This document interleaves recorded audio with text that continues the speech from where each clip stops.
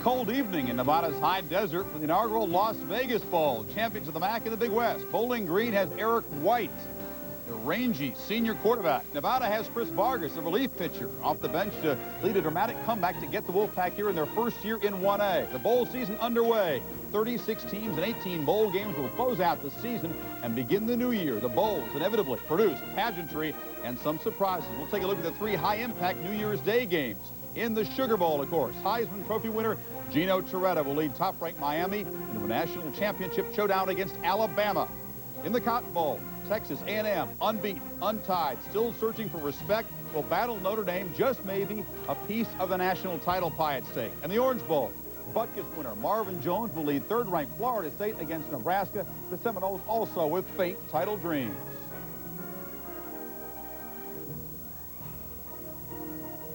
And now, the kickoff show with your host, Chris Fowler.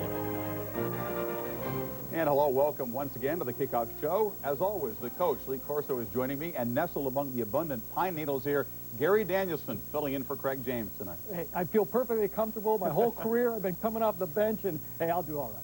That's right, we got the Hoosier and the Boilermakers tonight. Boilers won the bucket. All right, we're going to take an overview of the bowl season, starting with the big one in the Sugar Bowl, the Hurricanes and the Tide for the national championship. 1 versus 2, the first 1 versus 2 bowl game in 5 years. You know, Chris, when you have 2 great teams like Miami and Alabama playing, you look for some subtle differences to try to pick the winner. In one area, game breakers, guys that make the big play. Alabama has David Palmer. He's an exciting weapon. But the advantage, I think, goes to Miami with Kevin Williams. He's hot. He's coming along great at the end of the year. He can beat you 3 ways. He's a great runner. As he shows against San Diego State, he's got excellent concentration in catching the ball in the clutch with people around. And yes, he can throw the ball on the reverse. I wouldn't be surprised to see this early in the bowl game. Now, Kevin Williams also returns punts. And Gary, I think Miami has a tremendous advantage when it comes to the offensive big play guys. Well, I agree with that, Lee, but you've coached. Defense produces big plays, too, and Bama has a good defense. Copeland and Curry. I think the big plays for Bama are going to come from those 2 guys. I like their position. Penn State and Arizona has shown you can win with defense versus Miami if you can kick a field goal. If they don't get big defensive plays, they're not in this ball game. Antonio Langham, the 2 interception returns for touchdowns against Auburn and Florida. Now, the Cotton Bowl, Texas A&M, R.C. Slocum Company not getting the team they wanted. That would have been Florida State. Instead, they get Notre Dame, and that's no bargain either. No, it isn't, but they've got a quarterback that's doing some things. Corey Pollock, he's only a freshman, but Bucky Richardson beat Notre Dame as a freshman, and I think with his arm and strength, the way he's running this team, he's exuding confidence out there. If his team can play as well as he can, I think, Lee, they can beat Notre Dame in this game. Not so fast, my friend, not so fast. I agree with you, though. Bowling is the key to their offensive team, but don't forget also that Texas A&M plays great defense, especially against the run. But Holtz and Notre Dame are stubborn. They'll attack A&M right at them, and they'll have some success. But the key to Notre Dame's win, if they get it, will be play-action passes by Rick Meyer, throwing the ball deep against the secondary. I think Notre Dame will score, and maybe a lot, against A&M. I wouldn't feel at home if we didn't have disagreement on the set, even with James not here. Nebraska and Florida State in the Orange Bowl. The Huskers, for once, don't get Miami. The last 3 trips down to the Orange Bowl, they got the Canes on their home field, but they get Florida State, maybe playing as well as anyone right now. And, you know, Chris, you hit it right on the nose when you say they didn't want to play them, but I tell you what, they got this team that they want to play where they got them. Nebraska has to take the ball and run 1st and 10s, keep Charlie Ward off the sideline, and make sure that they ball control him, because Marvin Jones is the key to Florida State's attack. He's an all-world linebacker.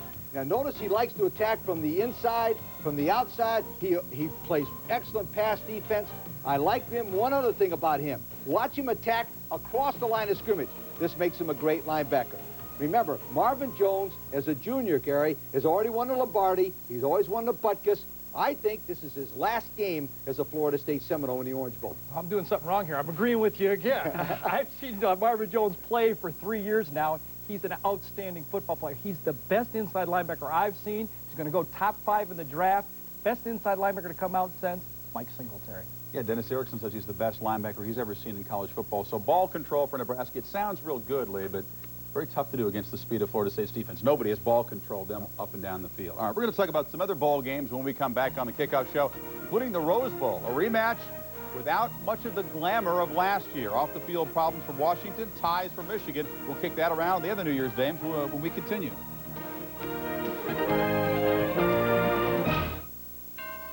holiday greetings from Budweiser.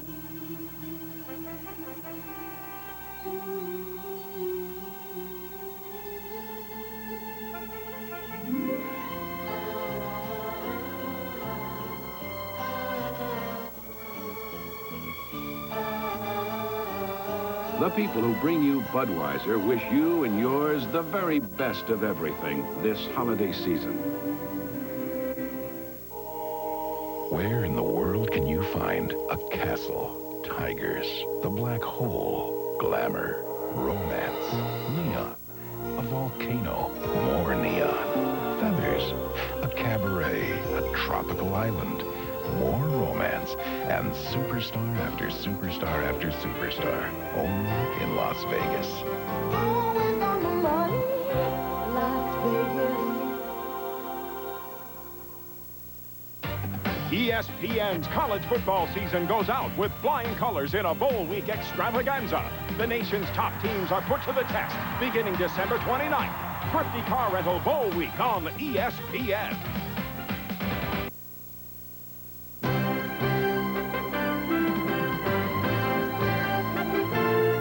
The Kickoff Show is brought to you by Budweiser, the king of beers. With that fresh, pure, natural taste, nothing beats a Bud. And the Las Vegas Bowl coming up in just a couple of minutes. Back to the New Year's Day bowl games. We've talked about the 3 high-impact games. There are 5 other games on a crowded New Year's Day. Starting with the Fiesta Bowl, they, of course, had a chance for that 1 versus 2 showdown. Their consolation prize is a good matchup, Colorado and Syracuse, filled with brilliant offensive players on both sides. The Buffs, Cordell Stewart, hooking up with Charles Johnson. The Orangemen have Marvin Graves, but also 2 good defenses. Could be lower scoring than most people think. Blockbuster, Stanford versus Penn State. Joe Paterno is 14-7-1 in the bowl games. And don't forget, he won a national title against Miami in the Fiesta Bowl. Bill Walsh is undefeated in bowl games. Plus, he's won 3 Super Bowls. How about the Rose Bowl? Washington and Michigan, a rematch without the luster. And this is vindication time for Elvis Gerbeck. He was pressured into poor performance last year. He's been waiting for a whole year for this game. The Florida Citrus Bowl in beautiful downtown Orlando. Georgia versus Ohio State. Georgia features the quarterback Eric Zyer, who fakes to Garrison Hurst and throws to all-world wideout Andre Hastings. These are 3 of the best athletes in America on one team. It's Georgia's offense versus Ohio State defense. The Hall of Fame Bowl. Tennessee and Boston College, 2 excited teams. One with a new coach and one with a new experience playing in a bowl game. Key to this game, that man right there, Chucky Dukes. Notre Dame shut him down, and they couldn't score. He's the key to the game. Vocal Tennessee fans wanted Philip Fulmer. They wanted Johnny Majors out. They have Fulmer coaching this bowl game. Don't expect many changes. He does the same things. He's calling the plays for Tennessee. The bowl games, because they're different than regular season games, often produce upsets. You see any upsets? Well, I do. I've already predicted A&M is going to win one. I think Michigan's going to win, but of course, I don't have to come back here. That's my line. He doesn't have to come back and justify him. He throws them up, right? We got plenty of time to talk about bowls. All right. When we come about, we'll talk about the Las Vegas Bowl, though. Nevada and Bowling Green coming up from beautiful downtown Las Vegas. Lee, Orlando doesn't have a downtown. We'll come back in a minute.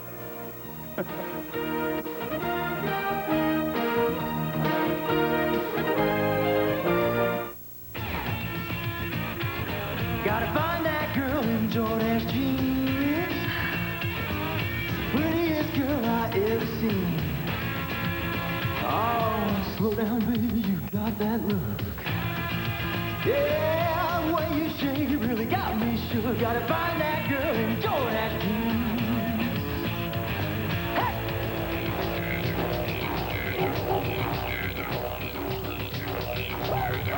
When we build a Maglite flashlight, we craft the body from a single piece of aircraft aluminum. We seal each end with high-grade rubber O-rings.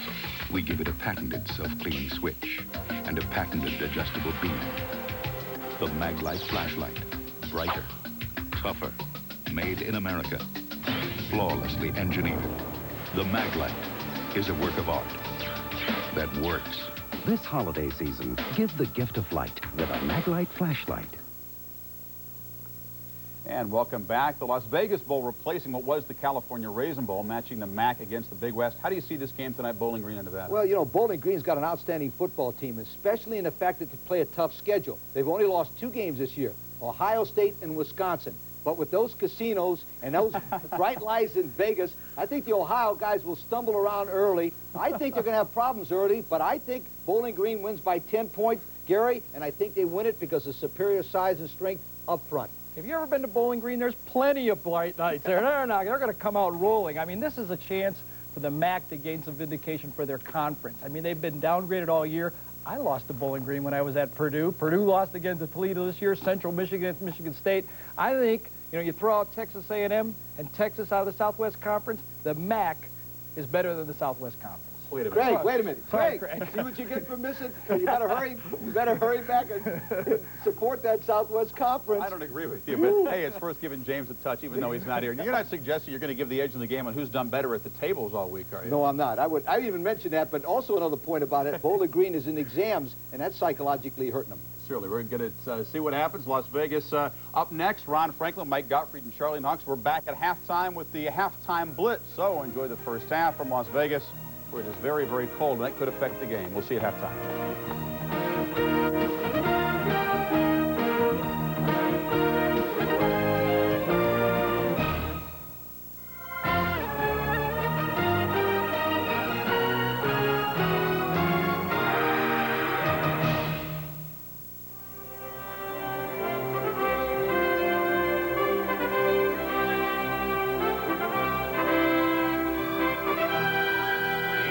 Others seeking fortunes. Today's dreamers and risk takers come less for nature's sake than for the lure of a city.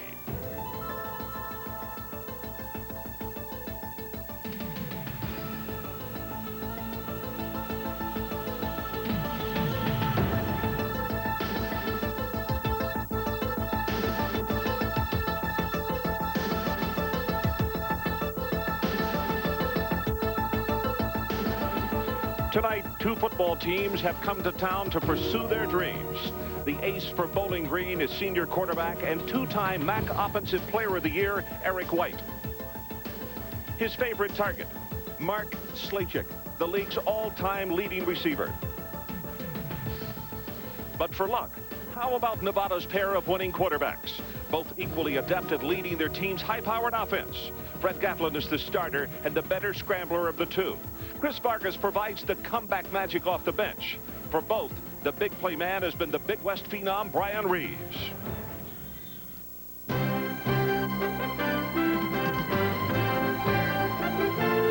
ESPN presents the 1992 Las Vegas Bowl, which pits the champions of the Big West Conference against the champions of the Mid-American Conference. Tonight, it's the Nevada Wolfpack versus the Bowling Green Falcons. Last night in downtown Las Vegas, they blocked off Fremont Street, right in the heart of the casino district, and they held a huge pep rally for tonight's ball game.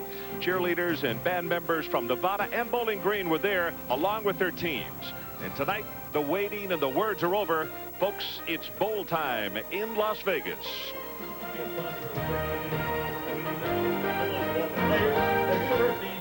Gottfried, and welcome to the entertainment capital of the world. It is football time. A little chilly tonight, unusually cold, in fact, for Las Vegas, Nevada, but number one is on deck, and we're set to play football. Mike, as far as Nevada is concerned, it's really a fairy tale story. This time last year, they're 1AA. They moved to Division I, and in their very first year, they win their conference. Here they are right now in a Division I bowl game. Ron, it's all about respect in this football game because they're moving up from Division I AA to Division I, and the key for them tonight is that they can throw the football and throw it successfully, their two quarterbacks, to Brian Reeves, and not allow Bowling Green on the other side of the ball to run the football down their throat with their strong running game. Well, speaking to the Falcons of Bowling Green, they already have a lot of respect as far as the MAC Conference is concerned in the Midwest part of the nation. They have not lost a conference game in the last 2 years. In fact, this season, they finished at 9-2, and the only people to knock them off were Big Ten opponents, Ohio State and Wisconsin. And in their quarterback, Eric White, Nevada, I think, is going to see the best quarterback they've seen certainly all year. Ron, you're right. He's the key to the offense. He's 6'6". He has a strong passing arm.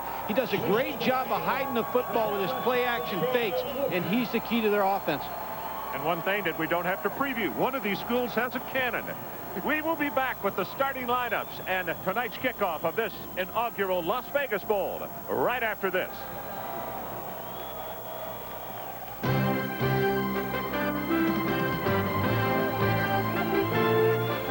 ESPN's presentation of the 1992 Las Vegas Bowl is being brought to you by Las Vegas, the entertainment and event capital of the world.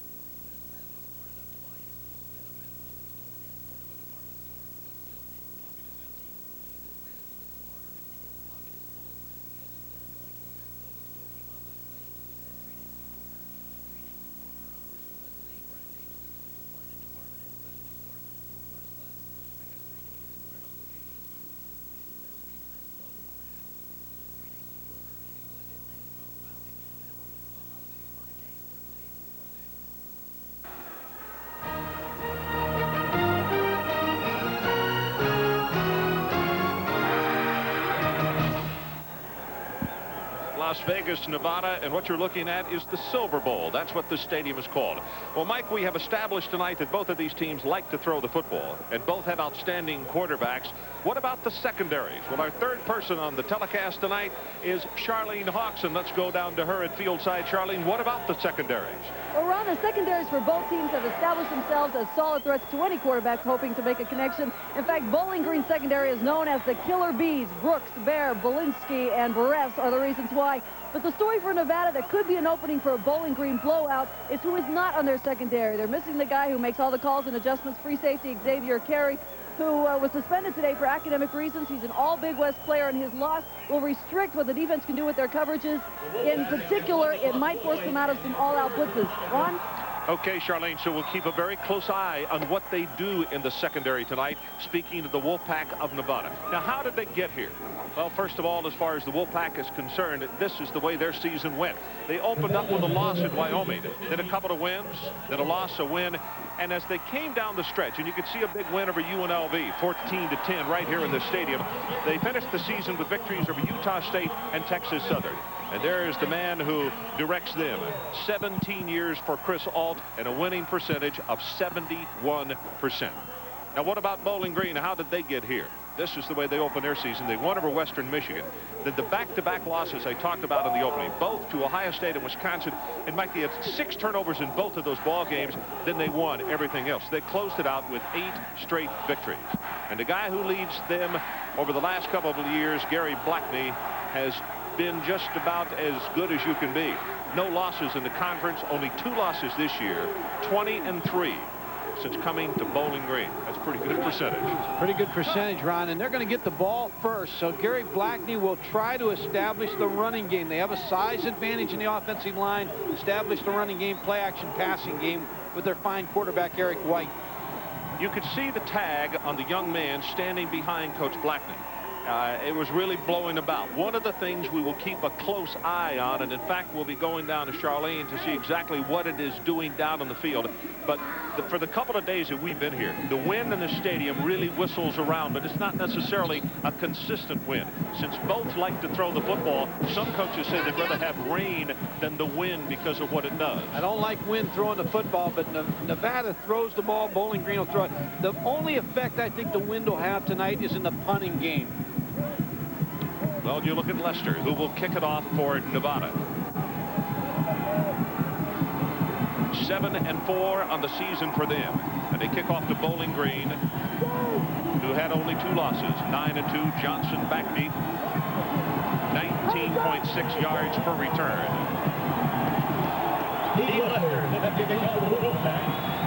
Crowd is on their feet down below, and we are just about set to get this one underway.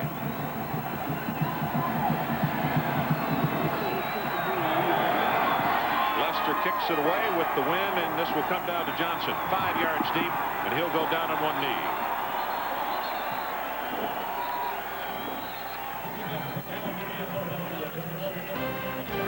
knee. So here are the starters for Bowling Green. Now the man that makes it go, number 7, Eric White, 6'6" quarterback, MVP in the conference for the last 2 years. That's in the MAC. The wide receivers, they are very good. Slachik is the man that they go to. 82 receptions and 7 touchdowns. And up front, an experienced offensive line. But the guy that they call their best offensive lineman is the left tackle, Joe Wise, a 6'5" junior out of Archbold, Ohio.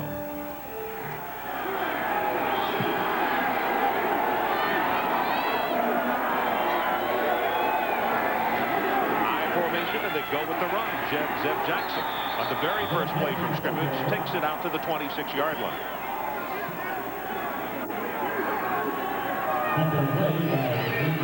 So let's take a look at the starters for Nevada on defense. The down 3, Joe Dunn, is the best of the defensive linemen. The coaches say he's the man that makes things happen.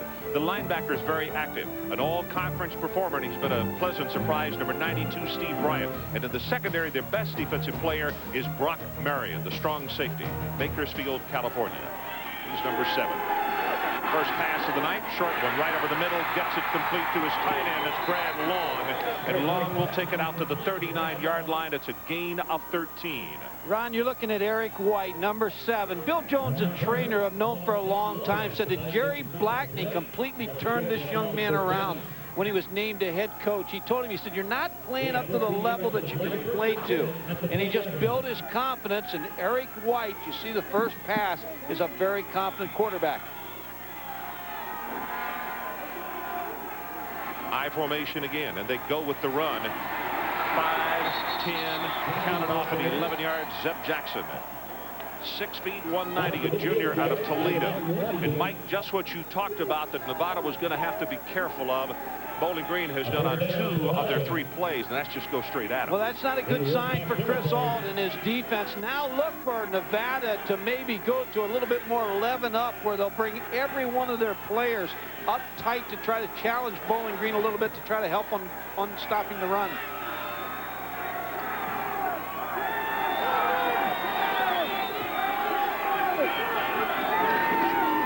This time with the single back again. 10 yards in the play, counted off at 14, Zeb Jackson. Wow, the middle of that offensive line, Foley, Bowers, and Hamoud, as Clayton Lopez has to come up and make the tackle. Well, what happens, Ron, when you run a 2 tight end offense, you balance the defense up. You see the double team on the nose guard. Number 21, Zeb Jackson, just runs to the open area. Steve Bryant, the fine linebacker, number 92, finally makes the play. But by 2 tight ends in the offense, that makes them balance up on defense, and they'll run away from the nose guard. Zeb Jackson, 3 carries, 30 yards for him now.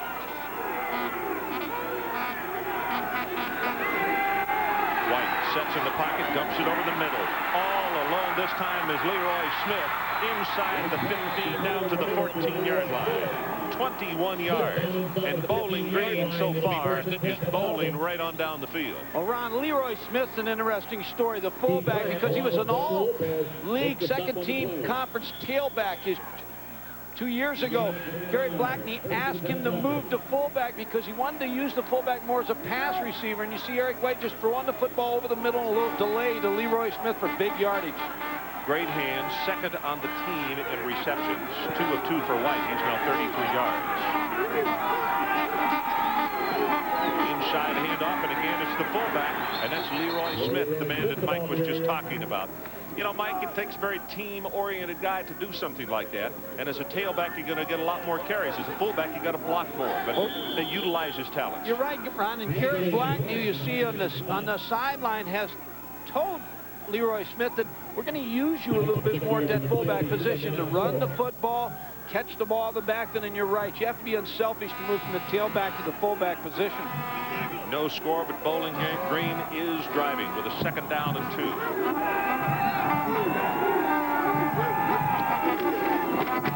Smith straight ahead, and defensively, Nevada is right there. The Wolfpack jams that one up as 95 Jim Jones, the junior out of Oakland, the left defensive tackle, steps up into the hole. Jim Jones, number 95, 6'2", 265, just beats the block of the offensive guard, Norman Hamoud, and makes the tackle in the backfield on Leroy Smith. Another look. See, no one was able to block Jim Jones. 3rd down. The line to make is the 5. Play action. White gets it away, has a man open at the 1. Touchdown, Bowling Green, Leroy Smith. Now let's check the markers that are down at the 12-yard line. There are 2. Looked like a holding call. Nope, the Bowling Green signal, it's on Nevada.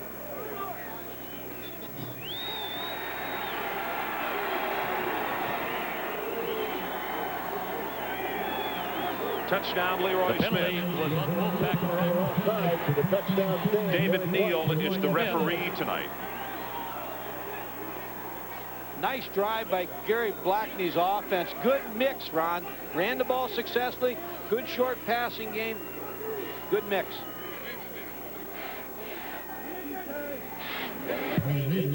Showing a trick play here. They line up to see if you're going to line up with their players. If you don't line up over with them, then they're going to run the trick play. If you do, they come back into the regular formation to kick the extra point. Brian Lever to attempt the extra point at the 10. Knocks it home. So there's a timeout on the field with 11:27 left in this opening quarter. It is 7-0 Bowling Green. Where in the world can you find hot days, hotter nights, romance under the sun, romance under the moonlight, sports all day, sports all night, superstars enjoying the day, superstars filling up the night, and action day and night, day and night. Only in Las Vegas. Always on the money, Las Vegas. As times changed, so did the Ford full-size pickup. But it was always one tough truck, and boy, could it haul a load. Today, it's still tough, but it's designed to ride better. It has more style, more comfort, and boy, can it haul a load. Times change, trucks change, but Ford Tough never does. This is no night for weak batteries. Got enough energy to pull us through, Rudolph? That's why you should test all your batteries with the Copper Top Tester. A little present. Only from Duracell. Doing it yourself can save you a lot of money if you get it right the first time. Make sure you do. Ask Ace. Stock up on Ever-Ready Energizer batteries with a $1.25 rebate, and the Fiskars 3-piece scissor set is only $9.99. Ace Best Buy is another reason Ace is the place for you.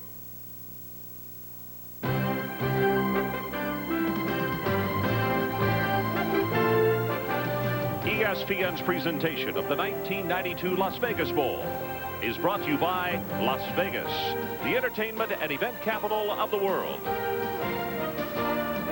And in part by Ford and your Ford dealer. Have you driven a Ford lately? Now look at the youngsters from Bowling Green looking over the edge of that thing. It's Hoover Dam this past Tuesday, and now here they are down in the depths of Hoover Dam. One of the tours that the two teams took this week. A couple of our crew guys threatened to jump off there with some money they lost here in the casino. No. Yeah. Said some of our guys are lighter because they have not tripped it to Las Vegas before. Better check their expense accounts when they come back into the office. Chris Singleton back in a single safety, and you see his numbers, almost 30 yards per return. Shore Eyes will kick it off. Number 38 for Bowling Green.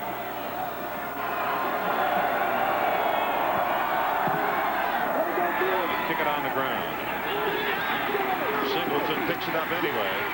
25, 30, breaks it open at the 35, and he's all the way out to the 41-yard line. 23 yards on the return.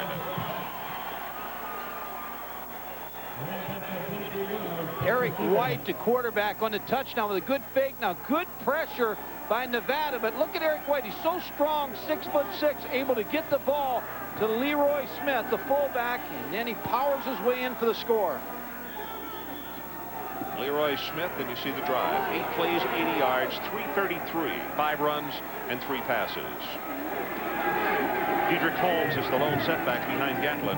Play action, pressure from the backside. He's going to go on top on first down, and he's got incomplete. Reeves had it, and then he dropped it at the 15-yard line. So Nevada tried to come right back with an answer. So here are the starters for Nevada. It is Gatlin who will go at quarterback. Vargas is the come-from-behind guy. We will see him at quarterback before the evening is over. 63 career touchdowns, though, for Gatlin. The wide receiver they like to go to, you saw it on the very first play. That is Brian Reeves, 81 catches this year. And up front of the offensive line, he's as tough to get around as his name is to pronounce. Portanish is the left tackle. His first name is Shar. 6'7", 285 pounds.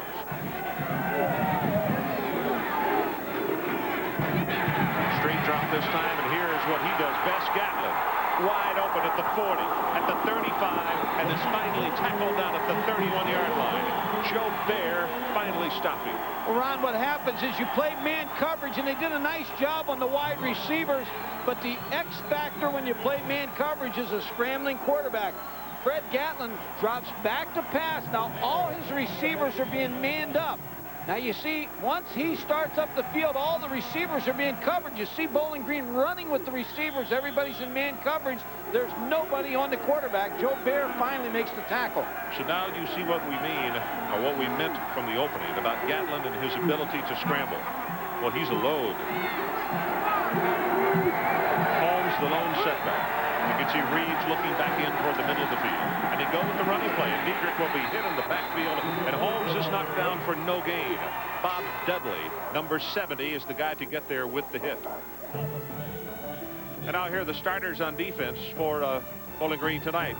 On the down 3, Ruddinghouse has done a great job of coming back from a knee injury, and the coaches have been extremely pleased with the job that he's done. The linebackers, very, very good ones. Here's a guy who has 19 sacks on the year, Kevin O'Brien. We'll call 48's number a lot tonight. And in the secondary, they all got their hands full with this group of receivers. Carlos Brooks probably is the best individual cover guy they have in the secondary. He's number 10. Blitz right up the middle. Pressure comes. He gets it away. And there's no flag, but the pass, I believe, hit an offensive lineman. It was O'Brien and Barr who were coming on the blitz. Well, Ron, the pressure came from Joe Bear up the middle, the free safety number 4. Can't give Fred Gatlin a lot of time. See number 4, the free safety with the blitz. Then from the outside, Kevin O'Brien, number 48. He was very fortunate to get rid of that football without getting sacked. He also was very fortunate not to have the flag thrown because, like I said, I think the only person who was in the area was an offensive lineman. They had 3 of the 4 top tacklers. 40% of the team's total for Bowling Green. Blitz comes again on 3rd down, and they throw the middle screen. It's Reeves. He will have the first down and will be slammed down at the 18-yard line. 13 yards in the play. Ron, we've got a great matchup on this side of the ball. Number 3, Brian Reeves, the great receiver who just makes this catch against Kenny Burris, number 3 for Bowling Green. They ran the middle screen and picked off Kenny Burris, number 3, to open up Brian Reeves for a good gain of the first down. And of course, Burris is the man that if they can get him in traffic or somebody in front of him they want it, he's the fastest man on the team at 4.3. He has run the 40. And tonight, both teams playing on a surface they're not accustomed to playing on, a faster surface. Straight drop. Pressure was on. He's going to be set. Gatlin stopped back at the 22. Artie Mangum, who has 154 tackles on the year. The first man to get there to him, number 5. They're going to have pressure all night from Kevin O'Brien, number 48, and then Hutchison on the other side, number 11, because they're going to be wide, aligned real wide, and they're going to put a lot of pressure on those offensive tackles of Nevada. You just joined us, 7-0. The Falcons of Bowling Green jumped on top with an 80-yard drive, but Nevada trying to answer back as they scrimmage from the Bowling Green 22. Gatlin, short drop, whips it out, has it complete, and the ball is fumbled out of bounds at the 11-yard line. That is Michael Stevens. And let's go down to the field in Charlene Hawk. Charlene. Ron and Mike, as you mentioned just a minute ago about the kind of pressure that Kevin O'Brien plans on putting on the quarterback all game long, he told me yesterday he planned on rushing the quarterback at least 60 times today, which is double what he's done in past games. He said that he's been working extra hard on conditioning the last 3 weeks just so he can stay in the game the whole time. He doesn't want to come out at all. Guys? He looks like one of those linebackers who just said, let me go 100 times. I want a little blood on my chin and on my elbows. 3rd down. They need the 9. Quick pass is caught, and a great open field tackle will prevent the first down from being made. It was the man we talked about, Carlos Brooks, who was out there to hit Stevens and deny him the first down. It was a good tackle by Carlos Brooks. He's the short side corner where they put him into the boundary, which means he's a very physical player. He was a wide receiver last year. Use him in man coverage. Look at the tackle there by Carlos Brooks. Well, Mike, we have a field goal attempt coming up. This is Terrelac, number 15, who will attempt it. And the ball will be placed down at the 20-yard line. Long enough, and he's good. So let's take a break. 8:22 left in the opening quarter. 2 possessions, 2 scores. We'll be back to Las Vegas. holiday greetings from Budweiser.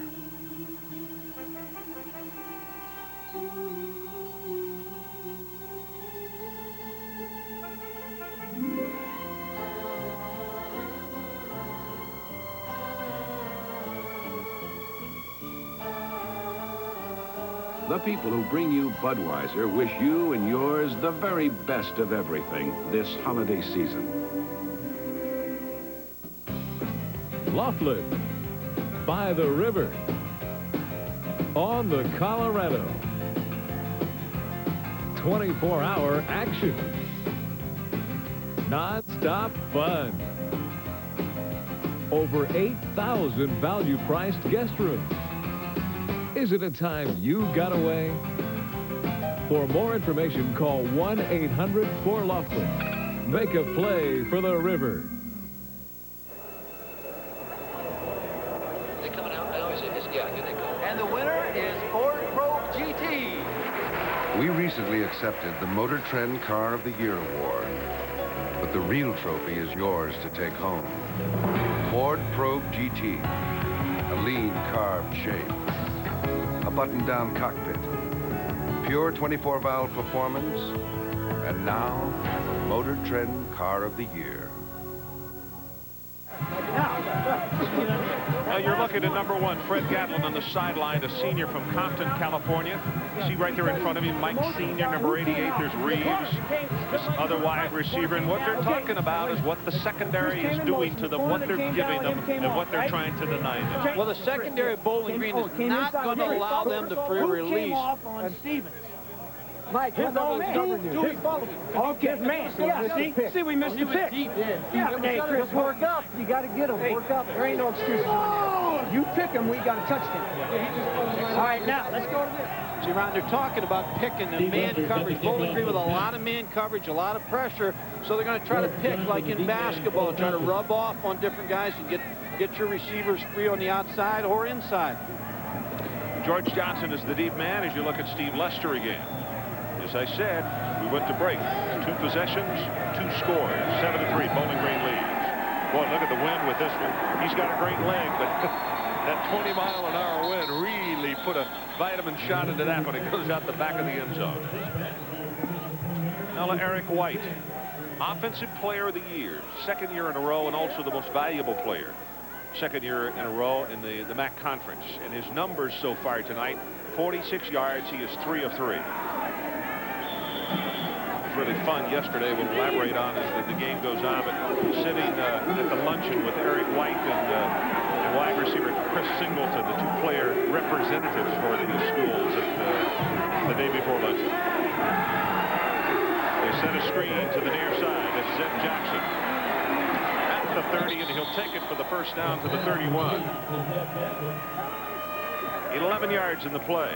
Ron, this offense is designed by Mike Farragelli. He's the offensive coordinator. His dad, Joe, is a Canadian League coach. And so you're going to see a lot of Canadian League principles in this offense. Just a quick screen out here to Zeb Jackson, number 21. Pretty good blocking by the offensive line. Urban Cutright, number 14, is going to make the tackle.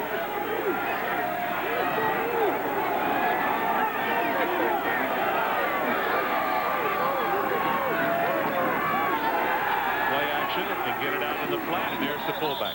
Now that, Mike, is what you can explain to why they want Smith to come from tailback to fullback, because they slide him out there on the short side of the field, hoping that somebody will forget him. Just a great hands and a great runner. He can run the football at the short, being only 4.5 yards off the ball, and then he also can slide out into the flat and over the curl areas and work against linebackers, and he has very good hands as a receiver.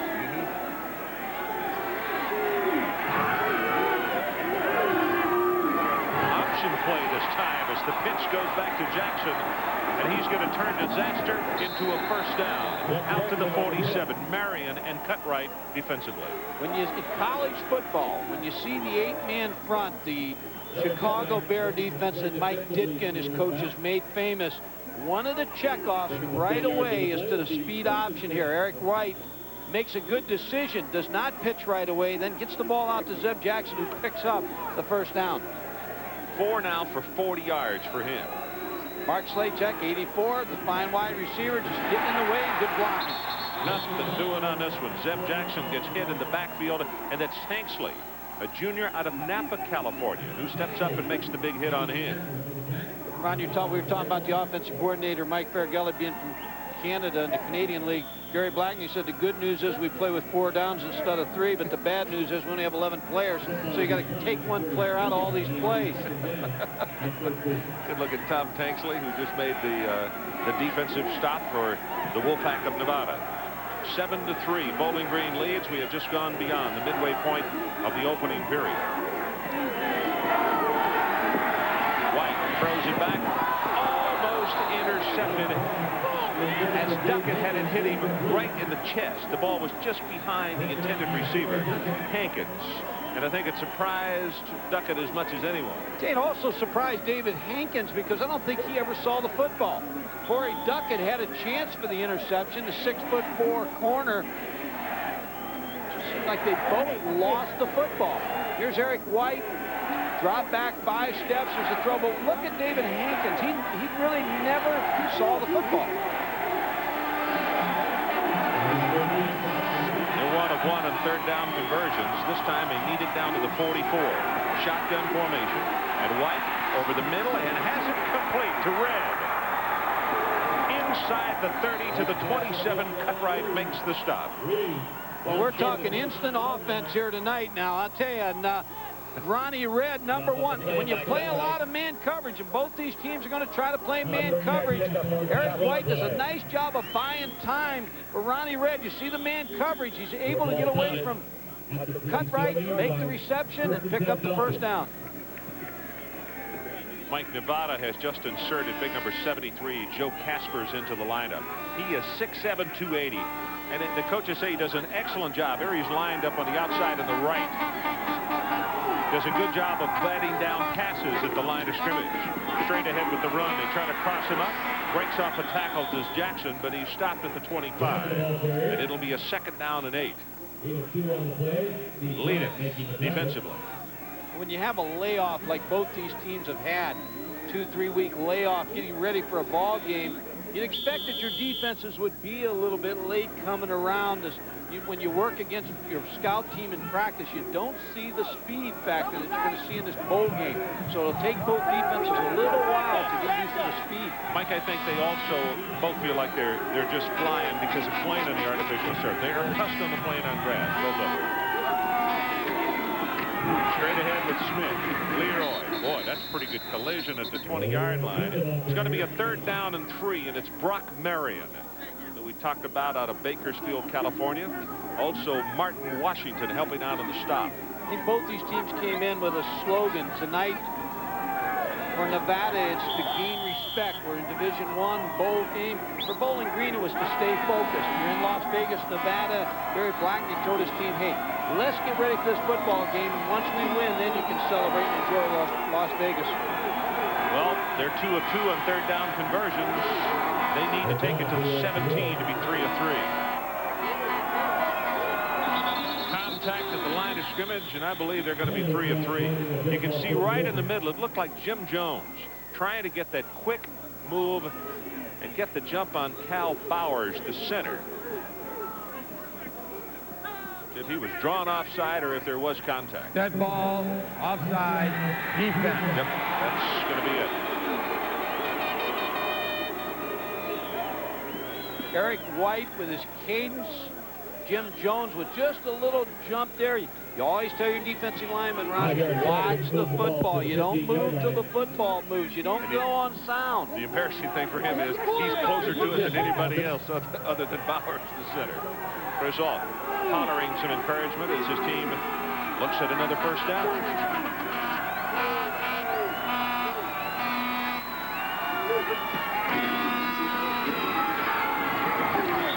Zeb Jackson will take it inside the 12 to around the 11. This time Jim Jones is there to make the stop defensively.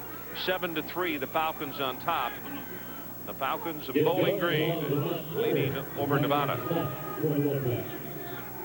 43 yards so far for him.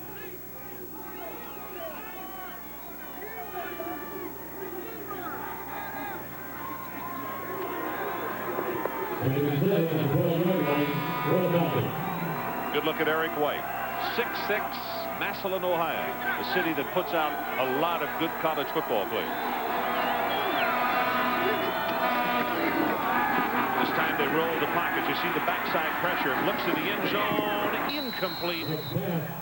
Waited as long as he could for Hankins to come clear, but Hankins was being double covered in the base of the end zone. David Hankins, he did come clear, but Eric White just couldn't get enough on the football. As Eric White rolls to the right, he's looking for Slaycheck. He's not open. Now you'll see Hankins come into the picture and see if he just keeps coming around. Eric White with a little bit more on the ball would have had a touchdown. Yeah. Now, when you look at Mark Slaycheck down here, he's 6'4", so now you use your 6'4" frame down here in the end zone. So let's keep our eye on Mark Slaycheck. Third down, and they need the 5.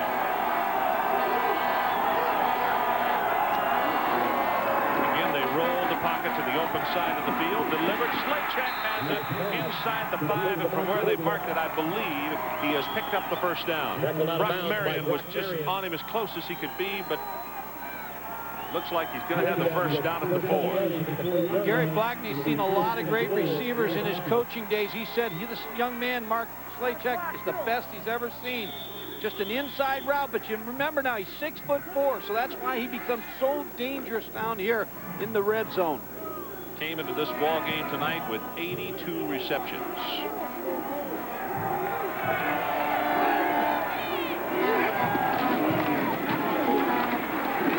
Ahead with Leroy Smith, and he'll be stopped at around the 3. Could have got that play in a phone booth. I mean, everybody was in close on this play. It was power football at its best. Good defensive surge by Nevada. Look at this play, count them all. Playing in your living room. Leroy Smith, there's just no place to go. Still picks up a couple tough yards. Good defense by Nevada. Second down and the ball resting just outside the 4. Bowling Green leading by 4.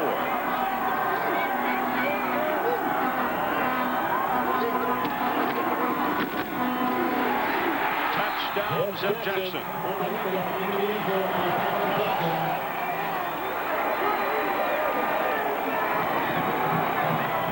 Went to a slot formation, removed 2 receivers. As Gary Blackney has to, again, be very happy with his offense. They moved 2 receivers out, eliminated 2 players defensively, and just blew Zeb Jackson right at the defensive line.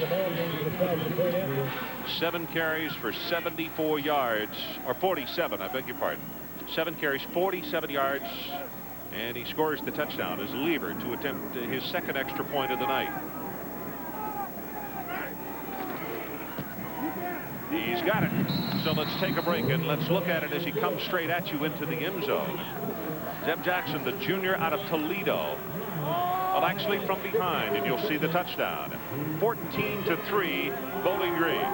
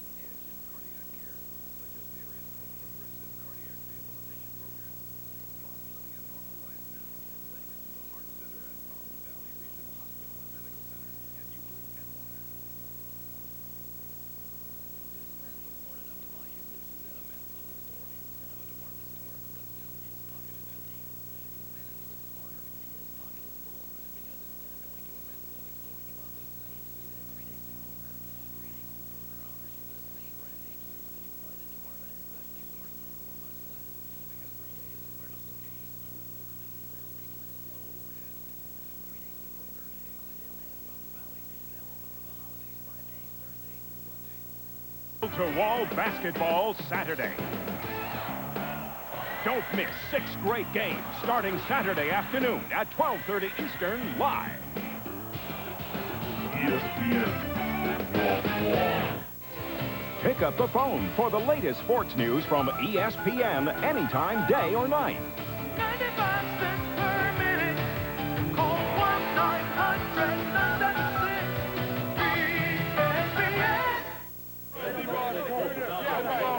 Well, offensively, the Falcons of Bowling Green have got something to kind of be smiling about. They've put a quick 14 points on the board. We have only 2:28 left to play in this opening quarter. 14-3, and here's a look at it. Straight up the middle. Jackson gets the touchdown.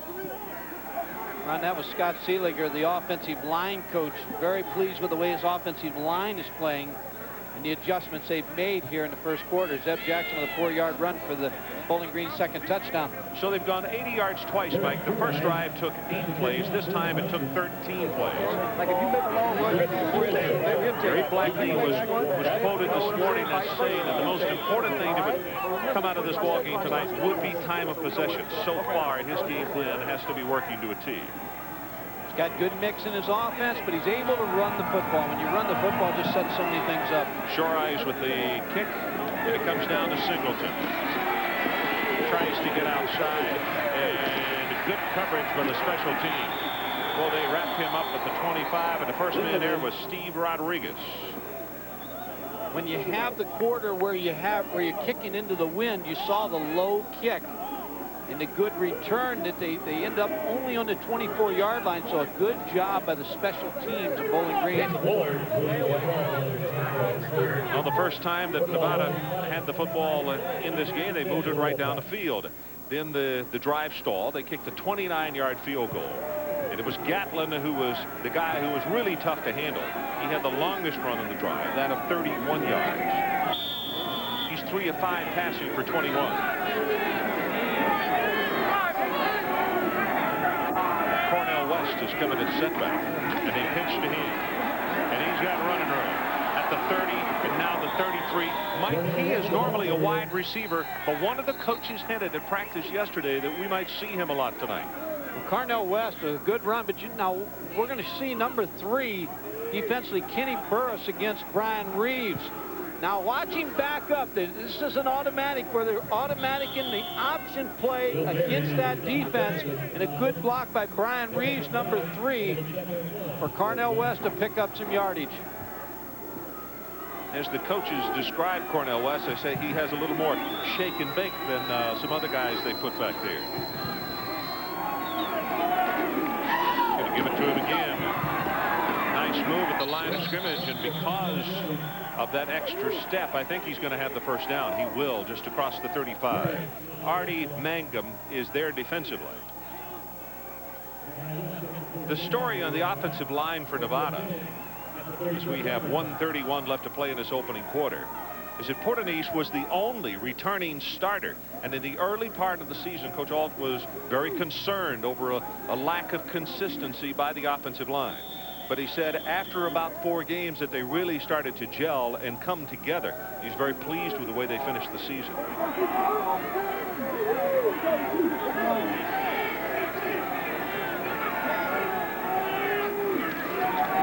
Pressure from the outside. Corner blitz. That's Burris. Boy, Bowling Green is pulling out the stops here. What happened, Ron, is this play should have been picked up because Carnell West, number 11, was the player designed. You're going to see number 3 come on a blitz, but watch Carnell West, number 11. See him miss him. He got too wide, and Kenny Burris was able to sack Fred Gatlin. So there's the danger we also could mention in using the guy who normally plays at wide receiver to bring him back into the backfield to have to block. And with that, Dedrick Holmes comes back into the lineup. Drills the pass, has it complete. That's Reeves. Check it, Darrell King, I beg your pardon, number 9. Out at the 43-yard line. Gain of 17. And they need to move it just across the 45 to move the sticks. He had more yardage if he would not have went down on his knees. Wanted to make sure that he made the sure catch, didn't he? Trying to cradle the football, and he went down on his knee. Otherwise, he'd have picked up the first down. This could be the final play of this opening quarter as you look at King. He's a senior out of Concord, California.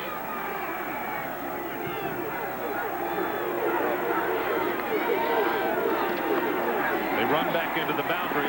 Gatlin runs into his own man, and then he is slung down by Bob Dudley.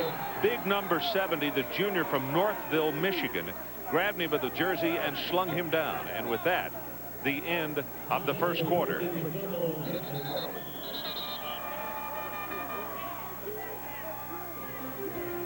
So let's take a break. At the end of the first 15 minutes, it is Bowling Green 14 and the Pack of Nevada 3.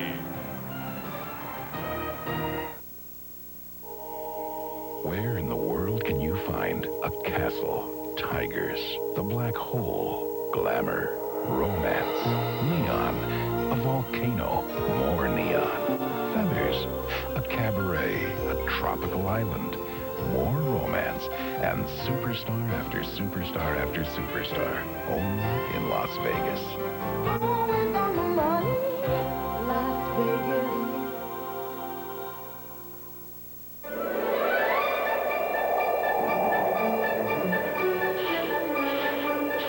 Well, Rudolph, got enough energy to pull us through? This is definitely one night you should test all your batteries with the Copper Top Tester. It quickly tells you if a battery should be replaced or go on its merry way. The Copper Top Tester. A little present. Only from Duracell. It's hot. It's spicy. It sizzles. It's the new hot-looking, hot-blooded Ford Ranger. The 1993 Ford Ranger. It's the hottest thing to hit America since the chili pepper. Ford truck, the best ever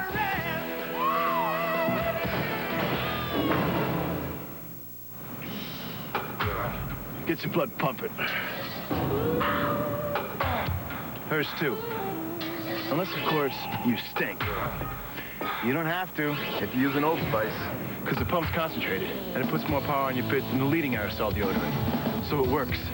Big time. The proof? Save your strength. She's all I need. The pump from Old Spice. Don't let the size fool you. Give it a shot. For great odor protection, demand proof, not promises. Now wait a minute. Polaroid introduces new party film. You know you make me wanna grab Polaroid and shoot. Throw your hands up and share a smile now. We're all together now. Come on and shopping now. Grab Polaroid and shoot. Nothing picks up a party like new Polaroid party film with colorful new borders. So grab some new party film and grab Polaroid and shoot. Grab Polaroid and shoot. You know you make me wanna shoot. Welcome back to Las Vegas, Nevada, in the Las Vegas Bowl, 14-3, Bowling Green, and it's the first punt tonight. Slacek is back at the 25 in Bowling Green with a 10-man rush at the line of scrimmage. Lester waits for the snap, and they've got the return now. This is a good kick into the wind. Fair catch is called for and is made at the 29, and now here comes a marker in. Punch good for 30 yards. Lester's not happy, but Mike, into this game win, it wasn't a bad punt at all. Good coverage kick. Good coverage kick, forced a fair catch.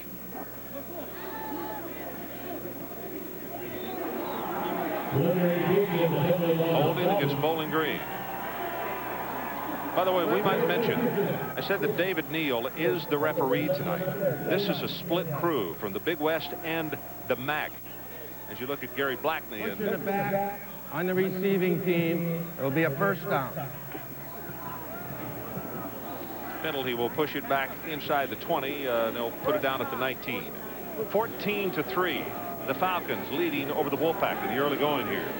Ron, the key, as Charlene said in the open, is Xavier Carey, number 46, the free safety, who's not playing tonight for Nevada. That forces them to change some things they'd ordinarily do on defense. Because when your veteran center fielder is gone, you just don't make the kind of adjustments you can make with him out there. Derek White continues to go at quarterback. He's 7 of 9, 100 yards and a touchdown. Wants to put it up again. Near sideline, almost caught at the 30, and McElroy couldn't hold on. So if you've just walked into your house and turned on the television, this is what has happened so far. The storyline: Gatlin 51 yards total offense, 29-yard field goal by Terlac. Bowling Green 2 80-yard touchdown drive, 1 8 plays, the other 13. Jackson 47 yards rushing, and he has a touchdown. And as we mentioned, Eric White already 100 yards in passing and a touchdown for him.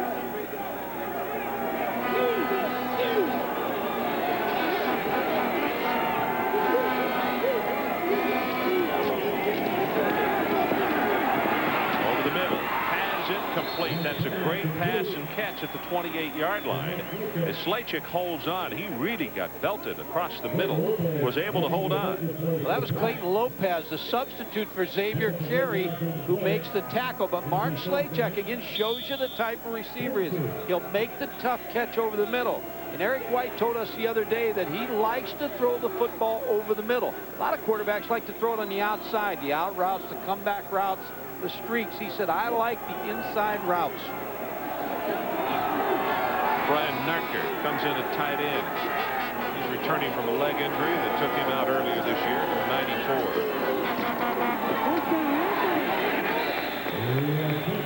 94. Leroy Smith breaks it out almost to the 35-yard line, and that is another third down conversions. We got to check. They're perfect on third down conversions. 4 of 4 on the end. And let's go down to Charlene Hawks. Ron, after the last series, defensive coordinator for Nevada, Ken Mizell, was talking to his unit, and he told them that on 3rd and long, they have them in a hole, but they're getting out. And then he said that Bowling Green is throwing to the weak side, throwing everything to the weak side, and his defensive unit is hesitating, watching for the fakes, and they're not attacking. They need to do a better job of reading the football. Guys? Okay, thanks, Charlene. When you got a team that's perfect on third down conversions, something in the offensive plan is sneaking by what you're trying to do to them defensively, goes without saying. Well, you're looking at Ken Mizell, the defensive coordinator. He told me yesterday, he said, hey, this is a Midwest-type team. They're big and strong, and we cannot let them cram the football at us running the football. And they're having success running the football. And, Mike, look what they have right here. This is disaster for a defense. 2nd down and short. So they really got a down to play with, so to speak. And they're not making mistakes. They're not fumbling the ball. They're not jumping off sides. They're not making any mistakes. You see him pull the guards. The counter tray. Runs into his own man. And now here's Jackson all the way out to the 50-yard line. And the offensive front for Bowling Green, Wise, Foley, Bowers, Hammond, and also Peters, just doing an excellent job. It was Bryant who made the defensive play. The offensive line that you're talking about, Ron, it's a down block, then the pulling guards, 68 Matt Foley, Joe Wise, 61, and then Zeb Jackson just steps up inside and picks up the 1st down. Boy, those guys are so big. The running backs just kind of hide behind them and then break it open. Nance has it complete. That's Card. And Darius Card, freshman out of Cleveland, will take it for a 5, maybe a 6-yard gain. Forey Duckett is there defensively. It's coming so easy offensively. You'd expect them, if you're coaching this football team, Bowling Green, Gary Blackney's got to be thinking, this is coming so easy that I hope these guys don't start getting overconfident, but they're just really executing the football as well as you can play offensive football.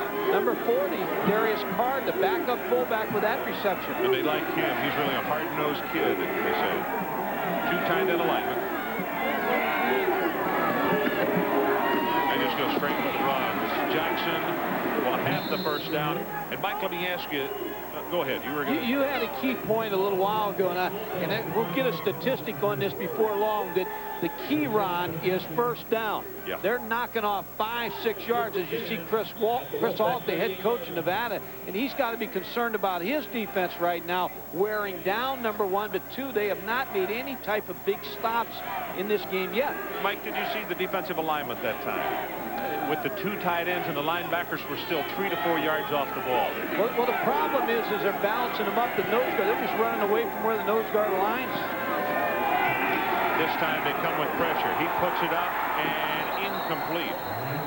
As Slachik may have gotten away with a push, he turned around to Brock Marion and patted him on the back after the play was over, but he was trying to maneuver to get to the football. Well, Chris Ault told me Brock Marion, number 7, is one of his best football players, an all-around football player. He's in man coverage here against Slachik, and just a good job of not allowing Mark Slachik to get to the football. Not pass interference, just good defense by Brock Marion. Yep, very good. All conference 3 years in a row for Nevada.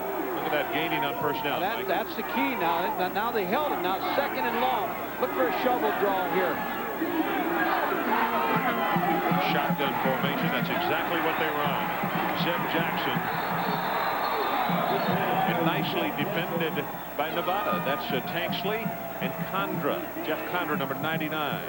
Sophomore out of Pinole, California. They got a bunch of kids from Pinole, that's where Gino Toretta's from. I want to congratulate you, too, on the great job you did at the banquet the other day. You talked about Pinole, California, and you talked about Gino Torretta, and you knew about Massillon, Ohio, and I'll tell you what, your wealth of knowledge, as I say every week, it just never surprises me. The only thing I can see that you're a little limited on is how to play blackjack. Third down, and they need the 28. That deserves no comment.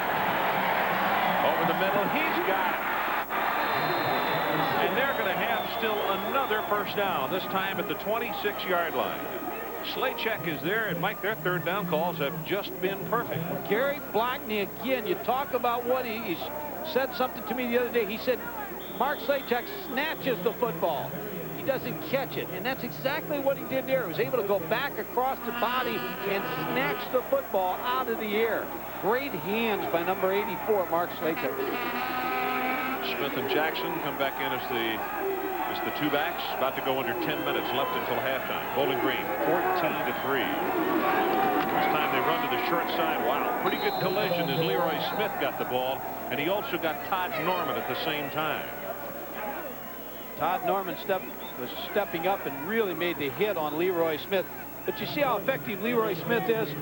The numerous things he does for this ball club. He blocks, he runs the ball up inside, catches the football out of the backfield. And remember, he was a second-team all-conference tailback that unselfishly moved to the fullback spot, and Gary Blackney has rewarded him by using him and really designed the offense to get the football to him.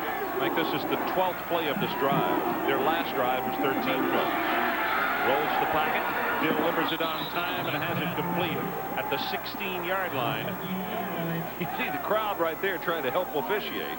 That was Martin, who also is from Massillon, Ohio. He's a sophomore. Massillon, Ohio. There's a gentleman in Massillon, Ohio that's a legend in high school coaching. Carl Ducky Schroeder, probably watching this football game tonight, but he coached with all the coaches at Massillon. He's resided there for a long time, been so active in that community and program, and I bet he's really proud of these Massillon players on the Bowling Green team.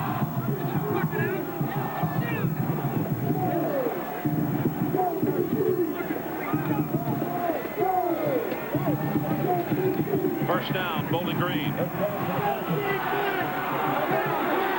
Ron, I'll bet you can remember one of the guys who's coaching Division I football right now that coached in Bowling Green a long time ago. Become a very good friend at West Virginia. I know you're talking about Don Nealon.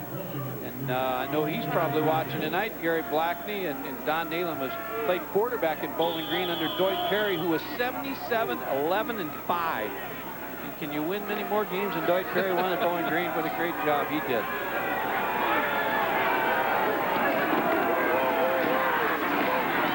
Play. Leroy Smith is going to be banged hard at the line of scrimmage. He'll give him forward progress to the 14, but a good job by the defense that time. Norman and Condra come up to stop the play. Now they stop him on first down. Now, a little different situation as far as Coach Blackney and his staff is concerned, rather than having the second and short. You're looking at number 7, who's pulling all the right slot machines tonight here in this football game. Eric White, he hasn't made a mistake tonight. Been perfect.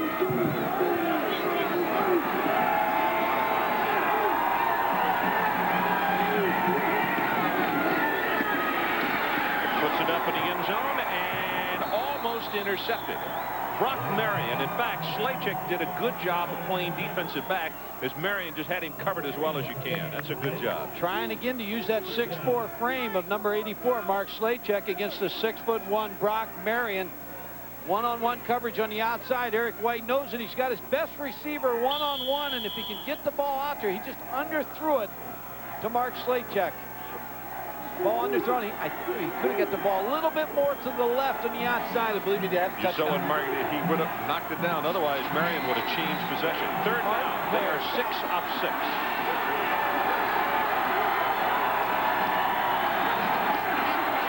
White delivers it, has it complete inside the 10-yard line to Hankins, and that's not going to be enough for the first down.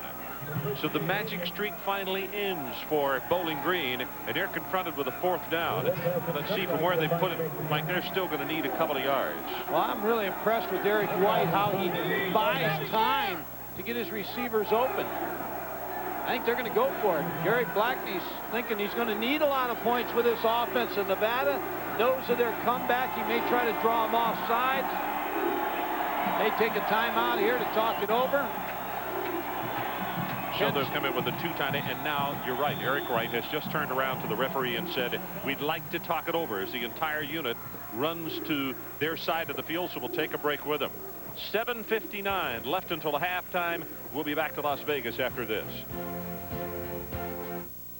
If you've discovered that all you really need in life is just a little more.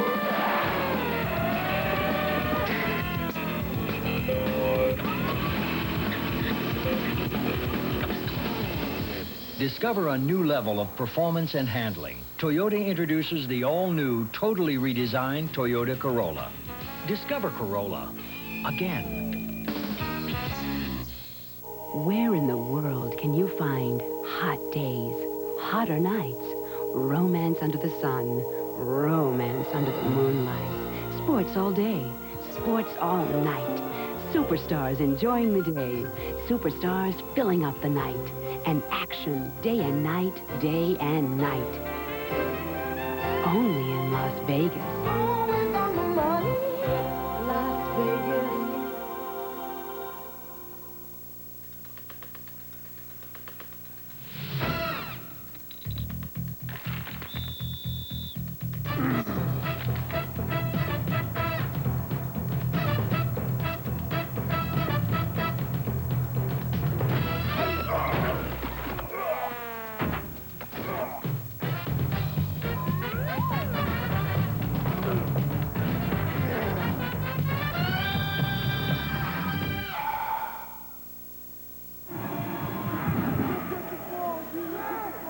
Well, welcome back to Las Vegas. 14-3, Bowling Green. You saw the numbers on them for the season on 4th down attempts. 4 of 14. Gary Blackney has decided they're going to go for it. Your point is well taken. Nevada has been able to really pile up the points in big groups all season long when they needed to. Maybe he thinks he needs that many. I keep my eye on Leroy Smith here, number 19. It's slate check 84. Smith in motion. There's the pitch. He's going to throw back to his quarterback, and all alone is White. Touchdown.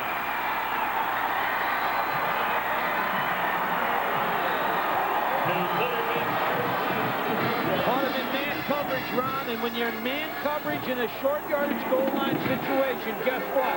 There's nobody on the quarterback. That's just the way the design is. Good call by Gary Blackney. He knew he had him in man coverage. Here's the pitch by Eric White. Watch Eric White. Good faking job. Now Leroy Smith just needs to get the ball off. There's nobody around Eric White. Touchdown. Brian Liebert will attempt the extra point, trying to put Bowling Green up 21-3. And he does. So we'll take a break. So far, the Falcons have been devastating. A kiss? No, I'm sorry. I don't think so. Oh, no, please, no, baby, no. Oh, not a good idea. Not now. No, bad time. Fight morning breath with Scope. Scope has 2 powerful ingredients that kill 90% of the bacteria that cause morning breath. Your kiss is ready. Pucker up. Right on the kisser. Come on. Kiss morning breath goodbye with Scope. Give me that kiss. We're going country tonight. What do you say? Have you had enough of rap and rock and roll today? It's Country Tonight at the Aladdin Hotel and Casino with the best in country music, old and new. All played live by a great 10-piece band, 8 featured performers, and a powerhouse cast of singers and dancers. So get a move on. We're all going country tonight. We're going country tonight. What do you say? We're all going country tonight. The Remington microscreen shaves as close as a blade or your money back. 2 flexible screens let you shave whiskers below skin level. It's quick, smooth, comfortable. A great value. The Remington microscreen. We all count on our batteries to get us through, but you never know when they're going to hit the skids. Only Duracell has the copper top battery tester, so you can be sure your batteries will keep you gliding along. You can't top the copper top.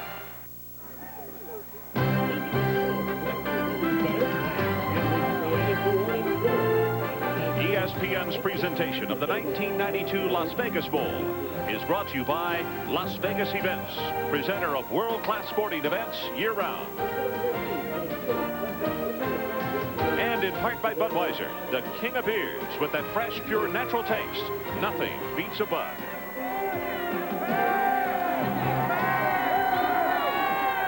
Now some of the Wolfpack fans, and how long will it be before we see this young man? Chris Vargas, junior out of Woodland, California. Mike, he's been the magician, the bring-them-from-behind guy. You know, I know that probably Chris Alt doesn't want to go to the bullpen as quickly, but, boy, they're down big, 21-3 here. I don't think you'll see Chris Vargas to the second half. When you talk, his nickname's Magic. If you're in Nevada, you're not talking about Irvin Johnson. You're talking about Chris Vargas, because we'll talk about some of the comebacks that he's brought this team back from for Chris Alt in the last 2 years. Probably the biggest comeback victory in NCAA history. Suarez to kick it off, and this time he has the wind with him. This is Singleton, fumbles it at the goal line. He'll return it. Oh, my goodness, he gets turned to flip at the 6-yard line. And Chris Singleton is shaken up and down there. George Johnson, who also is a return man for Bowling Green, plays both ways in the special teams. And Singleton is shaken up.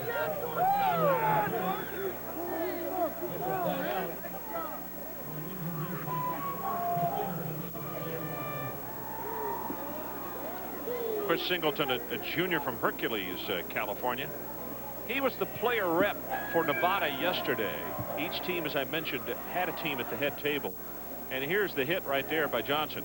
Boy, he comes down hard on that left shoulder.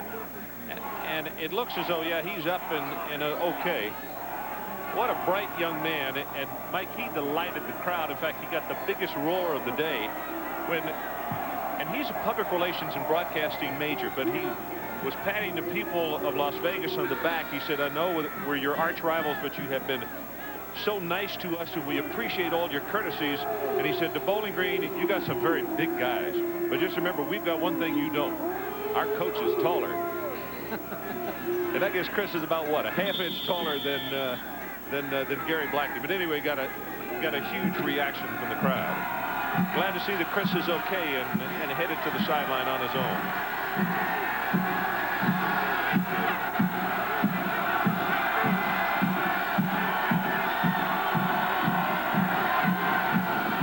Pitch goes to Holmes. He took that 1 yard deep in the end zone, and what an outstanding open field play by Artie Mangum. Took his ankle out with one hand. That was the checkoff again, Ron, to that defensive look that Bowling Green is showing, the Chicago Bear look. 154 tackles during the season for Artie Mangum, number 5. He's the middle linebacker, beats the block of the offensive tackle, makes Dedrick Holmes 26. Try to get to the corner, does not allow him the corner. We saw Bryant force the pitch, and Mangum just took it right arm and knocked his feet out from under him. Over the middle, has it complete to Reeves. Takes it out to the 28-yard line. First time we've heard from him in the last couple of series, and he's the guy that they've got to get the football to. Ronnie's a big-time receiver. His visits when he come out of high school were to Alabama, Nebraska, Syracuse, Arizona State, New Mexico. He went to Arizona State and then transferred to Nevada. He has 81 receptions this year, second in the nation for 1,114 yards and 10 touchdowns. And look here, Chris Vargas. Here may be the trick play now. Chris Vargas into the ball game. Do you see Gatlin? Is that him lined up on the outside? No. He went on the sideline, and there you see the pass. He's short of its mark because he was trying to get Michael Stevens.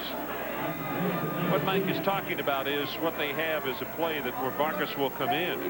And you look at Gatlin right there. When they got them both on the field, you better hang on because one is going to throw to the other. Well, it's interesting. Chris Vargas told me yesterday when he doesn't start the game, he's the Dennis Eckersley of college football. He likes to come off the bench and try to get his team going here. And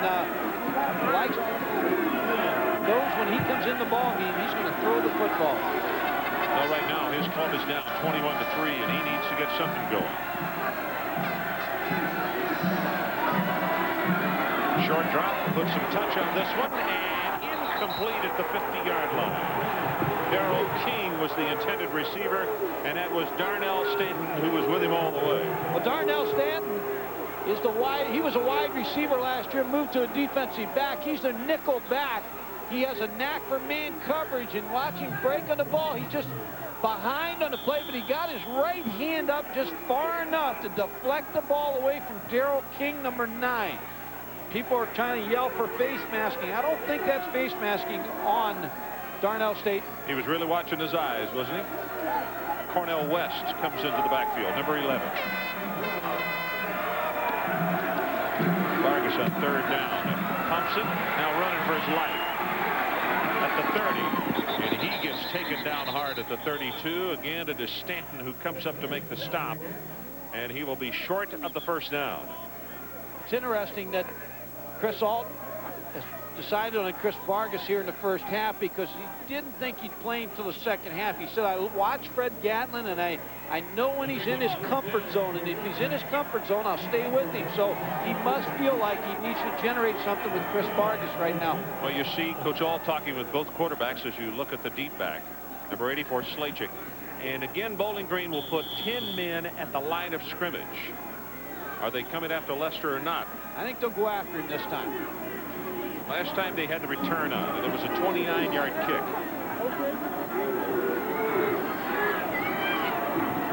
And they're coming after him. Right up the middle, it's blocked, and is picked up at the 10, at the 5, and they're going to say it's down at the 20-yard line. It's Burris, number 3. No touchdown, but it is 1st down at the 20-yard line for Bowling Green. Burris did both blocked it and picked it up. On the last punt, they kind of sized up Nevada. And Fair caught and had a return on. But when you're kicking into this wind, Ron, you're not going to get a return. So you might as well go block the kick. Ken Burris, number 3, just comes free from the outside. He stretches out, takes the football right off the foot of Steve Lester, number 18. But you see, he's kicking into a wind, so you know you're not going to get a return. So you might as well go for the punt block. And it pays off for Bowling Green. Now I look for him to go for a home run here on 1st down.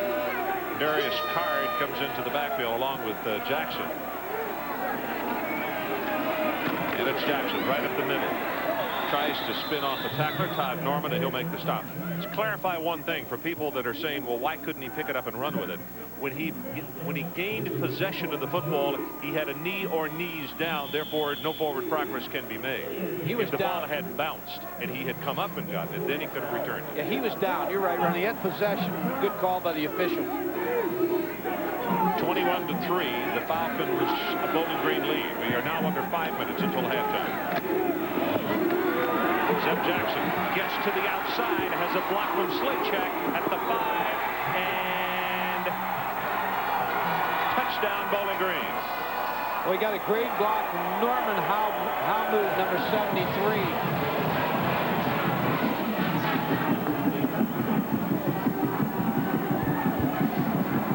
Boy, Bowling Green's offense is just so powerful tonight. To give to Zeb Jackson, the key block by number 73, Norman Howmood, and then speed to the outside. A good block by Slachik, again on the outside. Number 84 used that 6'4" frame to block and spring Zeb Jackson for the touchdown. Zeb now 13 carries, 89 yards, and his 2nd touchdown. As Liebert tries to put him up by 25 points. And he does. So we'll take a break. The Falcons 28 and Nevada 3. Falcons go 21 yards.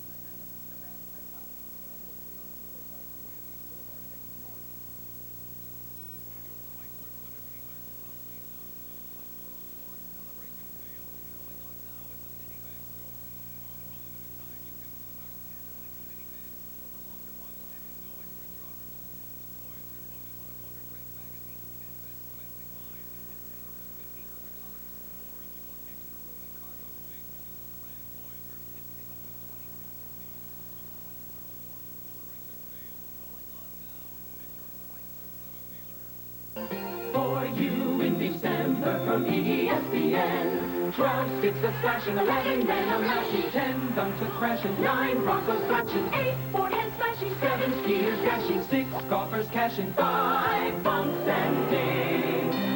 More skating turns, great big flips, sports centers too, and a ball we can start the new year.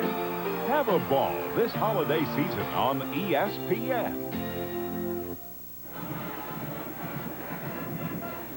I would like to remind you to stay tuned to ESPN tonight for our extensive coverage of college basketball. It will continue. The Pepperdine Waves take on the Montana Grizzlies tonight at midnight Eastern Time. It is 9 o'clock Pacific Time. Pepperdine and Montana. Mike, let me give you a couple of numbers that say a lot about this man's football team. Here are their drives. 8 plays, 80 yards, touchdown. 13 plays, 80 yards, touchdown. 16 plays, 81 yards, touchdown. 2 plays following the block punt, 21 yards, and a touchdown. They're just controlling the whole game, but you have to remember this team, Nevada, is used to coming from behind. We'll chronicle some of those comebacks that they've had in the last few years. Have just been unbelievable. And the comeback kid is number 10, Chris Vargas. He needs to get hot for Nevada. You know, the other point to make, they may not get the ball one more time this half, but in those plays alone, they've already had it 39 times. Michael, at this rate right here, that would be 80 offensive plays. You'd like to have that as a coach, wouldn't you? Oh, geez, I tell you, just control the game. And the other problem for Nevada is they're throwing into the wind a little bit, although I don't think it's that much of a wind that will affect them here in the second quarter. But Cornell West has gone back as a deep safety, replacing Singleton, who was shaken up. Here comes Cornell. Gets a little sideways at the 15. It's George Johnson again. George did a little bit of everything tonight on the special teams. Another great job that's happening for Gary Black and his team is Paul Ferraro, the defensive coordinator, holding the Nevada team to 78 yards, total yards, while Bowling Green has knocked off 257 yards. Well, remember, one of their losses was to Ohio State. They had 6 turnovers in that ball game. Mike, they held the Buckeyes to 234 yards, and that game was at Columbus. Chris Alt told me that John Cooper told him he thought Bowling Green was one of the best 25 teams in the country. Top 25. Gatlin back in at quarterback, and they go with the draw. 2 yards, maybe 3. That's Cornell West, who will take it out to the 21-yard line. Well, Nevada's not going to win this game running the football, but you have to keep Bowling Green honest, because you have to keep Kevin O'Brien, 48, from just rearing back and rushing the passer like Charlene talked about. He said, I'm going to rush him 60 times tonight. I think she may be underestimating it a little bit. O'Brien, a senior from Sterling Heights, Michigan, 6'4", 230 pounds.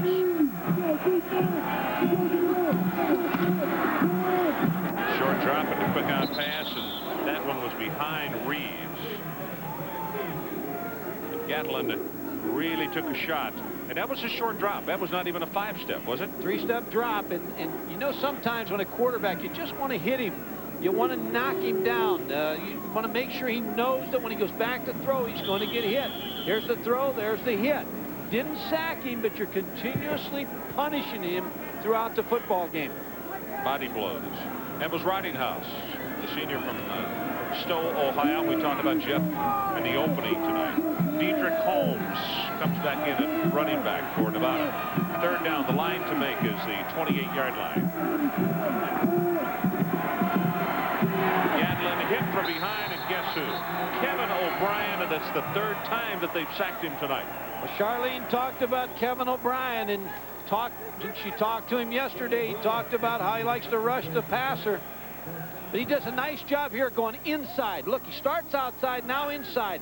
There's the switch, and now he comes off the switch block, never gives up, and makes the tackle on Fred Gatlin, number 1. Gets off the block pretty quickly. Can't block him in the Mid-American, the coaches told me. Can't block him in any league, I believe. 3rd punt of the night. The first one, 29 yards. The second one was blocked. I'd go after this one again. They're coming after him, and he barely got it away. Slaycheck will run away from it. He gets a good bounce here. Takes a Nevada bounce, and it will be touchdown at the 44-yard line. So Bowling Green has 3:02 to work with. That's a 38-yard kick under pressure and into the wind. Coming up at halftime, our Duracell halftime report. Jerry Tarkanian fired at San Antonio. Also the Bowl Blitz and Drew Bledsoe. A profile on him. Jerry Tarkanian should remember, if they can fire Paul Brown, which they did at Cleveland Browns, I guess everybody get fired, but I'm sad to see that because I think Jerry Tarkanian is an excellent coach, and when you come to Nevada, this is his city. Yeah, that's true. Johnson and Smith, the setbacks this time. Play action. And the screen pass hit his offensive lineman. It was either Hamoud or Bowers in the back of the head, and the reason for it is Leroy had gotten around in front of the blockers instead of behind him. He was drifting too far, Ron. You're right. I think they're going to they may hit them with a penalty here. Well, you can't hit an offensive lineman. No, but I think what happened, the ball was behind the line of scrimmage, Joe. But Leroy Smith just got out of where he needed to be on that screen. He just was drifting in front of his offensive lineman. And Leroy's coming off the sideline to talk about it. Now the flag's been thrown. Mike, the question is, in your point, if he was beyond the line of scrimmage, that's penalty, and that's what they've just thrown. He got into a conference and they talked it over. And the umpire said, yes, he was. They had 2:54 on the clock for Bowling Green, and 2 timeouts left is an eternity with this offense. Yeah, that's the truth. Well, Eric White is he's pulling all the right stops tonight. 13 of 20, 141 yards and a touchdown. But it's just made some critical plays at times when Gary Flacco's offense was just trying to sustain first downs all the time. Nevada showing pressure on the outside. Now they back off as you see the ships in the line, and they go with the running play. And that's George Johnson, who will be caught with a good open field stop at the 42-yard line, and it's Lamont Porter, number 49. He's a freshman from Sacramento. Ron, most of the passes, you see Lamont Porter, number 49, the linebacker, reads the play, gets off the block. May have been a little holding there, beats the hold and the block. Lamont Porter makes the tackle. But when you have the wind like this and you have a 3rd down and 13 yards, if you're going to air one out, you're going to air it out right now with Eric White throwing the ball deep. Bowling Green 6 of 7 on 3rd down conversions. Going to have to hurry. The 25-second clock down to 2. They get it away. Eric running for his life, but he's got some open field, and he'll run out of bounds at the 49-yard line. Brock Marion was out there to force him out of bounds. Pickup of 7 yards on the play. Well, we finally see that Nevada, I think Eric White forgot what the down was on that play, because he looked like he was coming right back out for another play, but he forgot he had his 4th down, so we finally get to see Bowling Green's punting team. First punt for them tonight. Andy Tracy. See the numbers on him. His longest 48, and he's got a pretty good gale behind him. He might improve on that. Reeves from the 16. Look out.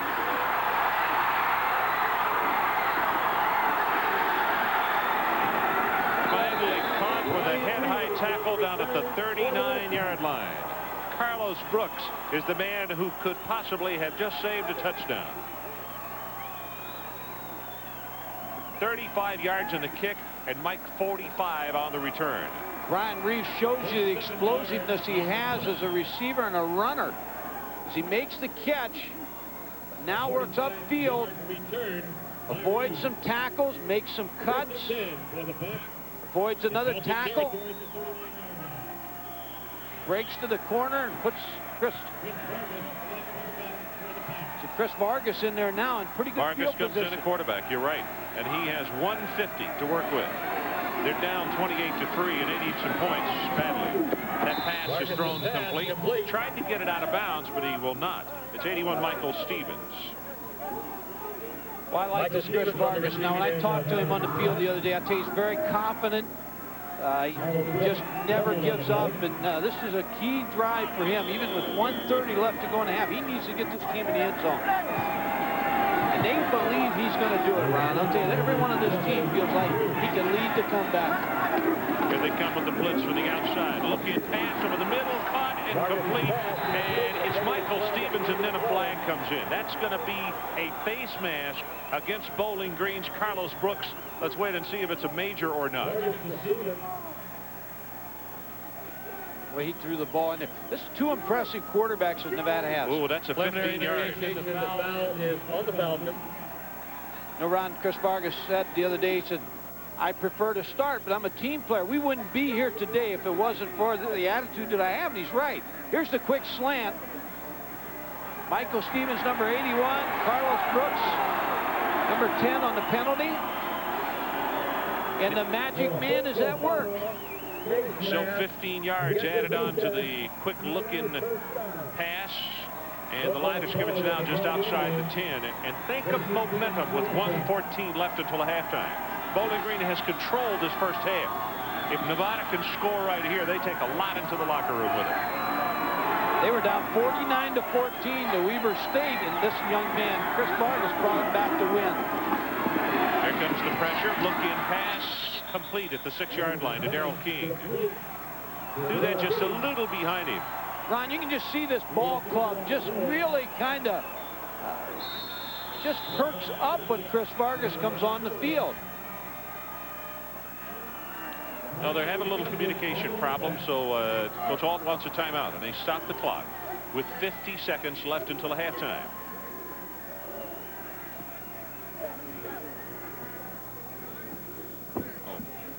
So we'll take a break. 50 seconds left until the halftime, and we'll be right back to Las Vegas.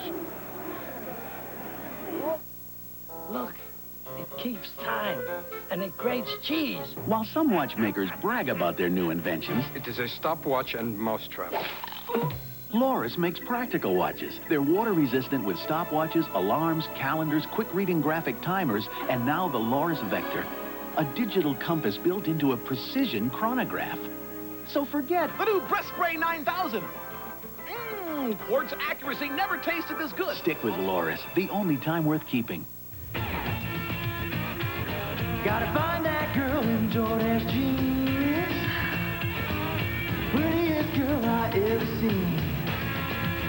Oh, slow down, baby, you got that look. Yeah, the way you shake it really got me shook. Gotta find that girl in Jordan's jeans.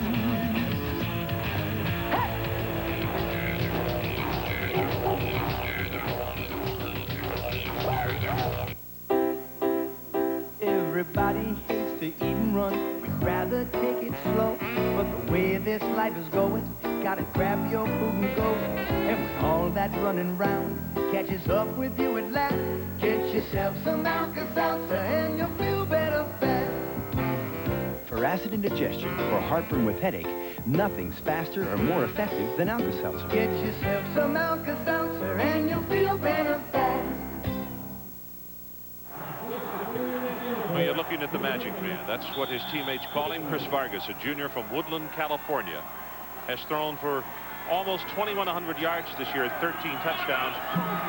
His club is in a big hole, but they've got a second down at the Bowling Green 6.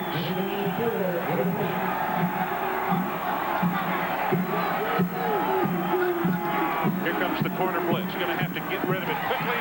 Throws it at the 1-foot line. Reeves. Ron, Bowling Green's trying to blitz Chris Vargas, and I'm going to tell you something. He reads the blitz very well. They're going to use another timeout maybe here to stop this clock with 40 seconds. But he reads the blitz so well. Watch Bowling Green come with a blitz, but watch Chris Vargas. 3 steps, bang, he's throwing before the blitz can get to him. The wide open receiver, I tell you, he's got some rhythm going right now. You see his receivers making their moves. Brian Reeves, number 3, breaks outside. Look how close that is to a touchdown. Kenny Burris versus Brian Reeves. And the Magic Man is at work.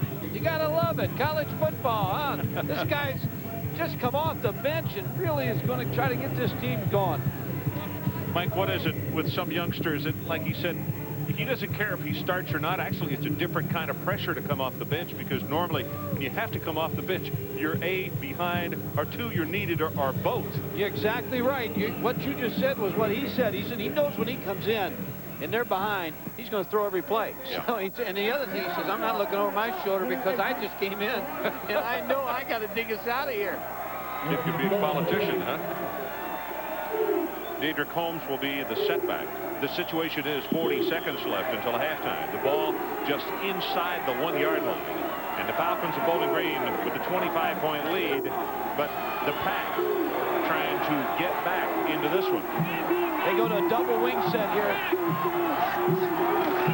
Reeves on a running play, gets a block, and he will be stopped. That is a nice job defensively, number 30, Palco. Vince Palco, number 30, with a good scrape and makes a tackle on Brian Reeves. I think they got to run right at Bowling Green. Just got to pound it right at him with 23 seconds to go here. Still got one timeout left. See if they go with Holmes this time. Nope, they go with Reeves the other way. He's going to throw. Got a man open. And caught. No, they say he caught it out of the end zone.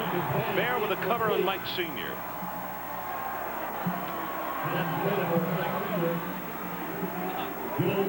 Mike Sr., 88, the intended receiver. Just couldn't hook up. Brian Reeves shows the pass. Joe Bear, number 4, knows he's beat, just tries to get back, got his hand up there and deflects the football. Good play by Joe Bear, recovering. Couldn't hold on to it. Now you're going to see if he's got magic or not. 12 seconds. He's got 2 downs, Ron. 3rd down, short drop, quick pass, incomplete to Stevens. Carlos Brooks is the man who tagged him. Can't throw it any better now. I think they've got to go for the touchdown. You can't kick a field goal because you haven't stopped Bowling Green yet. You're 25 points behind. You've got to go for the touchdown. And now they're going to use that last timeout with 9 seconds left.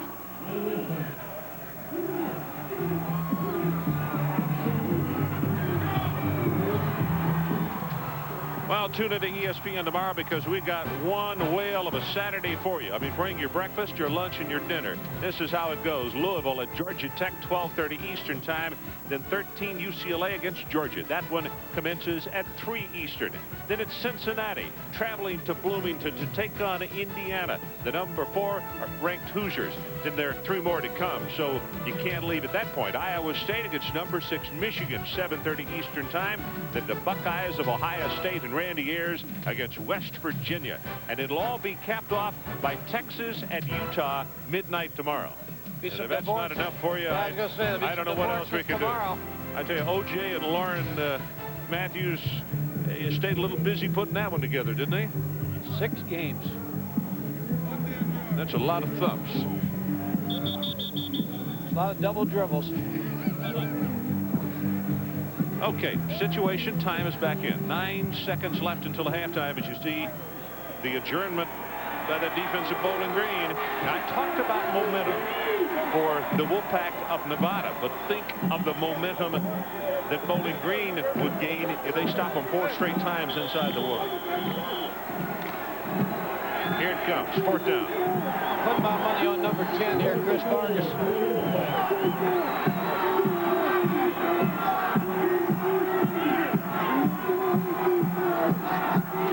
Safety blitz right up the middle, and the running play will be stopped. Bowling Green will hold.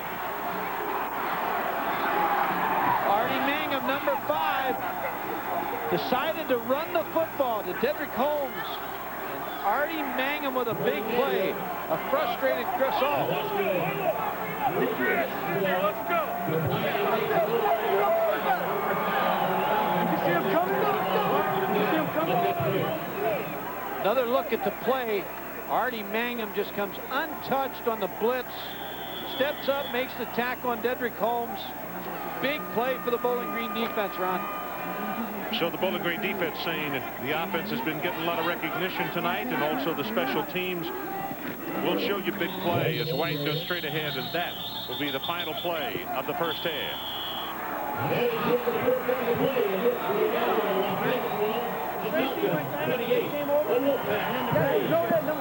So Chris Ault comes off the field talking with his quarterback, Chris Vargas. We are at halftime with the score.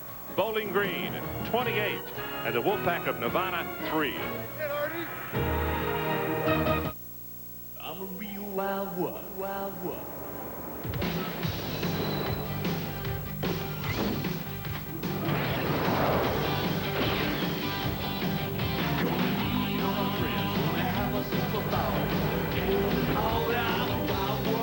comes the clean, fresh taste that won't fill you up and never let you down. Last stop, Southport. Bud Light delivers. Where in the world can you find a castle, tigers, the black hole, glamour, romance, neon, a volcano, more neon, feathers, a cabaret, a tropical island, more romance, and superstar after superstar after superstar, only in Las Vegas. Always on the money, Las Vegas. Teach your children well. Fruit of the Loom has always made comfortable underwear. Now Fruit of the Loom makes comfortable clothes. Fleecy sweatshirts and sweatpants, tees and tanks and shorts. So much, so comfortable. It's called casual wear. Think of it as a kinder version of your Sunday best. Fruit of the Loom, clothes the best of your life.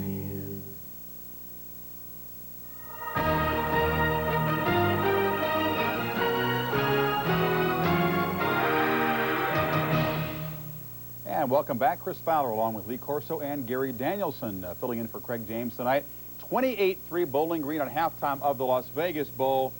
All Bowling Green, Lee, and not a surprise, you predicted it. No question. And Bowling Green is winning this ball game because they have a tremendous advantage up front with size and speed and power. They're protecting the quarterback well. They're running the ball well. And Gary, they showed it in fourth down. They stuffed them. Wait, hold on. Time out. He predicted it. He predicted the bright light scenario. They first drive, they took it down. I was close. We saw the same game. I haven't seen a game yet when you don't win the offensive line and defensive line, you can win a game. They don't have it up front. Is Bowling Green one of the best 25 teams in the country, as Mike Godfrey talked about? I think they're, they can make an argument they're a top 30, 35 team. There's a lot of good teams that they're up there. They're a very good football team. To put it in Las Vegas terms, if the Wolfpack were playing poker, they'd fold about right now, down 28-3. They've had some big comebacks in the past, none this big. Speaking of folding, Jerry Tarkanian is out as the San Antonio Spurs head coach, fired today, 20 games into his career. The Spurs 9-11 under Tarkanian, who at age 62 says he will never coach again. The firing, a difference of expectations between Tarkanian and his boss, owner Red McCombs. Tarkanian now explaining the dispute with McCombs. I felt we could be, a 500 team or close to a 500 team with what we got right now. I thought that if we could get us a quality point guard, that we could compete for the championship. And I think Red felt that we can do that without one. So I think it was just a difference in opinion. And when there's a dispute, the boss usually wins. More on SportsCenter after the game. We'll come back with our Bowl Blitz as the halftime show continues, but also a look as we go to break at more coaching changes, college football style. Bill Dooley out at Wake Forest, and that position still open, as is Colorado State. Fullerton State don't need a coach. They're out of business. Ron Dickerson, of course, taking over at Temple. We don't have to say any longer, thankfully, that there's no black head coaches in 1A. 3 head coaching changes in the SEC for 93. Johnny Majors, of course, returning to Pittsburgh, where he won a national championship. Eastern Michigan and Southwest Louisiana, also new coaches. We'll come back with a Bowl Blitz right after this. Kansas's Chip Hillary trying to get it done, and we'll talk about that game and a lot of others as we continue here.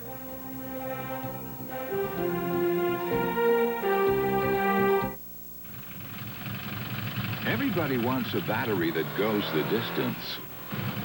But you never know when they're about to run out of gas. Only Duracell has the copper top battery tester. So you can be sure your batteries will keep going down the road. For batteries you know will last, you can't top the copper top.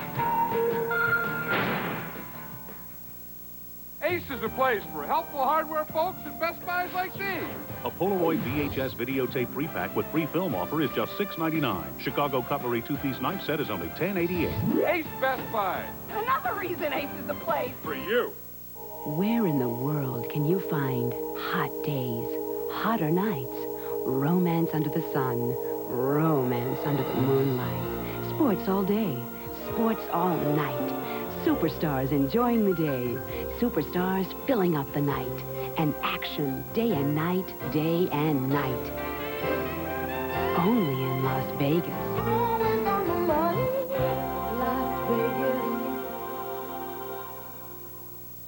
All-Pro quarterback Dan Marino. When the game is over and the pain starts, I want fast relief and no odor. So I use Sports Cream, a strong pain-relieving rub that doesn't make me smell like a medicine chest. Sports Cream, fast relief and no odor.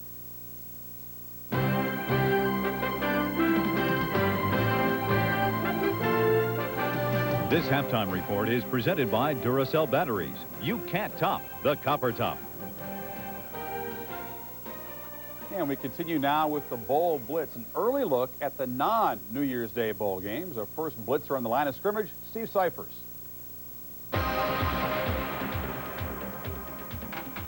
Thanks, Chris. Oregon meets Wake Forest in the Poland Weed Eater Independence Bowl, the Wake's 4th postseason appearance ever.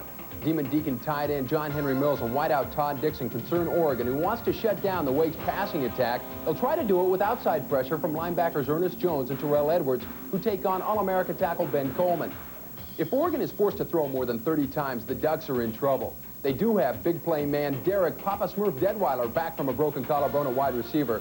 But this is Bill Dooley's swan song, and his team won't give it away. They're 8th in the country in turnover margin at +12. If it's close, Oregon has the edge with the better kicker in Tommy Thompson. Air Force makes a 4th straight trip to the Liberty Bowl to take on Ole Miss in a matchup featuring defense. The Falcons have inside backer Grant Johnson back from a knee injury, and they'll need him to stop the rushing of Corey Philpott. The Academy's wishbone production dropped way off the final 3 games, and that's not promising, going against an aggressive Rebel squad that finished 3rd in the country in rushing defense. Air Force can't match Mississippi's speed, but Fisher DeBerry's underdog teams play extremely well in the postseason. For an upset to take place in this one, they have to get at least their season average of 240 yards on the ground, plus hold on to the football. Now the Bowl Blitz continues with Ivan Maisel. Physically and mentally, Kansas won't take that 0 for November team to the Jeep Eagle Aloha Bowl. Fullback Monty Cousins and defensive tackle Chris Mamalanga are healthy and will start. Coach Glenn Mason hasn't made practice rough. This is a reward for the Jayhawks, except for linebacker Hassan Bailey, suspended Thursday by Mason. Brigham Young must overcome the knee injury of quarterback Ryan Hancock. Steve Young's little brother Tom, with 30 snaps experience, will start. Young's the key. Behind him is a pitcher from the Cougars baseball team. The John Hancock Bowl. Don't be fooled by Baylor and Arizona's 6-win seasons. Both teams finished strong. Only one team ran the ball well against Arizona this season, Oregon State's option. Baylor, with 3-year starter J.J. Joe at the helm, runs a better option. But Arizona's defense may be stronger, if that's possible, with the return of tackle Ty Parton, whose knee is healthy. Baylor gave an emotional goodbye to retiring coach Grant Taft when they beat Texas. To come back 6 weeks later and give him an emotional adios in El Paso is going to be tough. The Bowl Blitz continues with Mel Kiper. The Copper Bowl pits Washington State against Utah. For the Utes, quarterback Frank Dolce, who missed some playing time this year with a strained knee, is now completely healthy. On defense, Ryan McBride's club will have to scrap their conservative philosophy, attacking blue-chip junior quarterback Drew Bledsoe with varied stunt and blitz packages. A key name to remember for the Utes will be sophomore defensive end Luther Ellis. He led the WAC in tackles for loss this year. In the end, though, I look for the Cougars' noticeable edge in terms of talent and depth to allow them to run away and hide. Fresno State takes on USC in the Freedom Bowl. For USC, standout offensive tackle Tony Baselli is doubtful with a strained knee. Since the Trojans have gone with a patchwork offensive line most of the year, they should be okay. For Fresno State, this is their biggest game in school history. They expect over 30,000 of their raucous fans to be in attendance. The Bulldogs have the talent base and sophisticated schemes to take this one to the wire. Another note of caution for USC. Larry Smith's club has trouble as a front runner. They haven't won a bowl game by more than 7 points in their last 10 postseason contests. Chris? All right, Mel, thank you. Now, one of our regular blitzers, of course, Gary Danielson, sitting right here. So let's talk about 2 bowl games we haven't talked about so far. The Gator Bowl, NC State and Florida. One team peaking, the Wolfpack. Another team that comes off 2 losses, the Gators. Yeah, right. These 2 teams haven't met since 1975, Chris. But the coaches have. Sheridan and Spurrier have met 3 times. And the story has been wild offensive shows. And I think you're going to get that in this football game, too, because of red-hot quarterbacks. Terry Jordan has been a 60% passer in career. His last 8 games, 69%. And Shane Matthews, always a good quarterback. He is hot in the Gator Bowl. In 3 games, Lee, 9-0 in the Gator Bowl. Touchdown passes versus interceptions. You like North Carolina State? I like them because they've got more of a senior defense. Okay, but don't forget Steve Spurrier. I keep telling you guys, he's not lost a game since he's been in Florida, at Jacksonville or Gainesville. Don't underestimate Steve Spurrier in a Gator Bowl. He wins. Don't underestimate Dick Sherritt, good team. I also like the Wolfpack. Now, the Holiday Bowl, Hawaii, their first ever trip to the Holiday Bowl. Illinois, their 5th straight trip to a bowl, and they may have enjoyed those previous trips, but they didn't play very well, Gary. No, and against Hawaii, Illinois is going to face a team a little bit different. They call it the spread. It's 4 wide receiver option football. Travis Sims and Michael Carter are the guys to watch for Hawaii. For Illinois, boy, they've been dreadful in bowl games. The last 2 games, they haven't even scored a touchdown, and I don't know about this year, Lee. They are last, dead last in the Big Ten in total offense. They've only outgained 2 teams on offense. That's the bad news. The good news is they're playing a WAC team. Yeah, they're playing Hawaii. And don't forget about the Big Ten and the Holiday Bowl. They've only lost 1 time in the Holiday Bowl, and that's when Michigan lost to national champion BYU. So they're tough in the Holiday Bowl. Yeah, but Illinois is not your average Big Ten team. This is not your average year in the Big Ten. Now, we've told you about the bowl games. We're going to take it one step further. We've previewed all of the halftime shows, and I'm prepared to say that the Aloha Bowl, I don't know why, will have the strongest halftime show. 7-year-old Bruno and the Love Notes will sing Frosty the Snowman, then singer Melvin lead, and finally, Sherry Lewis and Lamb Chop with a Christmas medley, Lee. So. And listen, don't make so much fun of Lamb Chop. I did a Florida Citrus Bowl parade with her. You know what? She's cuter and smarter than you are. And I worked 2 hours with her. Now, I'm your puppet. It used to be Lamb Chop. There you go. Well, I thought I had the winner. I had the Liberty Bowl. They're going to unveil a 40 by 40-foot replica of an Elvis stamp, but I think I'm going to go with the Lamb Chop. Lamb Chop may join us out in New Orleans for our bowl coverage. We'll come back with more. I'll tell you what, Drew Bledsoe. We'll talk about the guy who's projected to be the #1 pick in the NFL draft if he comes out. Junior Drew Bledsoe of Washington State, part of our ESPN Bowl lineup this year.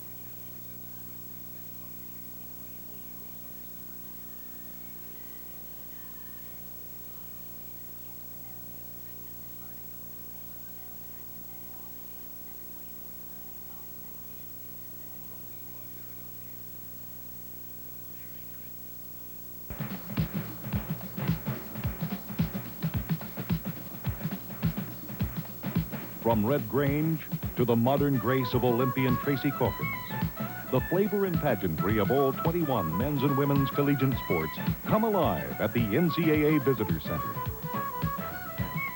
Come celebrate the magic moments in college sports at the NCAA Visitor Center, open year-round in Kansas City.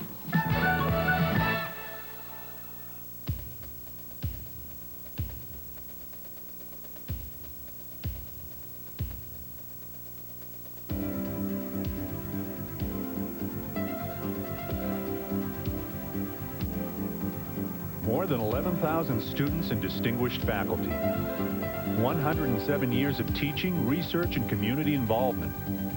The University of Nevada in Reno, one of America's best small state universities.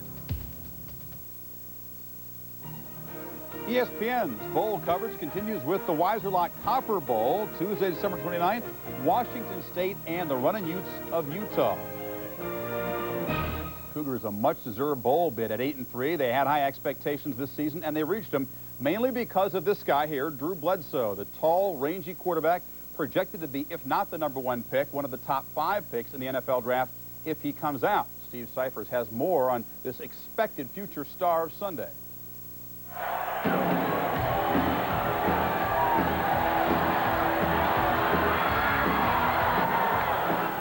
Drew Bledsoe is 6 feet 5 inches tall. He has a cannon for an arm and one standard for greatness. True measurement of a great man is that he's never compared to anybody else. Yet Bledsoe is the subject of several comparisons, from former Pac-10 great John Elway to those who preceded him at Washington State. It started in the late 70s with the throwing Samoan Jack Thompson. Mark Rippon followed, and Tim Rosenbach continued the tradition. But now it's Bledsoe. He's the best quarterback in the nation.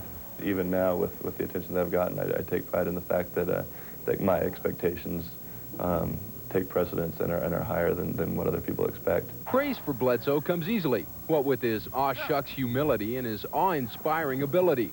Nice shot. That's it, Drew. That's it.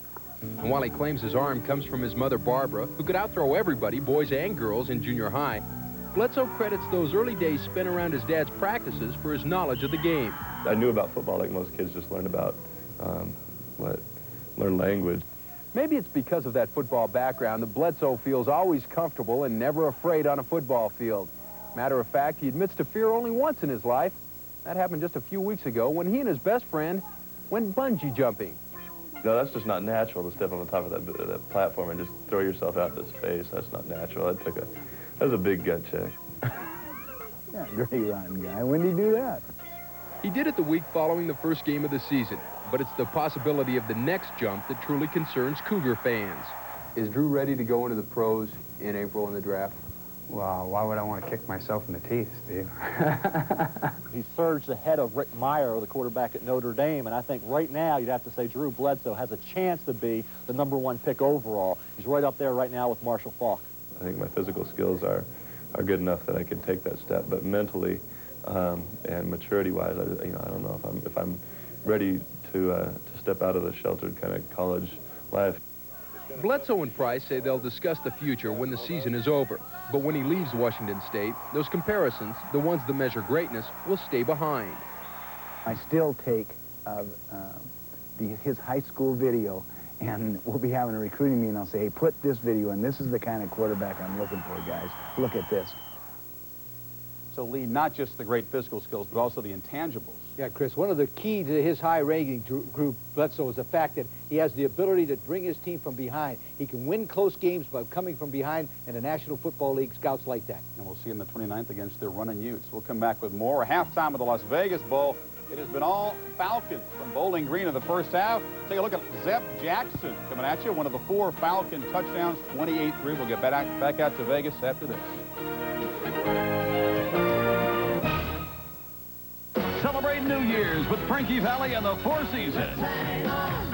Plus the comedy of Rita Rudner. Either you tell me your name or it's over. Together live, New Year's Eve in Las Vegas. December 31st, the Grand Ballroom, Riviera Hotel and Casino. I had to feed him in his sleep intravenously. Frankie Valli and the Four Seasons with Rita Rudner at the Riviera, the entertainment center of Las Vegas. Call now for the New Year's Eve package, including room and show. Frankie Valli and the Four Seasons with Rita Rudner. Yeah, he wants to get back to work. Another delay is unacceptable. Yeah, exactly. Ann Joyce is waging a war Therapy can't wait. against the high cost of workers' compensation On insurance. my way to see a supervisor. She fights for better medical care for injured workers He's ready. He's on crutches. so they get back to work faster. I'll let him do some phone work on sales. Perfect. You'd think she'd be the kind of person who'd make an insurance company nervous. Good news. You're going back to work. Actually, thanks. She works for one. Making the right moves in a game takes quick thinking. I can't think fast or move fast without a clear head. If you use drugs, make the right move, the smart move. Get help. Don't use drugs. If you or someone you know needs help or information concerning drug abuse, call this toll-free number, 1-800-662-HELP. This message provided by the NCAA. Well, it's the holiday season, as we all know, and we want to show you part of the halftime here. Bowl Games of America putting this one together. And it's I'll Be Home for Christmas, what is billed as possibly the world's largest human Christmas tree. I'll Be Home for Christmas. Take a look.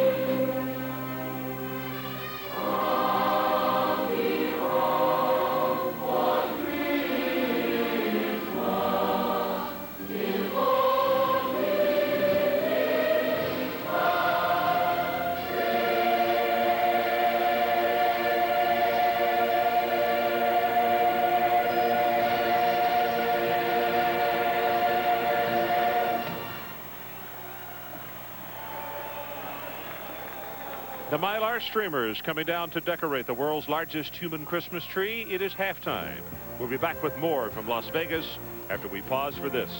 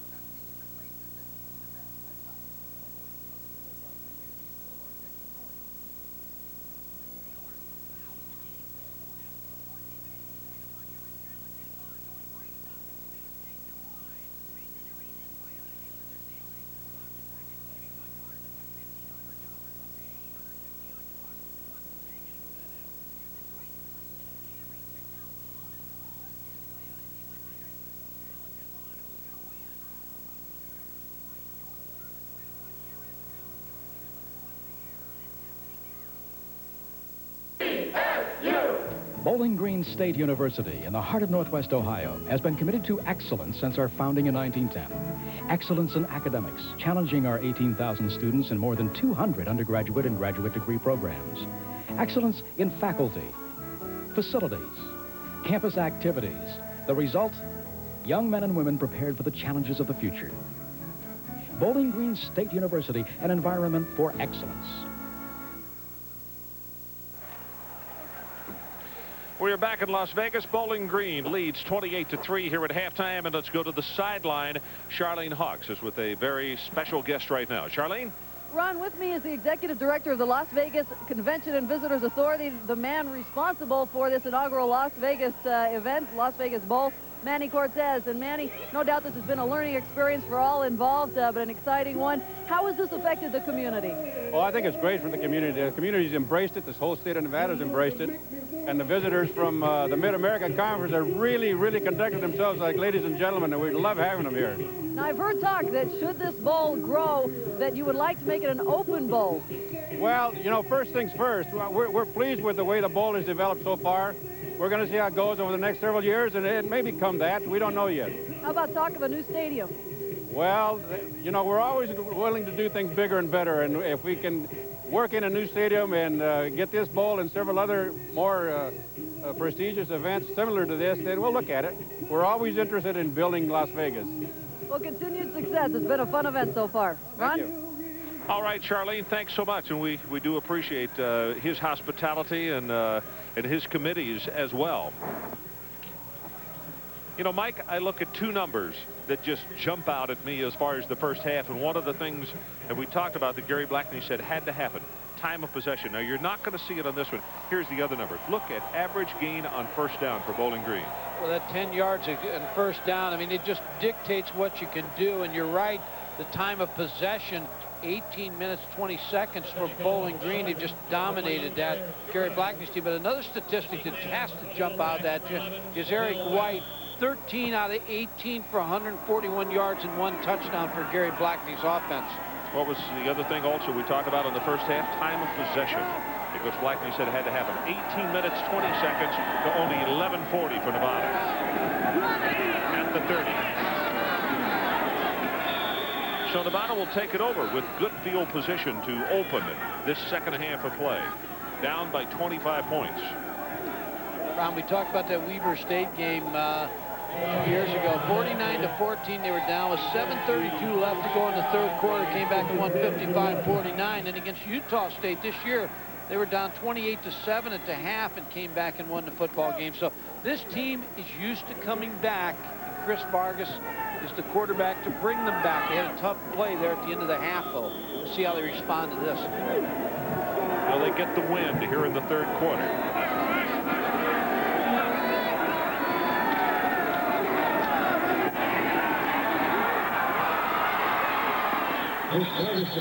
Sliding down at the 42 as Mangum came up and really put pressure on him. And he will make the stop. They'll get to spot him just short of the 43-yard line. Well, they usually talk about Fred Gatlin being the scrambling quarterback, but you're going to see Chris Vargas, no one to throw to. Artie Mangum, number 5. You see the pressure coming from both sides. There's Artie Mangum just making the tackle, along with Joe Bear. Gain of 7 on first down.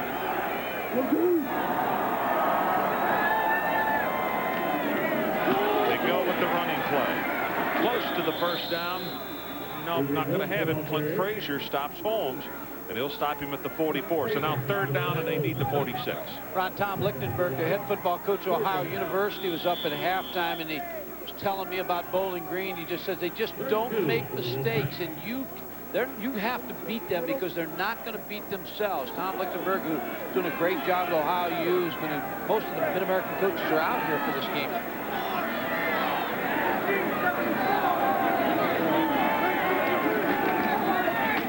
Looking pass, has it complete, and there's Reeves. And I mean, Reeves was one man from breaking it for 6 points. Bear had to catch him around the knees. Well, he thread the needle on this pass to Brian Reeves. I like Chris Vargas, and I just like his attitude. You're going to watch the throw to his left. There's not much room for a mistake here, and he just puts the ball right on the numbers. Ken Burris with good coverage, and then Joe Bear, number 4, makes the tackle. 4 for 33 receiving for Reeves tonight. Quick out pass, and he's got it to Senior. Mike Senior pushed out of bounds on the near sideline. It's Carlos Brooks who's out there to get him. That's the 5th tackle for Brooks tonight. He was the leader in solo tackles for the Bowling Green squad. Good, strong, physical corners we talked about earlier. Chris Ault, the head coach of Nevada, had a chance, and he talked to the San Diego Chargers, and Bobby Beathard tried to woo him away this summer, but he decided to stay. He told me the other day, the president he has, Joe Crowley, he just feels like the relationship he has with his president, it's going to take a great offer to get him to leave Nevada. He's just been very successful there. He's very happy there. I'll tell you something about Joe Crowley here in just a moment as we look at the play with the 2nd and 5. Here comes the safety blitz. Gonna have to hurry. Oh my goodness. Boy, he had him. Tom Matter dropped the football. Joe is about to become the president-elect of the NCAA, which is quite an honor for him. He was at the luncheon yesterday. Joe Crowley of Nevada. As you look at Tom Matter, the junior out of Torrance, California, and he dropped a big pass as they had gotten the single coverage that they wanted. You talked about it earlier, how you go from Division I AA to Division I. I don't think anyone's ever accomplished what Chris Ault has done here at Nevada with this move to Division I. See the safeties creeping up at the line of scrimmage. Wants to go. He gets his safety valve, and that's complete to Mike Senior, and he is being dragged down inside the 25-yard line. Well, Paul Ferraro, the defensive coordinator for Bowling Green, has pushed all the right buttons up to this point, but I'll tell you, they're going to give Bowling Green the ball. They are going to give the ball to Bowling Green. They lobbied and lobbied and lobbied. That is in shock, the offense. 1st and 10 for the Falcons. Number 3, Ken Burris. Ken Burris just pulls the football away from the receiver. Mike Senior, can he pull the ball away? He has it. Good call by the official. Sure was. Pulled it out, and it came right down on his stomach, and his knee had not touched. To talk about the fact that you can't, I don't think he blitz Chris Vargas because he just is really quick to get rid of the ball, but they take the football away anyway. Leroy Smith. He'll take it for a couple, and I'm going to be surprised if we see an inordinate amount of throwing from Bowling Green in the 2nd half. Not that they'll go into a shell because they throw it so well, but I think you'll see a lot of what we just saw right there to take a lot of time off the clock. Well, I know this is a comeback team, Nevada, but if they don't stop Bowling Green on this drive, if Bowling Green takes this football and drives this game, is in jeopardy. When you only have the ball just over 11 minutes and a half, it's hard to come back. You can't, I mean, you just can't allow Bowling Green to continue those long drives because they're keeping your offense off the field. Play action. Got him open. That's McElroy. Still on his feet, and he'll take it out across the 40 to the 43-yard line. Lamont Porter had to stop him, but it's a 15-yard gain. You know, Mike, if you look at what has happened in the football game, 2 chances. The last 2 times that Nevada has had the football, huge situations to gain more momentum. Stopped at the goal line. We go to halftime, and right here, they're driving the football and a chance for more points. We're talking 2 touchdowns. That's right. That's exactly right. And you have to look at Bowling Green and say they're opportunistic because they have been able to make the plays, Nevada not make them.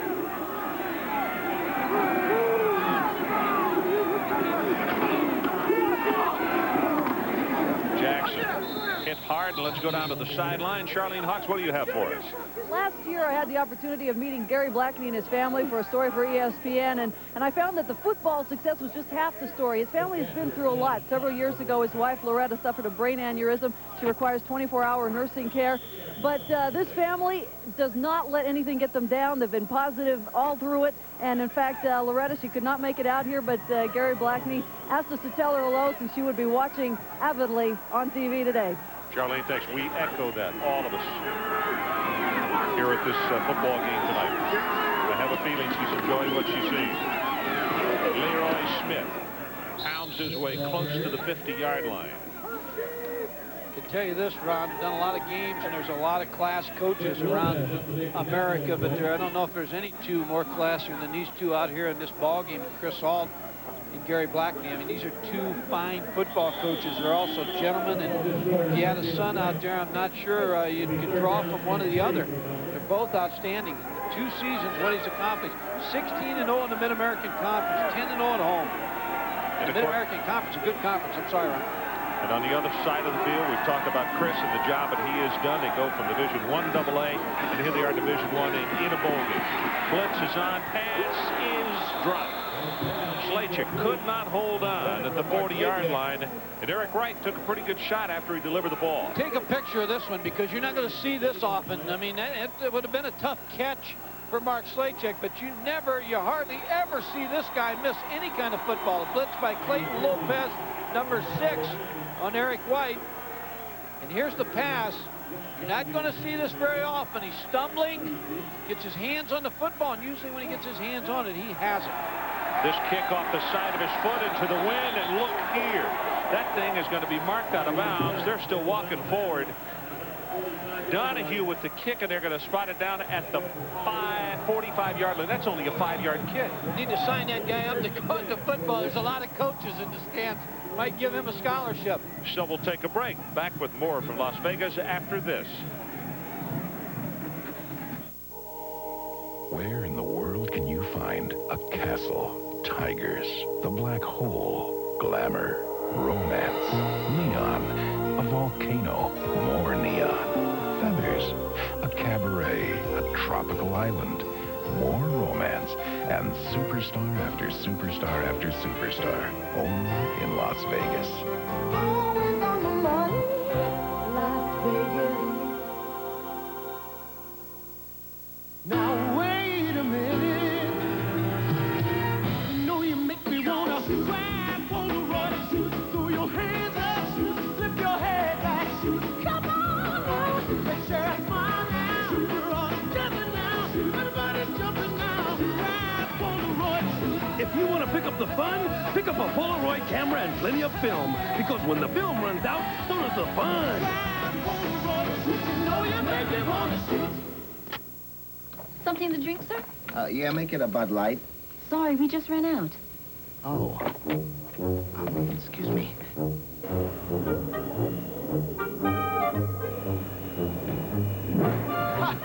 Bud Light? Try Flight 261 out of L.A. Oh, thank you. If you want great taste that won't fill you up and never let you down, make it a Bud Light. Do you have a Bud Light? Yes. Welcome aboard, sir. Great. Where are we going?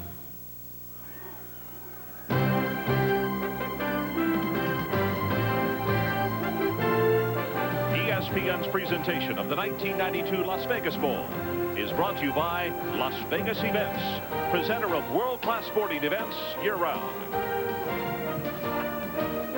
And in part by the Remington Micro Screen Shaver for close, smooth shaves.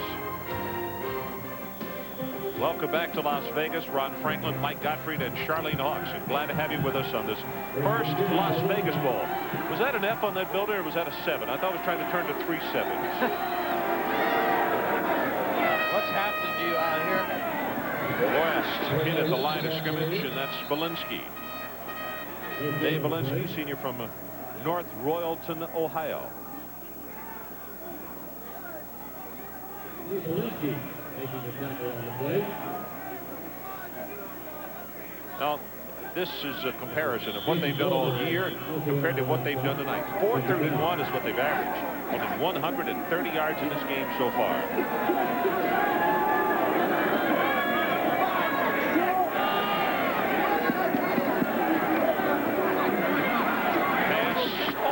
Intercepted. That was Burris who cut in front. He's trying to go for the cycle tonight. He's already got a blocked kick, and after he blocked it, he made the recovery. He was trying to get the pick off there. Ken Burris covering on the play. He's got the best speed on the team. Confidence. Feels like he can match up with anybody. They put him back in zone coverage on this play, and look at the hit by Artie Mangum, number 5, trying to finish off Darrell King. Third down for Nevada. Cornell West is the man who was shifting right there at the 36-yard line. Here comes the blitz. Quick throw to Reeves. They got it, but they're not going to have the first down. Well, Mike, you're right. He does really react quickly to the blitz. But that's a good call by Paul Ferraro, the defensive coordinator, because they blitzed him, didn't give him time to get the first down yardage. Kenny Burris, again, we just talked about him, and now Nevada looks like they're going to go on 4th down.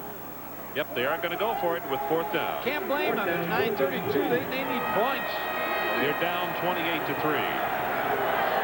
Drive number 3, Brian Reeves. Here comes the blitz right up the middle again. The quick pass is caught. Michael Stevens. We talked about the 6 games on ESPN tomorrow. I hear thumps down on the sideline. Let's go to Charlene Hawks. She's got a special basketball guest. Last year was the end of the Jerry Tarkanian era at UNLV, and the introduction of new head coach Raleigh Massimino from, whoops, I just messed up your name, Massimino from Villanova, plucked from Villanova, where you coached the national championship team in '85. You entered in a successful program here. What has the adjustment been like? It's been a lot of fun. We've been involved with so many wonderful people. The players have really responded, and I've enjoyed every minute of it up to this point. You obviously have heard of Jerry Tarkanian's firing today. What is your reaction? Well, it's a shame. We've lost a great coach in our profession, but if he says that his health is not right, it's not necessary for him to coach, because there's more to it than just being a basketball coach. We haven't seen the team for a year or so. Does it take on the personality of Coach Massimino, or are they still running Rebels? Well, my personality is running Rebels. We're going to be the Flying Rebels. Mike has a question for you, Mike. Yeah, as Charlene asked Raleigh where the best Italian restaurant is here in town. Where's the best Italian restaurant here in town? Vincenzo, all over. There's more Italians in this town than I ever dreamt of. But we go to Vincenzo's. It's a great place, and it's nice and quiet, and I listen to Frank Sinatra, and I hear Tommy Lasorda scream and yell at me. That's all I need. Thank you very much, Coach. Good luck this week. Thank you very much, and it's great to be in Vegas. Back upstairs. Okay, Charlene, thanks very much. Raleigh Massimino, the new head coach here at UNLV. As long as you're undefeated, you can say it's great to be in Vegas. That's right. I'll tell you what, he hit along with you. Undefeated, you got him talking about the Italian food. Going to go on top for Reeves. Can't hold on at the 11-yard line. It was Burris who spun him around. He got turned the wrong direction first. Well, Burris has been busy. Brian Reeves with a good quickness to get by Kenny Burris. Number 3 versus 3. Pair of 3s. Breaks to the corner. Now, when you play man coverage like this, you're giving him a chance for some big plays, but you're also pressuring Chris Vargas. Well, what a game Kenny Burris has played so far tonight.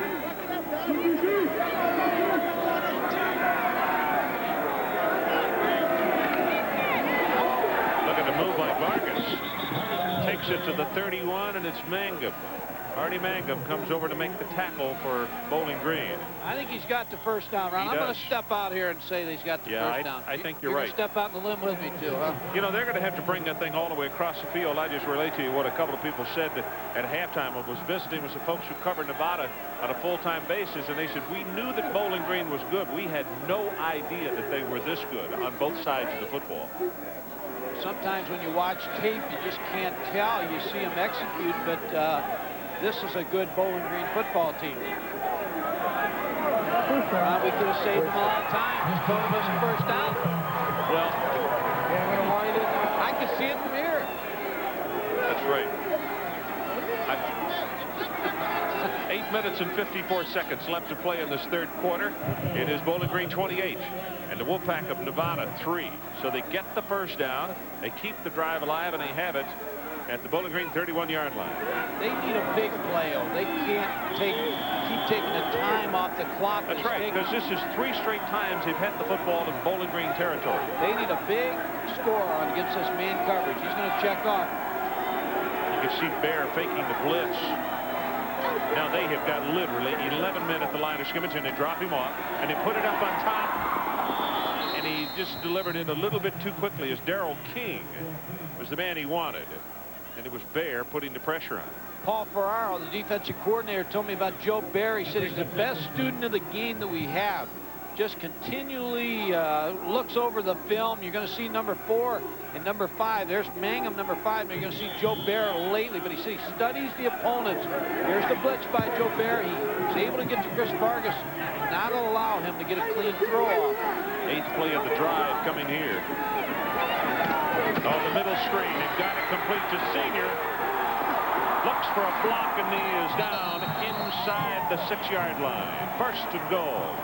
Well, he'll make you pay. Chris Vargas, I like him as a quarterback because he makes you pay when you blitz him. Mike Senior, number 88, on the middle screen. A great call by Steve Hagan, the quarterback coach in Nevada. Gets Mike Senior open. Good block by Tony Lorenzi, number 74. They're back down in the scoring zone again, Ron. They can't come up empty this time. No, you're right. You can see Ryan O'Donnell, number 52, the center, also out front, blocking in the play. Short drop, looking pass, just like that. Touchdown, Mike Senior. Do you believe in magic? This is a start for him. I think they got to go for 2 here, Ron. This is 28-9, down 19. You need some points. Chris Ault has got to be saying to himself, finally. As I just mentioned, this is the 3rd time that they've had the football in Bowling Green territory. They have only 1 touchdown to show for it. One of those times they were 1 foot away. Going to go for the extra point here, which would put them down by 18. That's number 10, Vargas, who will hold.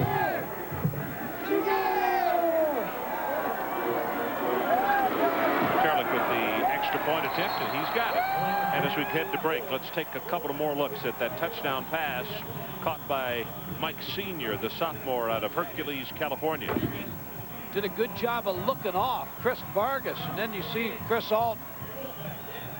So we'll take a break. 8:13 left in the third. 28-10, our new score.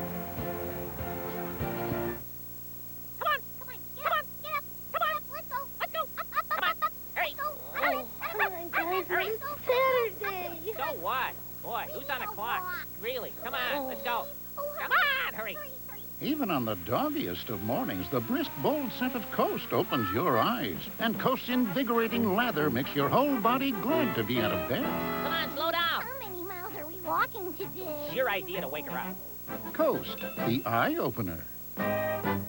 Where in the world can you find hot days, hotter nights, romance under the sun, romance under the moonlight, sports all day, sports all night, superstars enjoying the day, superstars filling up the night, and action day and night, day and night. Only in Las Vegas. Always on the money, Las Vegas. Sandwich improvement by Vlasic Pickles. When building a sandwich, the most important detail is the crunchy, juicy Vlasic pickles. Because Vlasic has the taste that guarantees a successful project. Remember, Vlasic Pickles, the sandwich improvement you can do yourself. Contact wrote a book on cold medicine, then added this chapter, Contact Day and Night. Day caplets for non-drowsy cold relief. Night caplets to relieve your symptoms to let you rest. Contact Day and Night, another important chapter in cold relief. The thing Chris does so well that I like so much about him and why I like to bring him off the bench is he is truly a student of the game. He has a tremendous sense of awareness on that field. He'll spread the ball around a little bit better with our receivers than Fred does. And you'll see him on the sideline, right basically in my hip pocket, and he's constantly communicating what he sees and what we think. And when Fred comes off the field, he's right with Fred. He's like another coach on the field. Good look at Vargas on the sideline as he talks with his receivers. Mike, let me ask you this. Now, how much does Bowling Green's thinking change, or does it, as far as continuing to put pressure on the quarterback? Well, I think they have to put pressure on him because he just actually, if they stayed in zone, they've got to give him a lot of different looks, but they have to get to him a little bit more than they are now, because if you're going to blitz... You don't think they'll stop blitzing? No, I think they'll continue to. I think they'll continue to blitz, but I think where the big key for them is offensively they can't get conservative. They have to keep throwing the football in good mix. Now the Magic Man, here are some of the things that he's done in the 4 wins. Look at that deficit against Weber State. 28 they were down. 346 yards, and some other of his heroics. Boy, some kind of yards. 14 of 20 for the young man at quarterback now, 164 yards. Puts it out, has his man open, throws it right on the money to Leroy Smith. I can tell you, Eric White was the other youngster who was on the stage yesterday at the head table along with Chris Singleton.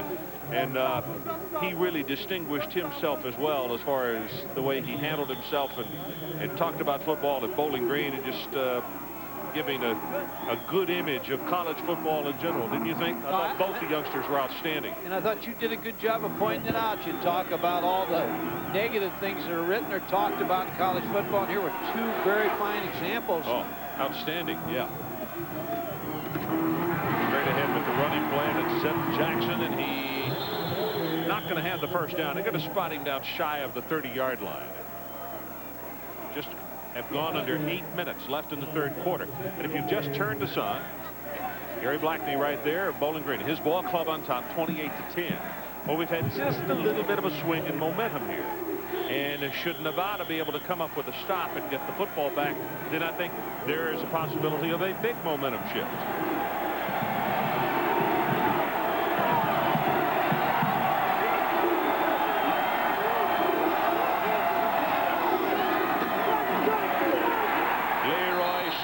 I don't know. I don't think he got it. I don't think he did either. Good job. Marion and Cutright who combined on the tackle.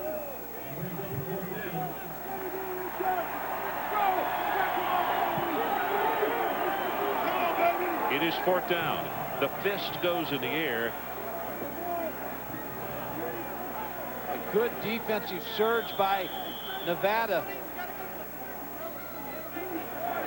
Irvin Cutright, number 14. Now, Mike, you remember what happened the last time they kicked. It was Donahue off the side of his foot, plus the fact he's kicking into that very stiff wind. Now, Nevada's blocked 22 kicks the past 2 years. Oh, they almost got that one. In fact, they may have gotten a piece of it. The ball goes straight up and out of bounds. It's not even at the 50-yard line. Brock Marion got a piece of it, and they're going to spot it at the 37-yard line. That's only 8 yards. That's a 5-yard punt and an 8-yard punt. What's that song? There's a song. Do you believe in magic? Isn't there a song like that? 6:32 left in the 3rd. We'll take a break.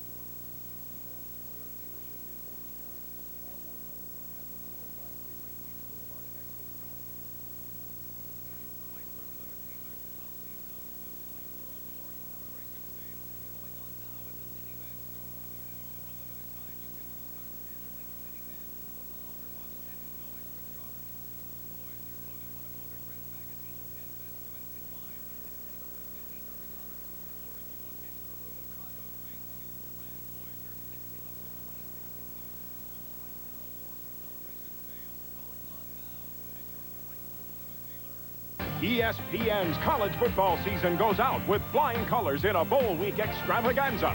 The nation's top teams are put to the test beginning December 29th. Thrifty Car Rental Bowl Week on ESPN.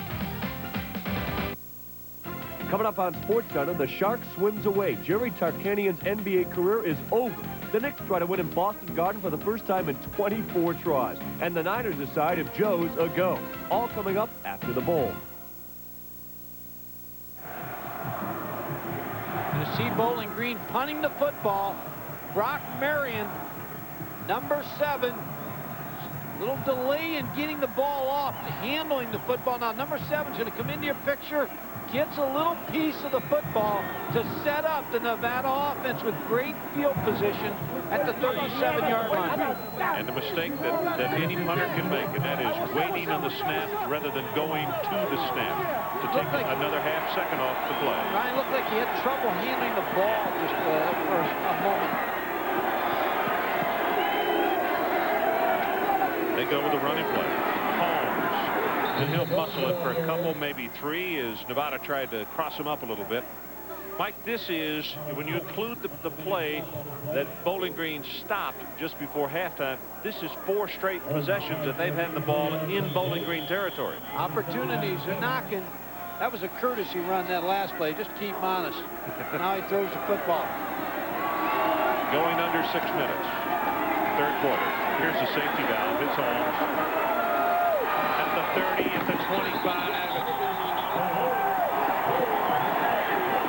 You know, just something about a team when they're used to making comebacks. I mean, these guys, you can see in their eyes that they just believe, and the bench believes that they're going to come back. Bowling Green has a player shaken up on the sideline, and because of the, there we go, we can now see it's 26 Dave Belinsky, who was injured on the play. Bill Jones, a trainer, one of the best trainers in the country right there. He's been at Bowling Green for a long time. The white hat on.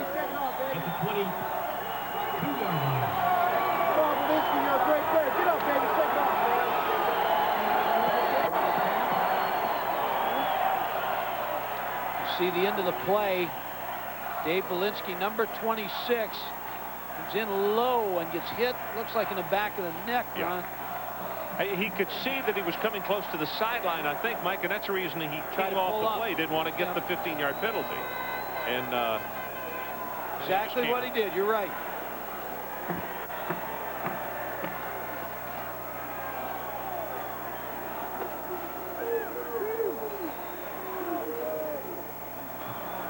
And let's go down to Charlene Hawks and get an update from her. Charlene? Ron, the guys down here on the Nevada sideline are acting like they're the ones that are up 28-10. They're enthused. They're even smiling down here. Yesterday, Brian Reeves, the wide receiver, told me we come together more when we're down than when we're winning, and they're acting very unified right now. Guys? Yeah, that's the point, Charlene, that Mike was making up here. There's some teams that like that to be postured like that. But the one thing, and that'll be interesting to see, is because of the leadership and having a quarterback like Eric White, can they stymie his movement as far as aggressiveness in the game and just keeping things going for an offense that's awfully good? Well, the difference in the first half was Bowling Green's offense kept Nevada's offense off the field because they had those long drives. And now the difference is Chris Vargas has his offense on the field. It's interesting that Chris Ault said when he looks at Chris Vargas, he told him, he says, I always want you to be the last player off the plane because I don't want anybody to see you. Because you're not going to scare them with their looks. He's 5'10". You know, the other thing that Bowling Green has done, they finally made a couple of mistakes. The punting errors and also the kick return that they allowed. Blitz coming straight up the middle. He puts it up on top, going for everything, and Michael Stevens can't get under it. And again, Vargas goes down. One of the things I asked Chris Singleton yesterday at the luncheon, the difference between the two quarterbacks, because Gatlin has a great arm. He can really wing the football. But he said, I think that Chris Vargas has a little bit better touch. He can put air under the ball and let the receivers run under it. Well, just look at the confidence on that face. I mean, he is just confident that he's going to pull out the right stops here. 28-10 our score. Bowling Green. Middle screen. Got it complete. He's got a lot of running room. Reeves first and goal Burris finally makes the stop, and it's a gain of 17.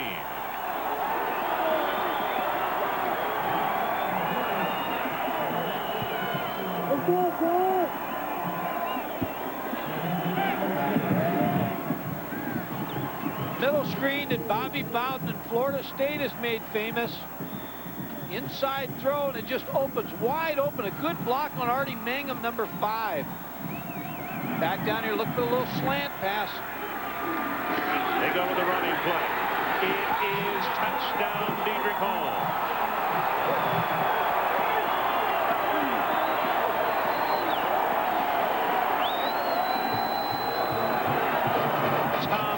With an outstanding block on the play, and look out, it is now 28-16 with the extra point attempt to come.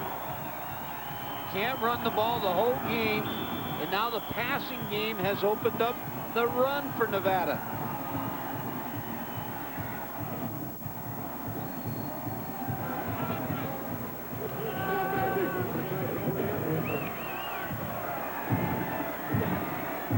Terlac to attempt the extra point. He's got it.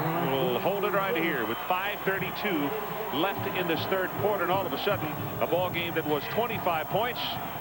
Now it is 28-17. Derek Holmes, number 26. When you throw the ball successfully, you get people back on their heels, and then you run the football. Dedrick Holmes, number 26, for the touchdown. Good block. Number 57, Anthony Valentine. In the end zone, Dedrick Holmes.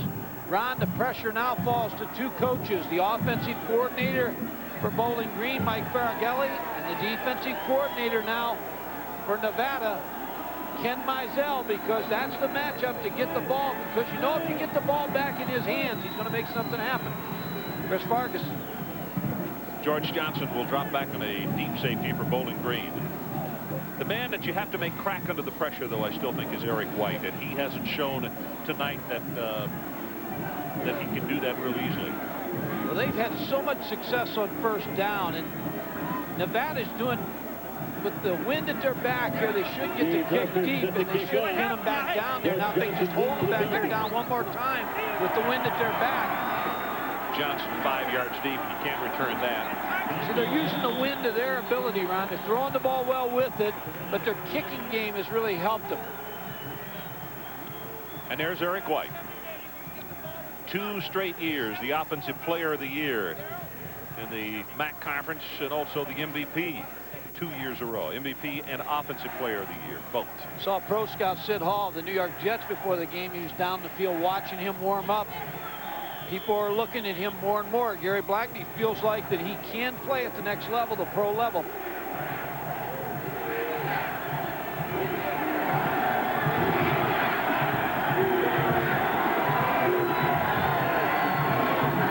go with a running play, and it will be knocked down for a loss. Martin Washington steps up and hits Jackson. He will not get back to the line of scrimmage.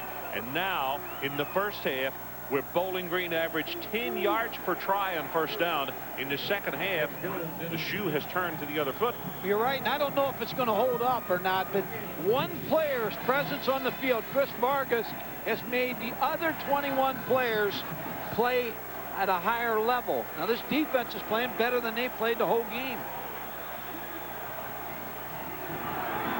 Play action. White under pressure. He's going to be sacked. 31, Andre Howard.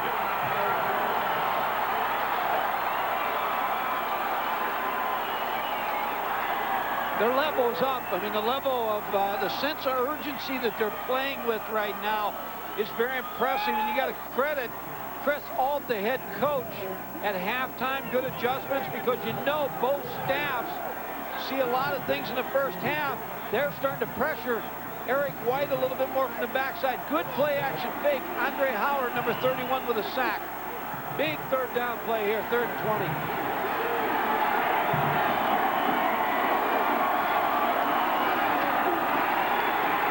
They set the screen, and it is dropped by Zeb Jackson. Now here's the situation now, Ron. Every time a team has punted into the wind, the other, except one, the other kicking team has went for the block. Now you have to go for the block again here. And the other thing about that play right there is they stopped the clock with the incompleted pass, which gives Nevada more time on their upcoming drive. They should end up with great field position here if they don't block the kick.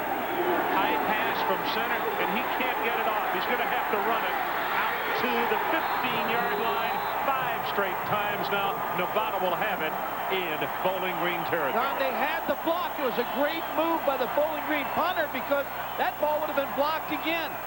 Brock Marion is the man, number 7, who would have had it. You're punting the football at home now in your living room. You're the punter. Here's what you see. Brock Marion, so you're trying to pick up the first down. There's just no place to go. And it was Forey Duckett who made the tackle. Here's the rush again as you look at number 7. Boy, he would have been right on target. He really would have. In fact, he'd almost gone too far, hadn't he? Back to the offense. They have it at the 15-yard line. They're down 28-17. They were down 28-3. Heading for the end zone, incomplete. Parrott Trees working on that one to Reeves, and he was hit by Burris, couldn't get to it. Those two may line up again someday in pro football. I think you're right. Brian Reeves versus Ken Burris, 3-3. They've watched enough of each other all night.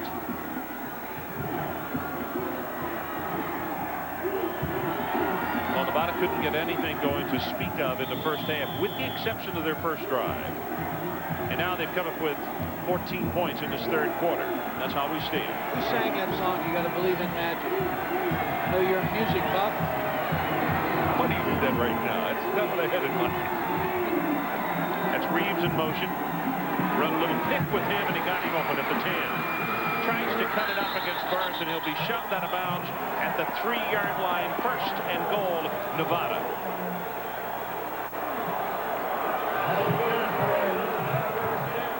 Little pick on the outside. Little pick play, basketball pick. Darrell King, number 9, is going to pick the defender, number 3, Kenny Burris. Just enough to clear out for Brian Reeves to come open. Under Gary Blackney, you can tell that the furrowed brow, there's a lot more concern with him now. His team did lead by 25 points. Now, right now, it's 11 points, and that is precarious. Pass caught for the touchdown. Tom Matter.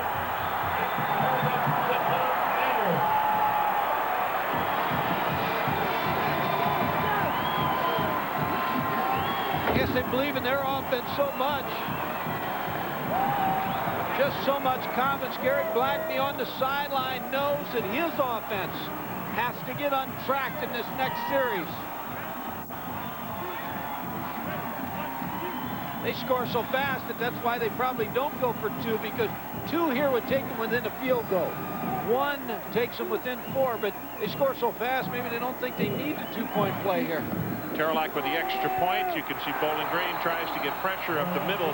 He's good, and we'll take a break. 3:46 left in the third quarter. A new score, 28-24. Teach your children well. Hey, buddy. You gonna do it alone this time? It slowly go by. Don't you ever ask them. When the time comes for a man to choose his own brand of underwear, more men choose Fruit of the Loom than any other brand. The reason is simple: comfort, because that's what real men want. Fruit of the Loom, clothes for the best of your life. Now wait a minute. Polaroid introduces new party film. You know you make me wanna grab Polaroid and shoot. Throw your hands up. Let's share a smile now. We're all together now. Come on, jump it now. Grab Polaroid and shoot. Nothing picks up a party like new Polaroid party film with colorful new borders. So grab some new party film and... Grab Polaroid and shoot. Grab Polaroid and shoot. You know you make me wanna shoot. Doing it yourself can save you a lot of money if you get it right the first time. Make sure you do. Ask Ace. Stock up on Ever-Ready Energizer batteries with a $1.25 rebate, and the Fiskars 3-piece scissor set is only $9.99. Ace Best Buy is another reason Ace is the place for you. The Remington microscreen shaves as close as a blade or your money back. 2 flexible screens let you shave whiskers below skin level. It's quick, smooth, comfortable. A great value. The Remington Microscreen. Tom Matter, the tight end on the right side. Here your screen. Lined up man-to-man against Dave Belinsky. Works up the field, then breaks to the corner. Good push off. Touchdown. Confidence of Chris Vargas, the Magic Man.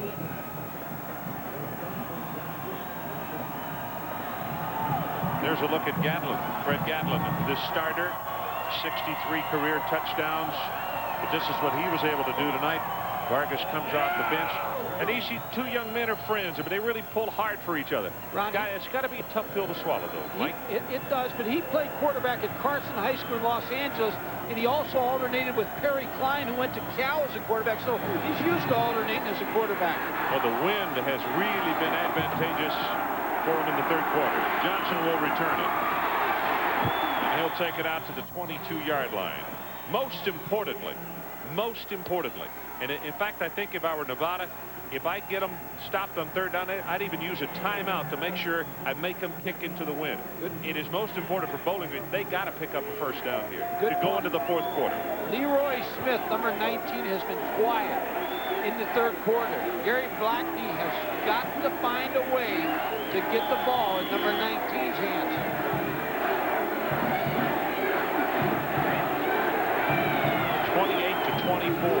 Bowling Green did lead it 28-3.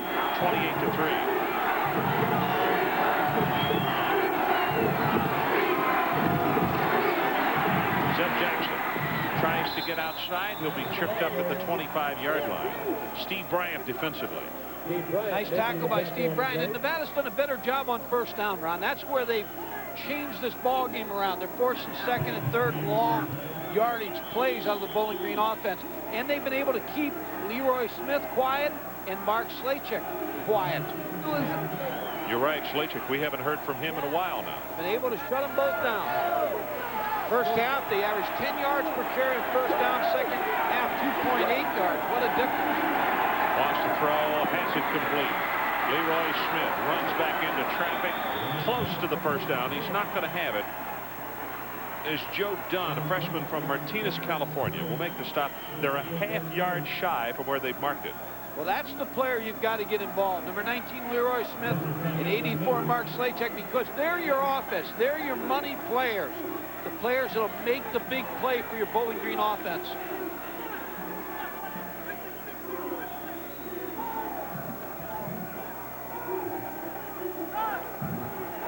Mike, we did get an update. Singleton, we had not seen here in the 2nd half since he came down hard on that shoulder. We've just been told it's official. He did separate that shoulder, went to the locker room, and he is putting on his street clothes now. But that's the report. So Nevada operating with one of their key people out of the lineup. Hope he's going to be all right. He's fine. Yeah. Jackson will have the 1st down as he'll take it to the 35-yard line.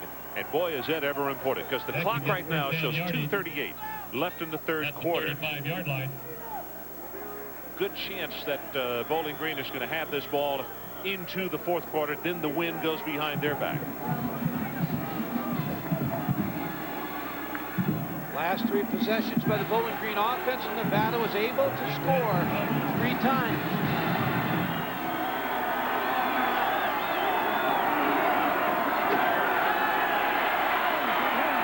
Rolls that pocket. White, the ball carrier, run out of bounds. The line of scrimmage. Ron, now that stops the clock. So there's 2:12 to go and 2 big downs. So there's still a chance if they can hold them 2 downs. You're right. Mark Slachek, number 84, is the receiver he was looking for. Look at the coverage by number 23, Corey Duckett. That's a 6'4" receiver and a 6'4" corner.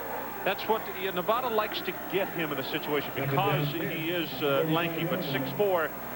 Little wide receivers have a tough time because hard to throw over him. And of course, he's working against somebody his own size in Slachek.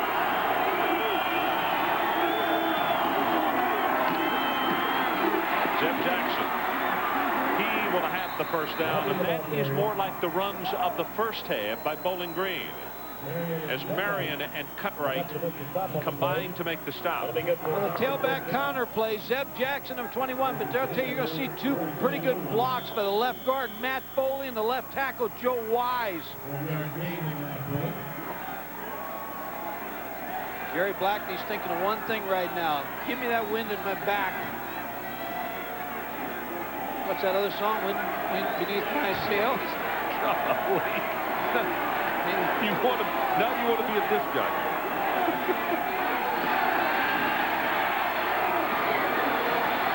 Caught by Slaychak at the 20-yard line.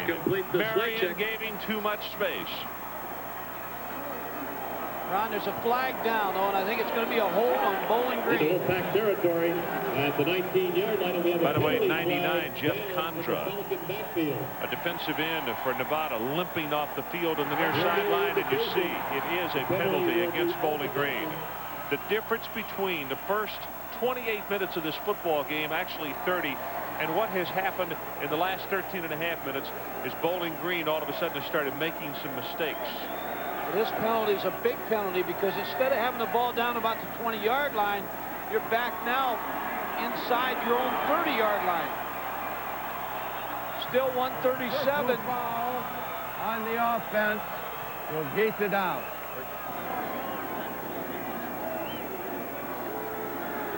Now look at this, passing yardage, 141 in the first half, 36 yards in the second half. Well, he'd attacked about 30 or 40 more on with that last throw, but lost it due to the penalty. Well, you're right. That's a 52-yard penalty, Mike.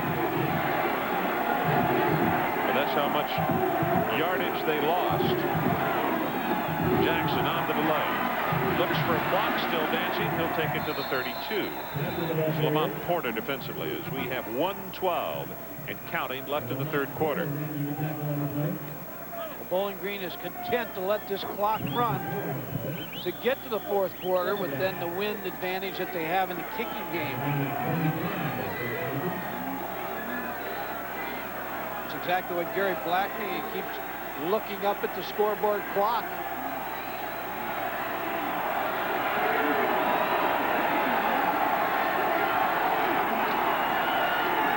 Play action. Throws it complete. Smith not going to have the first down, and they have just stopped the clock with that out-of-bounds move at the 46-yard line. Duckett was out there to make the hit. Boy, Ron, I tell you, Leroy Smith is a big play player. I'm telling you. Makes the catches, picked up extra yardage after the reception to now make it 3rd and 11. He's got 6 catches for 63 yards, and I mentioned to you off the top of the telecast, he's the second leading receiver for Bowling Green. Now you have to be thinking, if you're Chris Auld, if you can stop him on 3rd down, quick timeout. Got to call timeouts, you're right.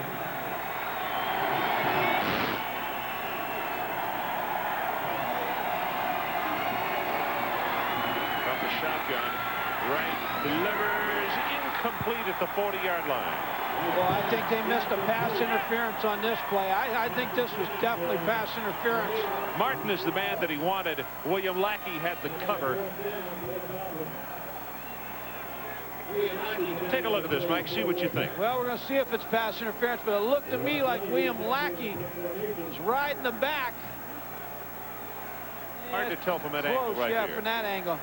All right, let's take, well, let's watch this punt first of all. I'd go after this one again. I'd try to block this one if I'm Nevada. You got 4th and 11, so you can be offside. Donahue gets this one away, and this is his best kick of the night. Into the wind, is dying a little bit, but the fair catch called by Reeves and is made at the 21-yard line. Well, tonight's Las Vegas Bowl is just the first of many bowl games here on ESPN. Thrifty Car Rental Bowl Week begins December the 29th. That's with the Weiserlock Copper Bowl. Number 18, Washington State takes on Utah. That's 7:45 Eastern Time. Then on the 30th, the Thrifty Car Rental Holiday Bowl pits Hawaii against Illinois, followed by a doubleheader on New Year's Eve. The Poulan Weed Eater Independence Bowl, Wake Forest in Oregon, and the Liberty Bowl Air Force against Ole Miss.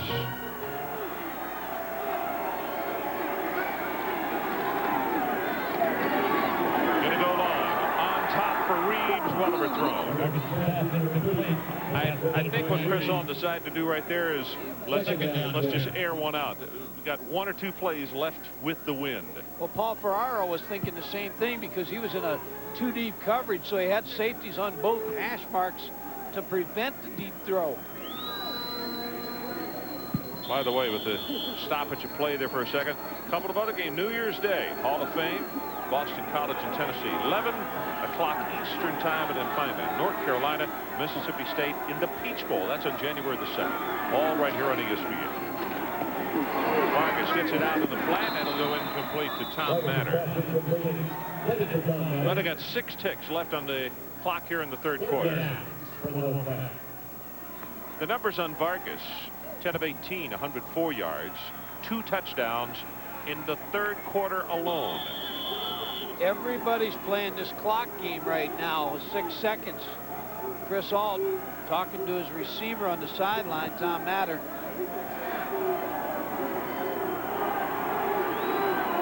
You need a 10-yard route here to keep the sticks moving.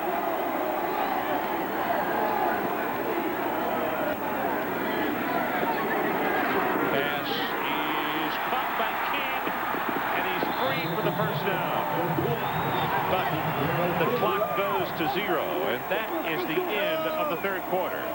And what a quarter it was for Nevada. We'll take a break. We'll come back for the final 15, 28-24, Bowling Green.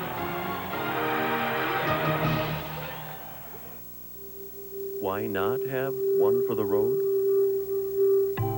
Someone is counting on you. Could be your year for Lotto. You haven't seen Europe yet. In fact, you never know what's around the corner. If you need a better answer, you don't understand the question. A message from Bud Brine.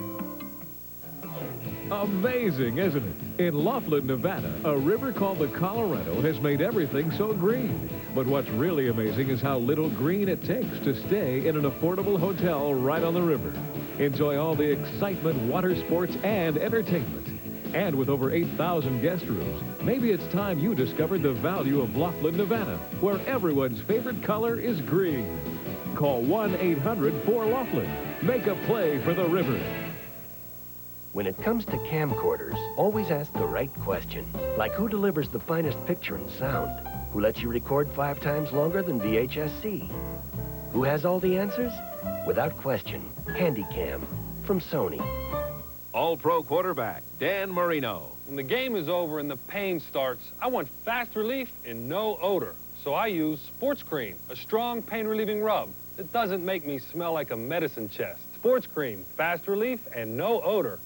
6 months ago, I'm at the dentist, not feeling overly anxious when I heard that unforgettable word, cavities. Doctor, I said, is there any hope?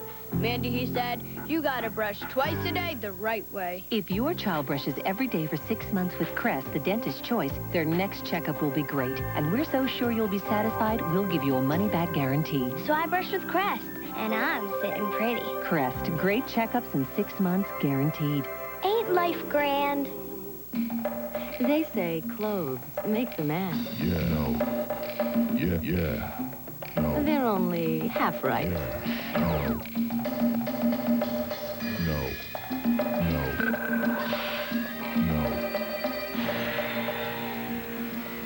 Canoe, men's cologne. It's one fashion that outlives the fads. Yeah. Canoe, available at Walgreens drugstores everywhere. Well, we're ready for the final 15 minutes. And if it's anything like the 15 minutes we just completed, we're in for quite a show.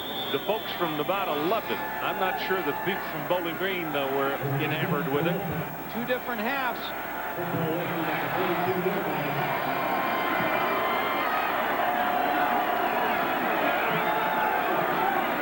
Dedrick Holmes on the draw. Has 5, has 10, and he'll step out of bounds at the 50-yard line. Hack is there to make the stop. Mike, one of the things that I noticed on a passing play in the third quarter was the fact that O'Brien, who has just been wreaking havoc all night, And the fact that they had two bodies on him, and it was a very designed situation to make sure that he got picked up, because he's been throwing everything out of kilter, forcing it. We've got to check how many passes that Nevada's thrown to how many pass rushes that we've had out of Bowling Green, because they may be wearing down rushing the passer. Holmes again on the run and pushed out of bounds on the near sideline. And let's go down to the sidelines and hear Charlene Hawks. Ron, yesterday, Chris Vargas told me that he's always being asked about the pressure he must feel to live up to his comeback mystique, but he told me he doesn't feel any pressure. He found a way to transfer it to his girlfriend. You see, before the Weber State game last year, when he engineered the greatest comeback in NCAA history, right before that game, he placed her volleyball team number 8 on his ankles. And since then, the 8 has remained, and so has the girlfriend, Katie Haggard. Guys? Okay, Katie. 14:49 left in this ball game. 28-24, and he's trying to do his magic again. They bring the blitz. He's going to go out on top. It's for Reeves, and he can't hold on as Burris had the cover on him. The other thing that's impressive about what Chris Vargas is doing is you see his ankle. Not only is he executing and throwing the ball well, he's also making a lot of great decisions at the line of scrimmage because he's checking off a lot. There you've seen the number 8 on his left ankle. And they're doing all of means, but they're doing all of this without Chris Singleton, their fine wide receiver who had the catch in that 1991 game in the Big Sky Championship. Injured his shoulder. Quick pass to middle screen. He got Stevens. Breaks off a tackle, and he's down to the 25. First and 10, and now all of a sudden momentum is wearing blue and silver. The reason that the middle screen is open for Nevada is because all the man coverage. You have man coverage, and Michael Stevens comes off the ball. See the man coverage now. See number 26, Dave Belinsky, drop out of there. Number 81, Michael Stevens, comes underneath, but then look at the yardage after the catch. Again, they go with the running play. And did you see Holmes that time? He can step out of bounds. He waited to hit somebody. Well, he sure did. Steve Hagan knows the quarterback coach, and Chris all call the plays, but they have found something in this Bowling Green defense to continue to run to the short side of the field. Also, they're having some success throwing the football, then running to the left side with Dedrick Holmes. 8th play of the drive.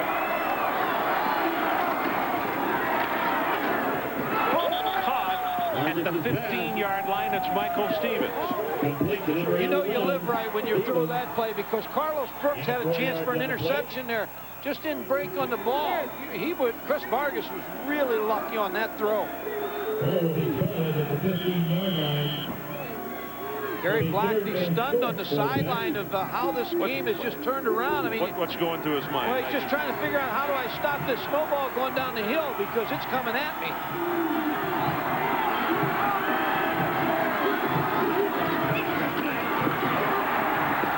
The running plays are working because, as Mike said, the passing game and with the picking up of the blitz, Vargas has made it work, and now all of a sudden Dedrick Holmes has become a real integral part of his offense. Well, they're running right at Dave Belinsky, who's 230 pounds, and they've got the tight end, Tom Matter, knocking him off the ball, but Belinsky comes back and makes play. Ron, we're talking about how do you stop the snowball. In basketball, you can call a timeout, but football, you like to save the timeouts. But I'm not so sure right now. They need to regroup a little bit here at Bowling Green. He's going to run it. He's at the 5, and boy, does he get punished at the 3. His 170 pounds didn't carry him too much when they hit him there, but Palco is the first man that got to him. What a good decision to run the football. Not too good a decision. He need to get down just a little bit sooner. Mike, watch this play at natural speed and listen.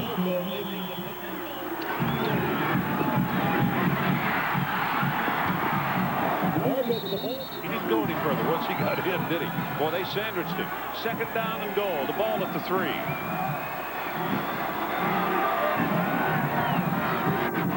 It's Reeves on the handoff. He'll cut it into the middle, and touchdown, Nevada.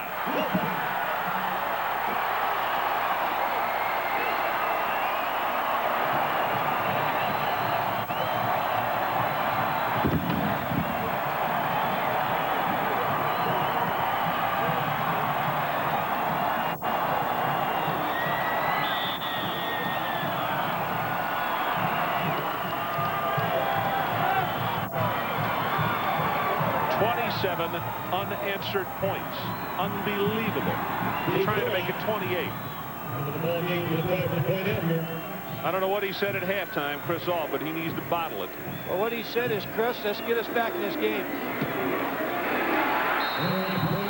It is up, and it is good. Timeout on the field. All of a sudden, Nevada on top, 31-28. We'll be right back. Where in the world can you find a castle, tigers, the black hole, glamour, romance, neon, a volcano, more neon, feathers, a cabaret, a tropical island, more romance, and superstar after superstar after superstar, only in Las Vegas. Always on the money, Las Vegas. We'll take the flip, the kick, the headbutt, and the taunt. Brr, throw in that and that. Looks good. Give me the field, too. Grab the stadiums, grab that, grab that. Do you have anything in a clothesline tackle? Good. Give me that. Give me the wave. No, no. Yes, we'll take that, the dive. Party time. Let's do that and that. Not that, that, and that. Give me that again. Timeout. If it's in the game, it's in the game. John Madden Football 93 for Super NES and Sega Genesis. Where'd that truck come from? EA Sports. It's in the game. Gotta find that girl in Jordan's jeans. Prettiest girl I ever seen. Oh, slow down, baby, you got that look. Yeah, the way you shake it really got me shook. Gotta find that girl in Jordan's jeans.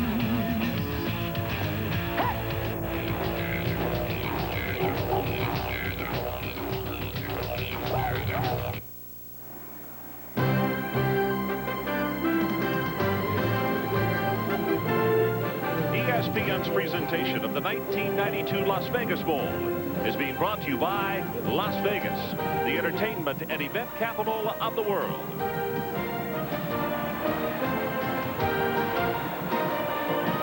Well, the celebration on the sideline by Reeves, and first time tonight, Nevada, the Wolfpack leads it 31-28. And kicking into the win. Now, George Johnson should get an opportunity to return here. They should, Ron. I wouldn't celebrate too soon if I'm Nevada, because Eric White still has the ability to bring this team back. He's going to have great field position to do it with. Short kick, and they're going to take that ball all the way back to the 46-yard line. Hack is the man who picked it up. Charlene, what do you have for us?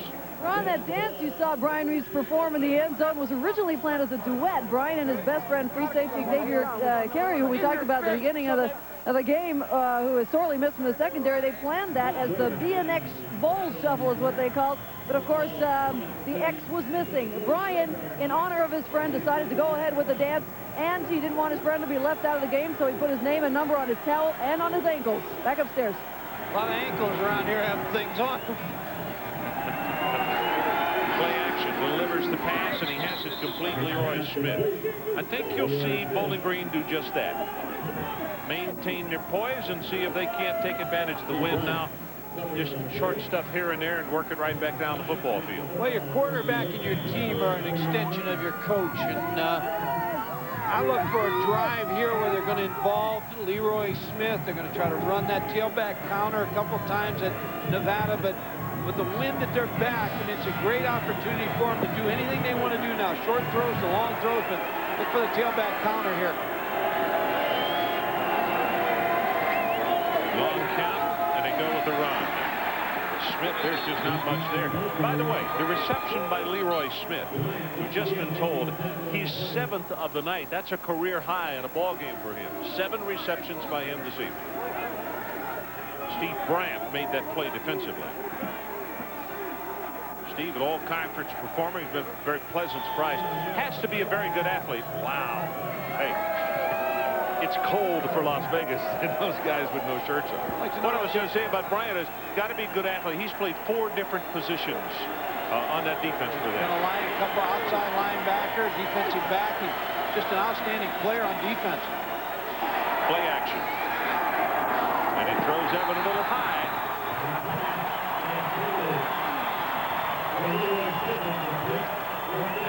They got Eric White out of rhythm a little bit on that series.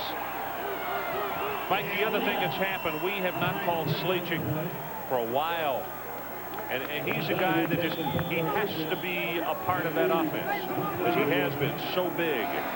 They just have not had the same rhythm in the second half, but I credit again Chris Vargas with making everybody else on his football team play at a higher level. Well, I don't disagree with you. Donahue with his kick, and the fair catch called for, and now takes a Bowling Green bounce. It's going to be down inside the 15-yard line. So we'll take a break. 11:33 left in the ball game. Nevada by 3.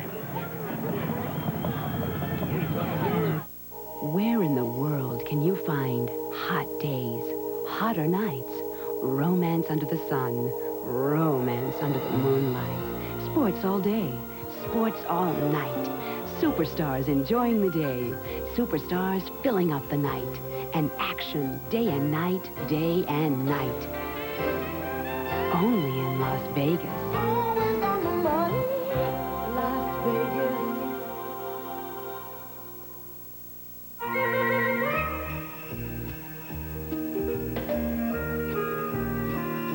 This holiday season, people everywhere will be coming together to spread good cheer.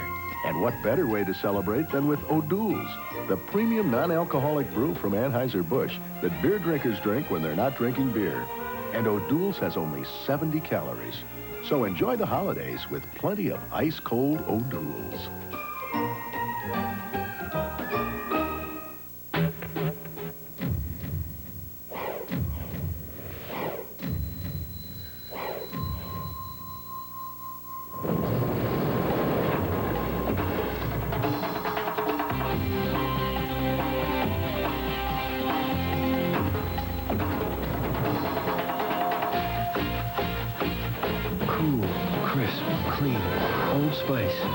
It puts the wind in your sails. When you're out there, football's a game of reaction. You're just reacting to everything that's going on. So the tough times are when you're on the sideline thinking about it. And when you're out on the field, there's no time to think. You just react and, you know, just do it. Chris Vargas, 5'10", 170, a junior from Woodland, California. Maybe the biggest problem that Chris Halt's going to have next year. Who are they going to start for him so they can bring him off the bench then? Will he react the same way as a starter? Probably he will. Probably he will, but I think I'd keep him in the same role, the Dennis Eckersley role. He keeps throwing the ball like he is right now. He may be the mayor of Reno by next year.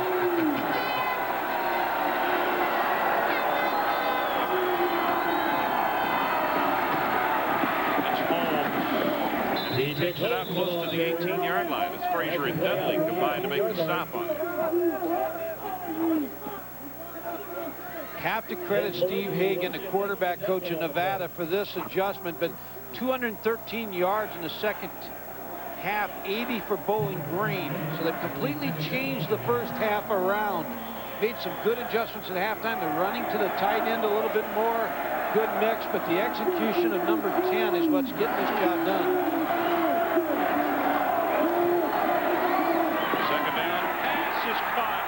Stevens out across the 35 to the 36-yard line.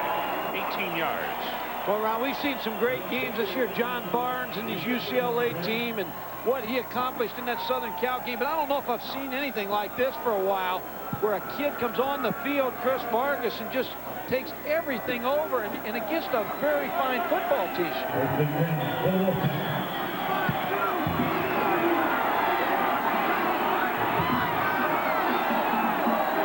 Saw the blitz coming now. He's smart enough now. He just pulls back to make the checkoff. Weak side corner's coming. And they go with the running play. Holmes.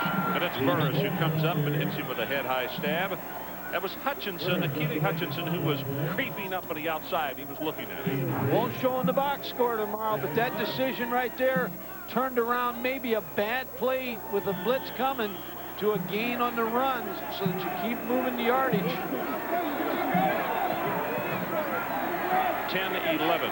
left to play in the ball game. 31 to 28. Nevada leading over Bowling Green. Yes, the pass, and it's complete to King. Boy, he gets whacked down hard by number 5, Mangum, after the catch. Ron, I'll tell you, I watched Kevin O'Brien on this play. He's tired. I'm telling you, Bowling Green is tired of rushing the passer. Look at the pass rush here. It's non-existent. And there's the throw to Darrell King, number 9. But I think Bowling Green is tired on defense. Their defensive line, from chasing Fred Gatlin at the start of the ball game, now chasing Chris Vargas on every play. They're wore down.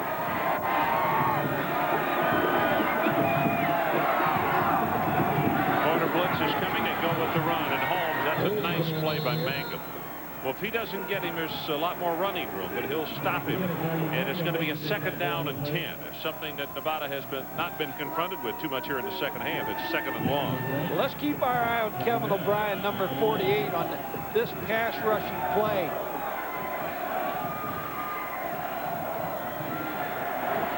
That's the young man he's going to be chasing. All out blitz this time. And the pass is caught at the 40-yard line. Wow. When it's going right, it's going right. I just can't say enough about Chris Vargas because he's making these players play better.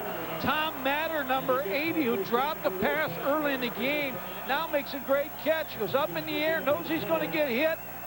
Look at that. Holds on to the football. Joe Bear with a nice tackle, number 4. And it's Bear who's injured.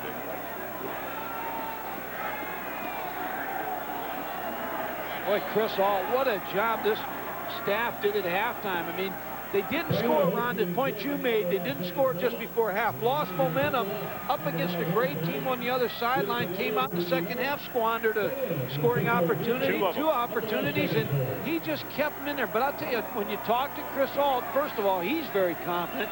But second of all, number 10 is overly confident. I mean, he just has so much confidence. Look at the face. He doesn't even know he's in a football game. A little baby face.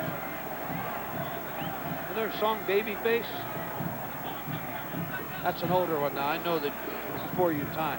No, I think Elvis sang that, Believe in Magic. I'm going with Elvis. Can't go wrong with Elvis.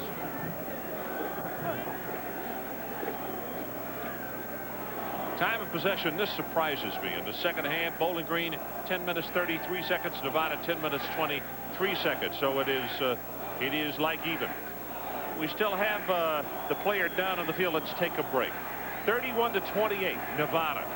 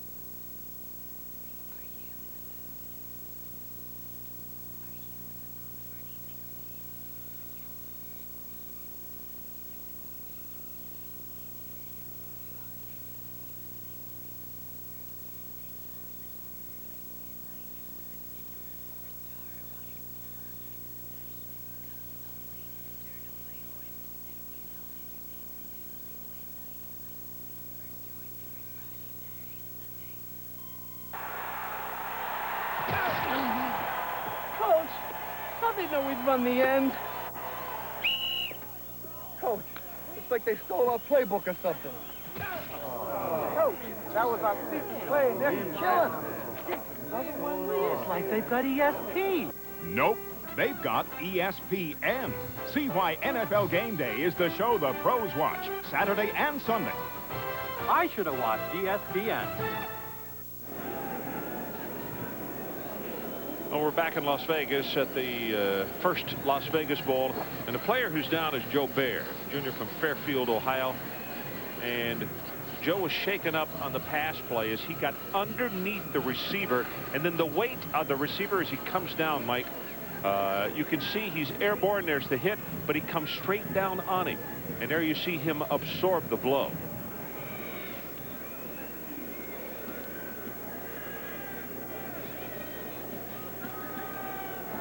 Hope he's okay, Ron.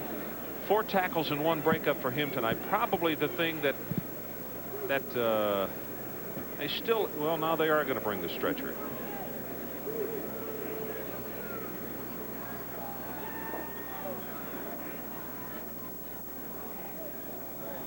Joe Bear has had an outstanding football game tonight. Been all over this football field.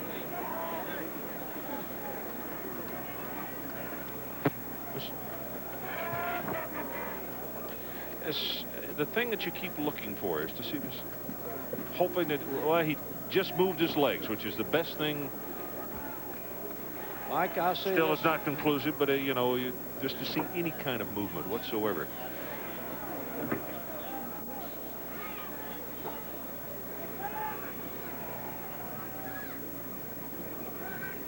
Training staff, obviously, from Nevada coming out on the field as well to help out. The training staff from Bowling Green, and then concern of a coach is always for the player. And I know Gary Blackney right now is thinking about Joe Bear more than any football game.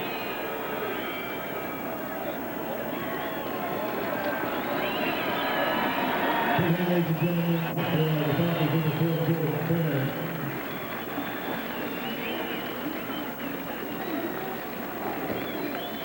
Joe Bear being taken to the far sideline. You see Gary Blackney going right over to see Joe Bear.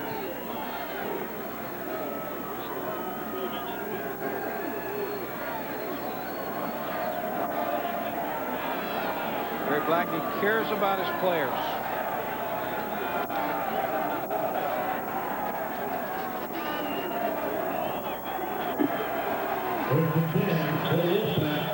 Football resting at the Falcon 40-yard line.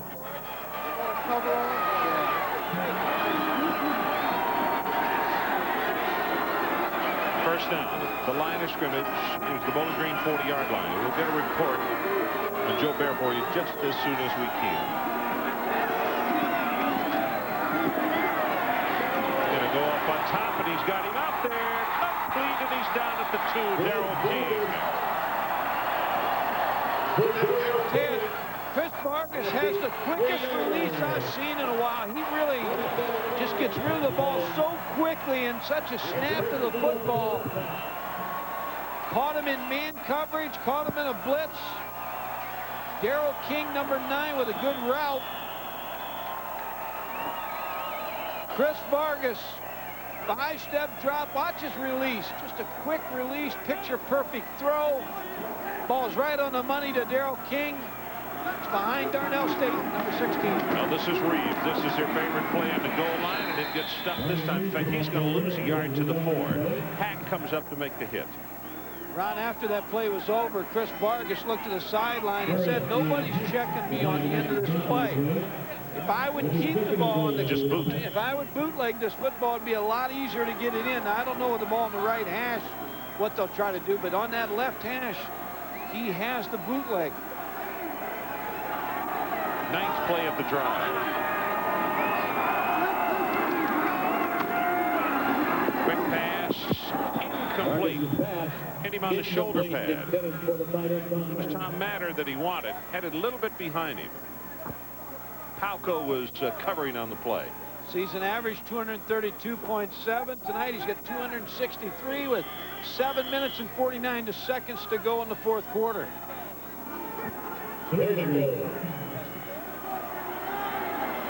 Try some type of pick play over here to the 3-receiver side.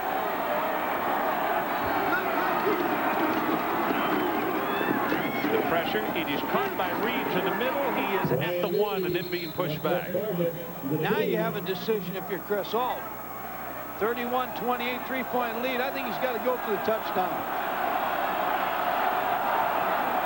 Touchdown still beats you with the field goal. Got to go for the score.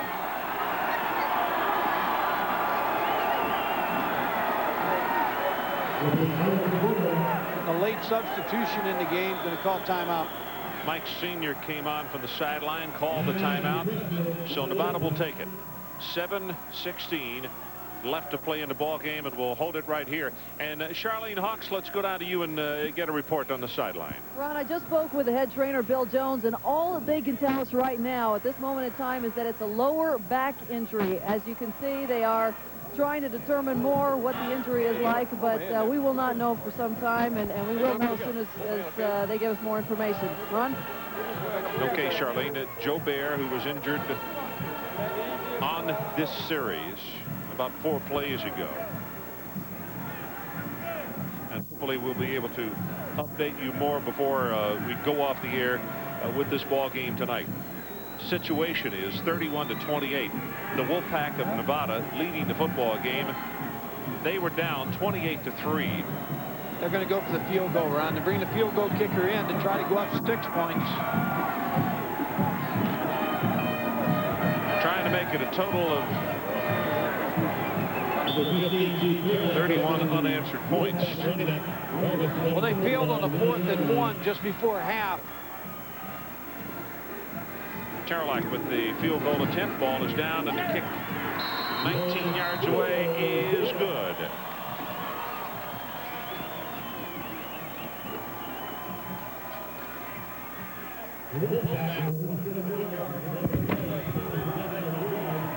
Well, be sure to stay tuned to ESPN tonight as our extensive coverage of college basketball will continue. Pepperdine, the Waves, takes on the Grizzlies of Montana. That's this evening at midnight. That's Eastern time, of course, 9 o'clock Pacific time. Basketball right here on ESPN. Ron Franklin, Mike Gottfried, and Charlene Hawks here at the Las Vegas Bowl. Glad to have you along. You know, we should mention everybody's got on their heavy coats tonight, including us, inordinately cold for Las Vegas, Nevada. As you look at the sidelines, and now the attendants bringing out the stretcher for Joe Bear. Ron, Bowling Green in the first half had 42 offensive plays. In the second half, only had 17 offensive plays. Just have to feel like the senior quarterback, Eric White, has one good drive left in him this season. A short kick again, and it's been taken by Hack and brought out to the 45-yard line.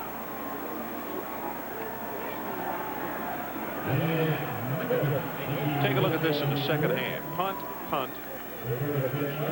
Loss, downs, punt, and punt.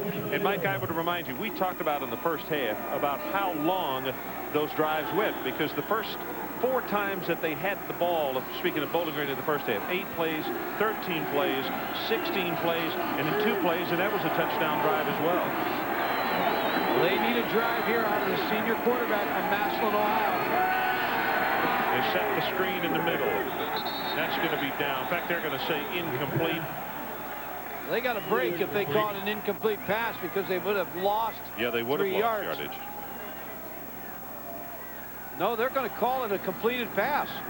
And they will continue the clock. So now, after a conference by the officials, they will spot the ball back at the 41.5-yard line. So it is a loss. I've never seen that before. One guy calls an incomplete, came running in, and they still give him the completed pass.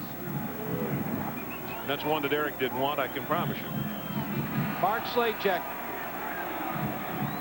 When will he get the next football thrown to him? Well, that's him in motion to the open side of the field. They throw back to the sharp side. That is complete to McElroy. And the tight end close to the first down at the Nevada 48-yard line. They haven't won 16 straight MAC games, not being a good football team. This team is still very capable of taking this football down the field and score and winning this football game with 6:22 on the clock. But the player that has to lead them, Ron, Eric White, has to get the ball down the field for this Bowling Green offense.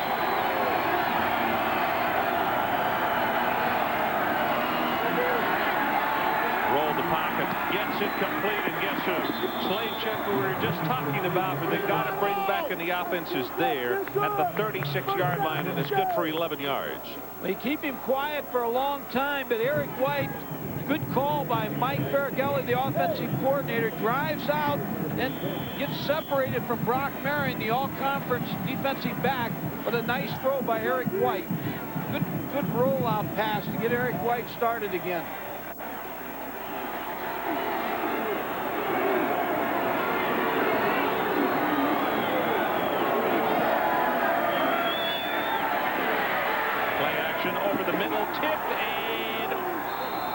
first intercepted. And was Caspers, the guy that I talked about back in the first half, who was 6'7". He's got several knockdowns this year, and that's one of the reasons they put him in the ballgame. Well, Nevada almost got the interception on that, Mike. An interesting thing, Ron, you're right. If we could show the left tackle and the left guard of Bowling Green, they are so far off the line of scrimmage. They actually should be called, should be a penalty because they are so far. They're trying to draw the advantage of pass protection, but look how far the left tackle's off the ball. If we could show it. Look how far back he is, Ron. The advantage he has in pass blocking, Joe Wise. See how far back he is? Yep. Over the middle. Incomplete and then almost intercepted by Lopez. Slaycheck's the man that he wanted. Clayton almost made the pickoff. You know, for Lopez, he really is getting his baptism tonight. Now, he plays on special teams, so as far as game action as a defensive back, he really hasn't seen that time. Well, he's playing for Xavier Carey, who was suspended for tonight's game by Chris Ault. There's the throw, overthrew it, almost intercepted Clayton Lopez. Bowling Green, they converted the first 6 third downs tonight. Since then, they're only 2 of 9. They're going to convert this one. White will take it inside the 25 and down to the 24-yard line. Good call. Quarterback draw. Gary Blackney staff with a good call. The Bowling Green offense now a little life in the huddle. Number 21, Zeb Jackson, trying to just get him moving a little bit. There's the quarterback draw. Good block by the center, Cal Bowers, number 63. She wrapped that ball up. There's your score, 34-28.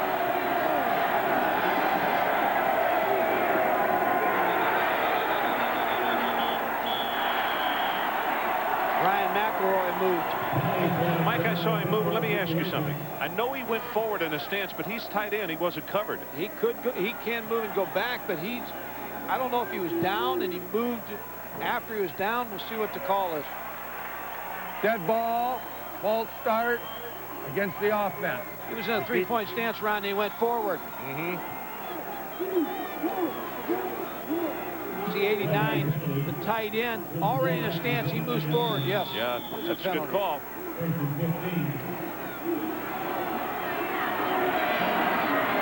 Shovel draw situation here. Had some success with a draw.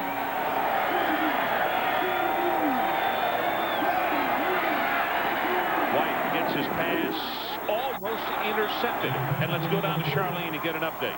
Ron, good news on Joe Bear. His arms and legs, full movement there. But the team physician, Rick Barker, told us that his lower back is swollen in the lumbar region. They don't know if there's a crack in the bone because it is so swollen. He is in a lot of pain. His parents came down to be with him, though. They're in the locker room right now trying to determine more of the injury. Charlene, before you go, I just want to understand one thing. We're talking about no paralysis at this time. That's what they're saying. That is correct. Okay, good. That is indeed good news. Thanks for the hustle. 5:15 left to play in the ball game. Going for the end zone. He's got a man caught inside the 10. First and goal, Bowling Green. That's McElroy. They ran the wheel route on the sideline. What that is the one receiver will run a post. Then Ryan McElroy will come around on a corner route, and he really ran a nice route. But this ball by Eric White is thrown right on the money. Steve Bryant, what you have is a linebacker against a tight end, and there's a reaction of Eric White trying to pull off a little magic of his own. That's right. 3 catches for 49 yards for McElroy. Here they come with the option. Jackson, and that is great defense by Nevada as the Wolfpack will set him down for a loss. Back outside the 10-yard line. Duckett is the man who led the attack. Ran the option plan for him. Duckett just wouldn't have any of it.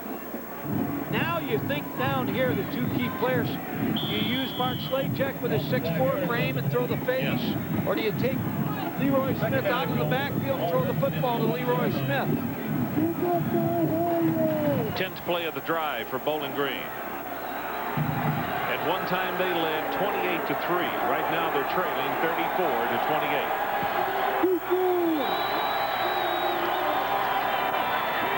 Blitz is there. Pass for the end zone. It is incomplete. Duckett with a great defensive play, Ron. That ball was thrown there on the money. Mark Slachek with his hands out. Corey Duckett with just a good defensive play. Watch the play. 2 6'4" players going at it here. Watch his right hand come up.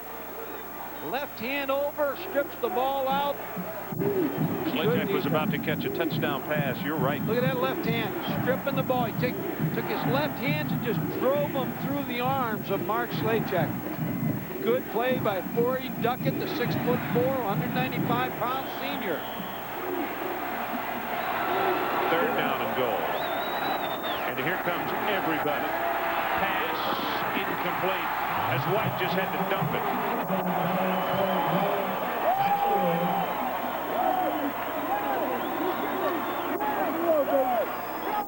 Dunn, Porter, both coming after the quarterback. Comes down to this 4th down play because Bowling Green has to go for the touchdown. Chris Alden, excited coach on the sideline. Well, you're excited. Who do you go right to talk to? Quarterback, Chris Vargas. 3:59 left in the ball game. Bowling Green with a 4th down and goal.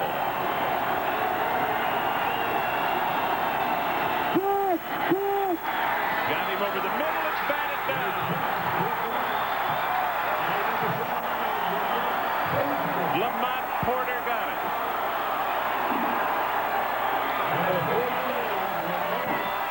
Ron, something you have to remember right now is Bowling Green still has 3 timeouts, so it's a long time on that clock. 3:54 on the clock, 3 timeouts. Here's the pass deflection. Lamont Porter, number 49, over the middle as they're trying to go to Hankins was open. You could see Hankins over the middle. There's a coverage on Slachek. He's being held by number 7, Brock Marion, so he's out of the play. Now, Bowling Green's defense must come up with a stop.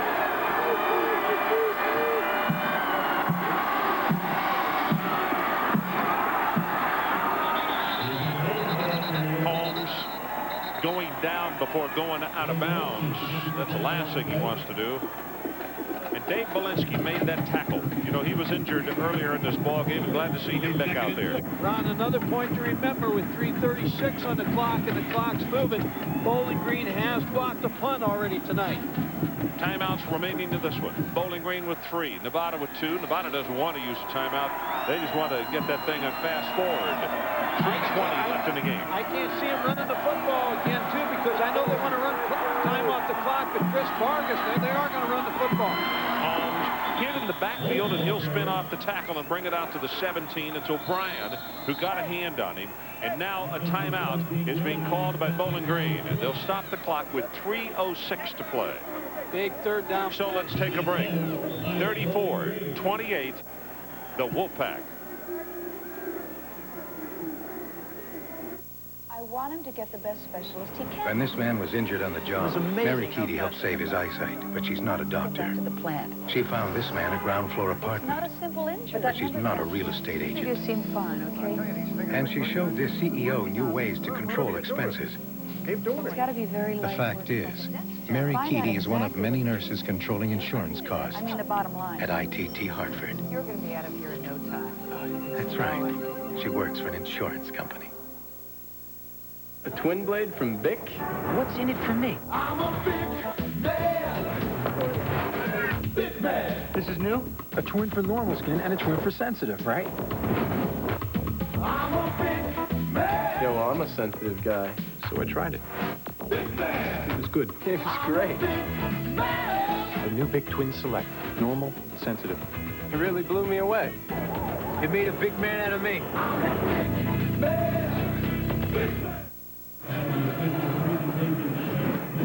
Welcome back. Don't forget, after the game, SportsCenter, Jerry Tarkanian fired, scores in the NBA, and also the Dave Winfield signing.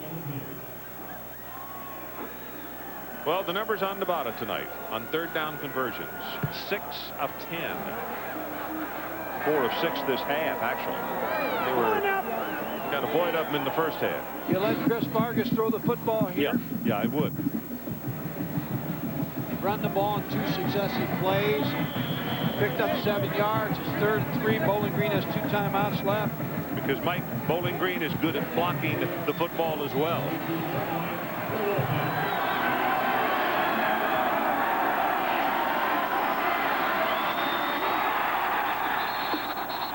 Bowling Green had come across the line of scrimmage, but before the ball was snapped, it appeared as though Nevada had a player move. So let's see. Well, they're both pointing at each other. Preliminary indication.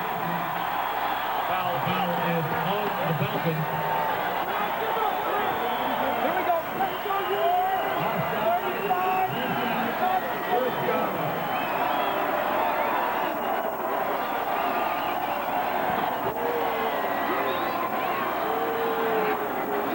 So they're going to mark it off against Bowling Green, and the first down that goes with it. Penalty 7 against Bowling Green, 57 yards, 3 against Nevada for 10 yards.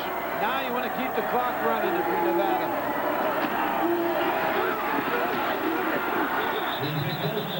Holmes gets racked up, and you can see him cut it back upfield when there was nothing there. Last thing in the world he wants to do is go out of bounds. Timeouts remaining, 2 for Bowling Green, and they just called one. Takes them down to 1 timeout left. So we'll take it with them. 2:35 left to play in the ball game. We'll be right back. When it comes to camcorders, always ask the right question. Like who delivers the finest picture and sound? Who lets you record 5 times longer than VHS-C?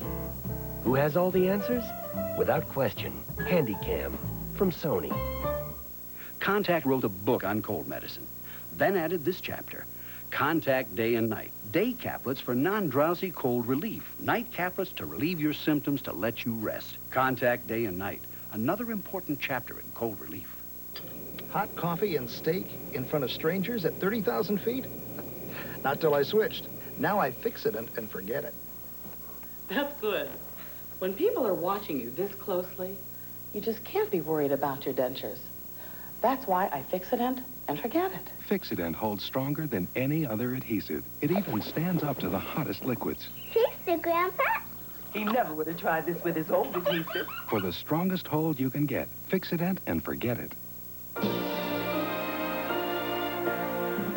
Come fly the airline that's uniting the world. United. Come fly the friendly skies.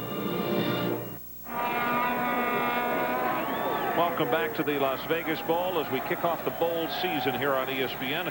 Ron Franklin, Mike Gottfried, and Charlene Hawks. Glad to have you with us. What has been an incredible turnaround. Bowling Green led this football game 28-3. They could do no wrong. 2:42 left to play in the game. They're down 34-28.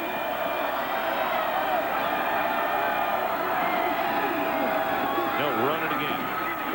Out to the 31 is Holmes. And now Bowling Green has just called their final timeout of the ball game. It's going to be a 3rd down for Nevada. They need to take it to the 33-yard line. You let him throw here, Mike? 2:35 on the clock. Yeah, I'd put the ball in. I believe so much in this quarterback, Chris Vargas. I don't think he could do anything wrong.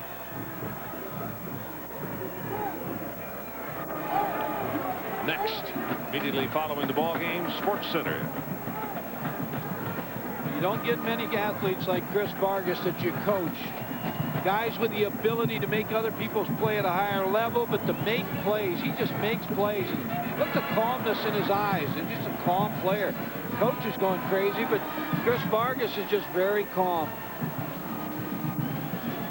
Chris Alt tells him what he wants done in this play.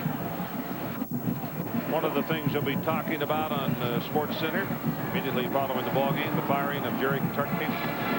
He was the basketball coach, of course, for years here at UNLV, and then went on to San Antonio in the NBA. Great basketball coach. Coached defense, and they called them the running rebels, and they were great on offense. But I tell you, their keys to Tark's success was his defense. 3rd down.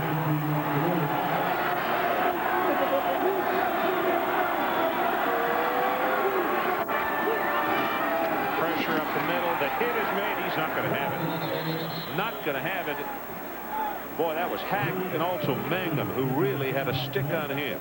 Dave also Belinsky as well. Yeah. He made the pop run, and he finished it off. Now you take all the time you can take if you're Nevada to punt this football. If you're Bowling Green, you got to come after this kick. You got to try to block this punt. Remember Kenny Burris before, number 3, came through on the inside, so let's keep our eye on Kenny Burris.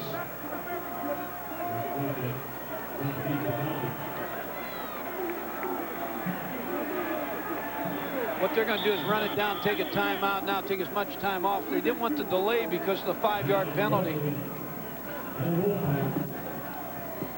Well, be sure to tune in to ESPN for NFL football on Sunday night. Dan Marino and the Miami Dolphins will look to clinch a playoff berth on Sunday night, 7 o'clock Eastern time, as they battle the New York Jets down at Joe Robbie Stadium. ESPN's coverage of that Sunday night NFL game begins at 8 o'clock Eastern time. So join us for that one. The Jets against the Dolphins this Sunday. Ron, if you're coaching the special teams at Bowling Green, you got to remind your players that you can't jump off sides here. Standings in the AFC East, Buffalo already clinched a playoff spot, but you see Miami in there, the Jets at 14. 1:53 left in the ball game, 34-28. Nevada on top. Lester is the man who drops back in punt formation. Gary Blackney, does he have the block on or does he have the return on? He's got the block on. I think he does too, Mike. Kenny Burris is going to try to work his way free up inside again.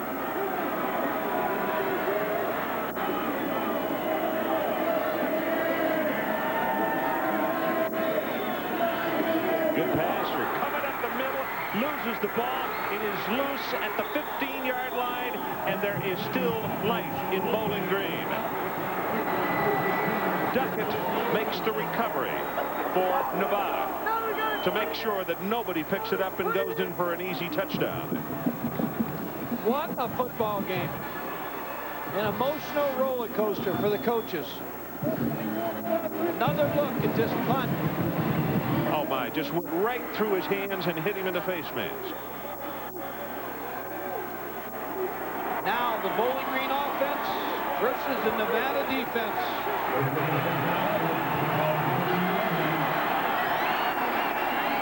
They roll the pocket.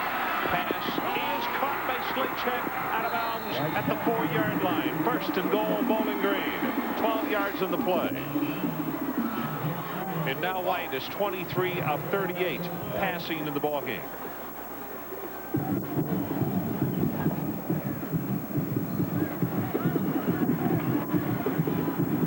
Wow, what a football game. I just can't get over how well this game has been played by both these teams and the big plays on both sides of the field.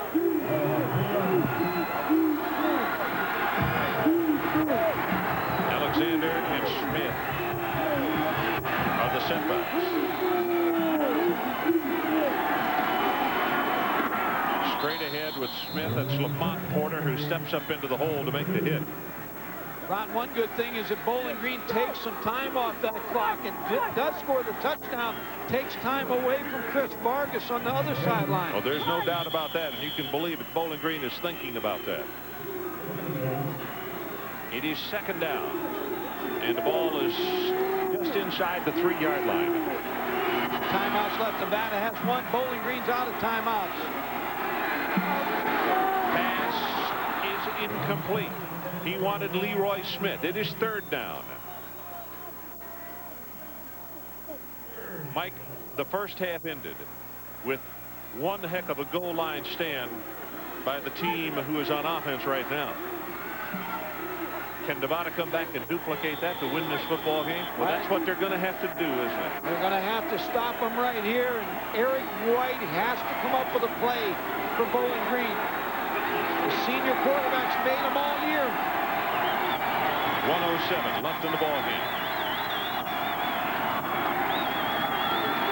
Leroy Smith, left side, hit at the line of scrimmage. He will get nothing.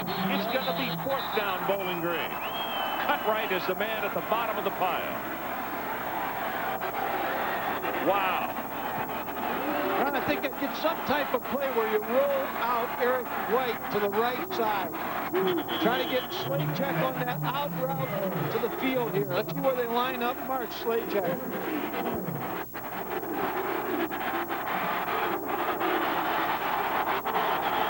Okay, keep your eye on the fullback here. They shifted to tackle. Keep your eye on Leroy Smith here, the fullback, in the flat. That's who he's looking for. Dumped it, no. Touchdown. Hankins.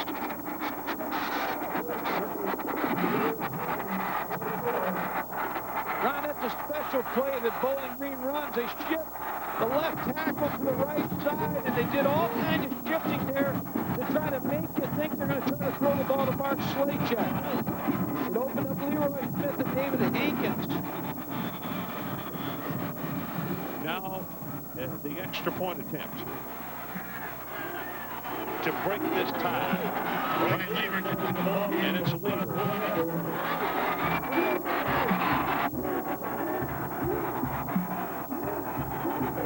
Pass is good. Kick is good. It is Bowling Green with 22 seconds left on the clock, going back on top by 1 point, 35 to 34.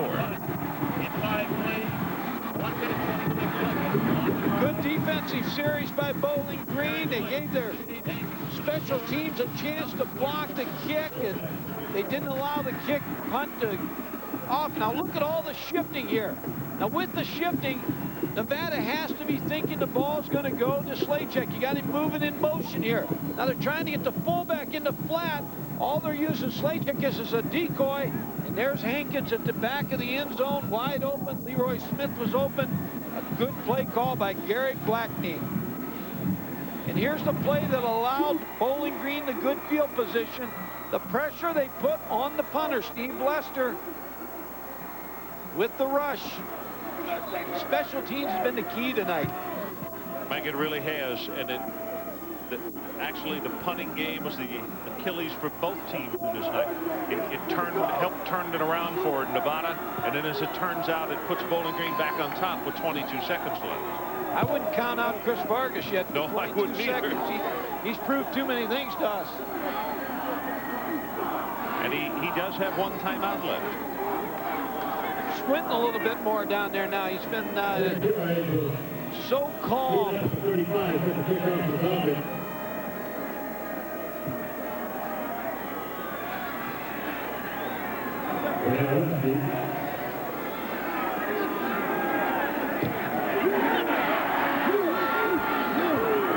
West from the 2-yard line.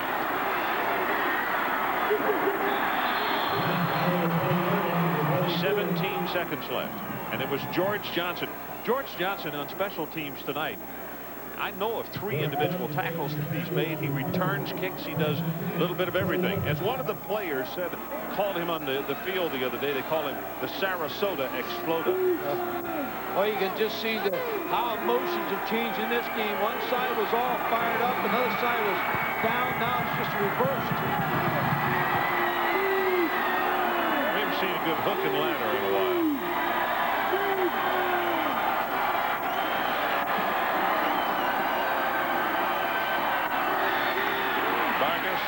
Deep over the middle, tipped again, and incomplete.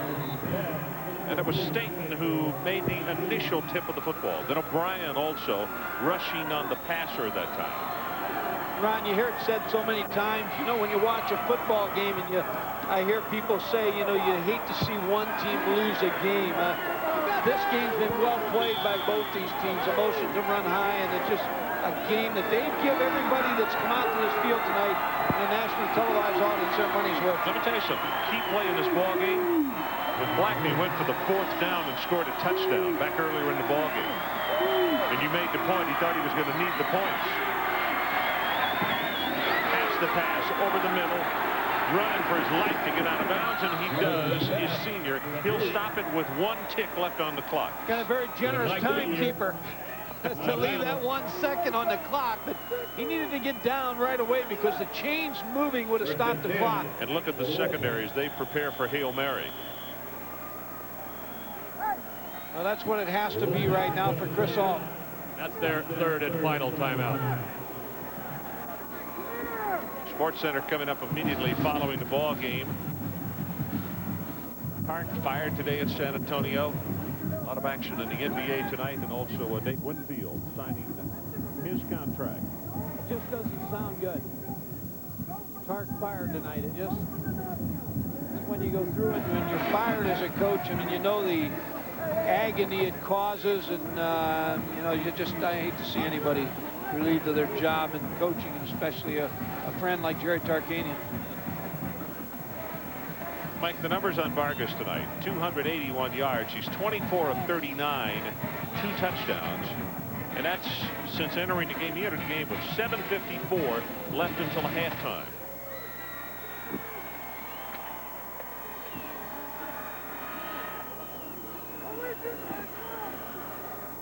But the play by the head coach of Bowling Green, extremely important. At the time, it might not have seemed like much, but when he went for it on 4th down and they threw the throwback pass to the quarterback for the touchdown, that's the difference in this football game.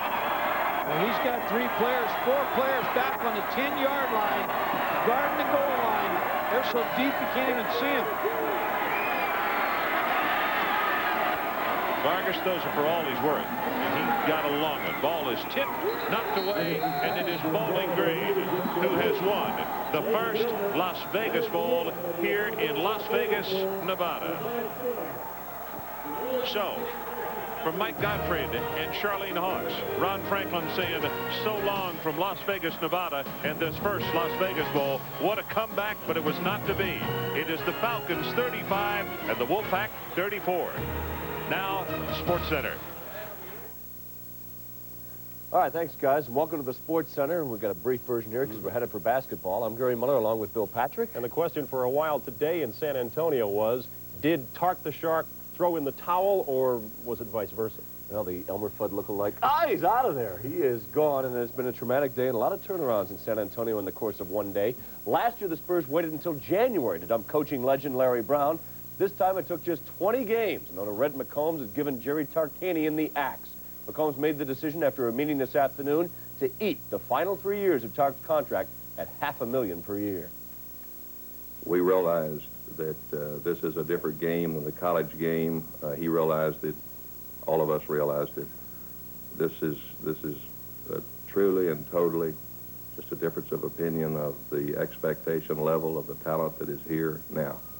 At 62 years old, the noble experiment of Tarkanian's first venture into the NBA just didn't work out. As he put it, I'll never coach again. I'm all done. I'm having some real health problems. You know, my blood pressure is high. I've had chest pains. I'm having a hard time living with the losses. The losses really eat at me.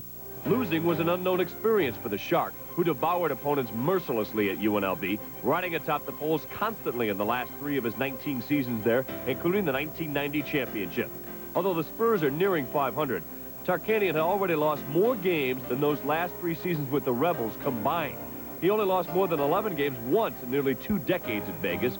His winning percentage of 83.7, the highest in NCAA Division I history. With Terry Cummings lost for the season, Willie Anderson out for at least another month, and Antoine Carr hobbled until January, Tarkanian felt the most influential absence on his team was the release of former point guard Rod Strickland. I felt we could be, a 500 team or close to a 500 team with what we got right now. I thought that if we could get us a quality point guard, that we could compete for the championship. And I think Red felt that we can do that without one. So I think it was just a difference in opinion. Rex Hughes takes over for the time being, and he doesn't necessarily agree with his longtime friend.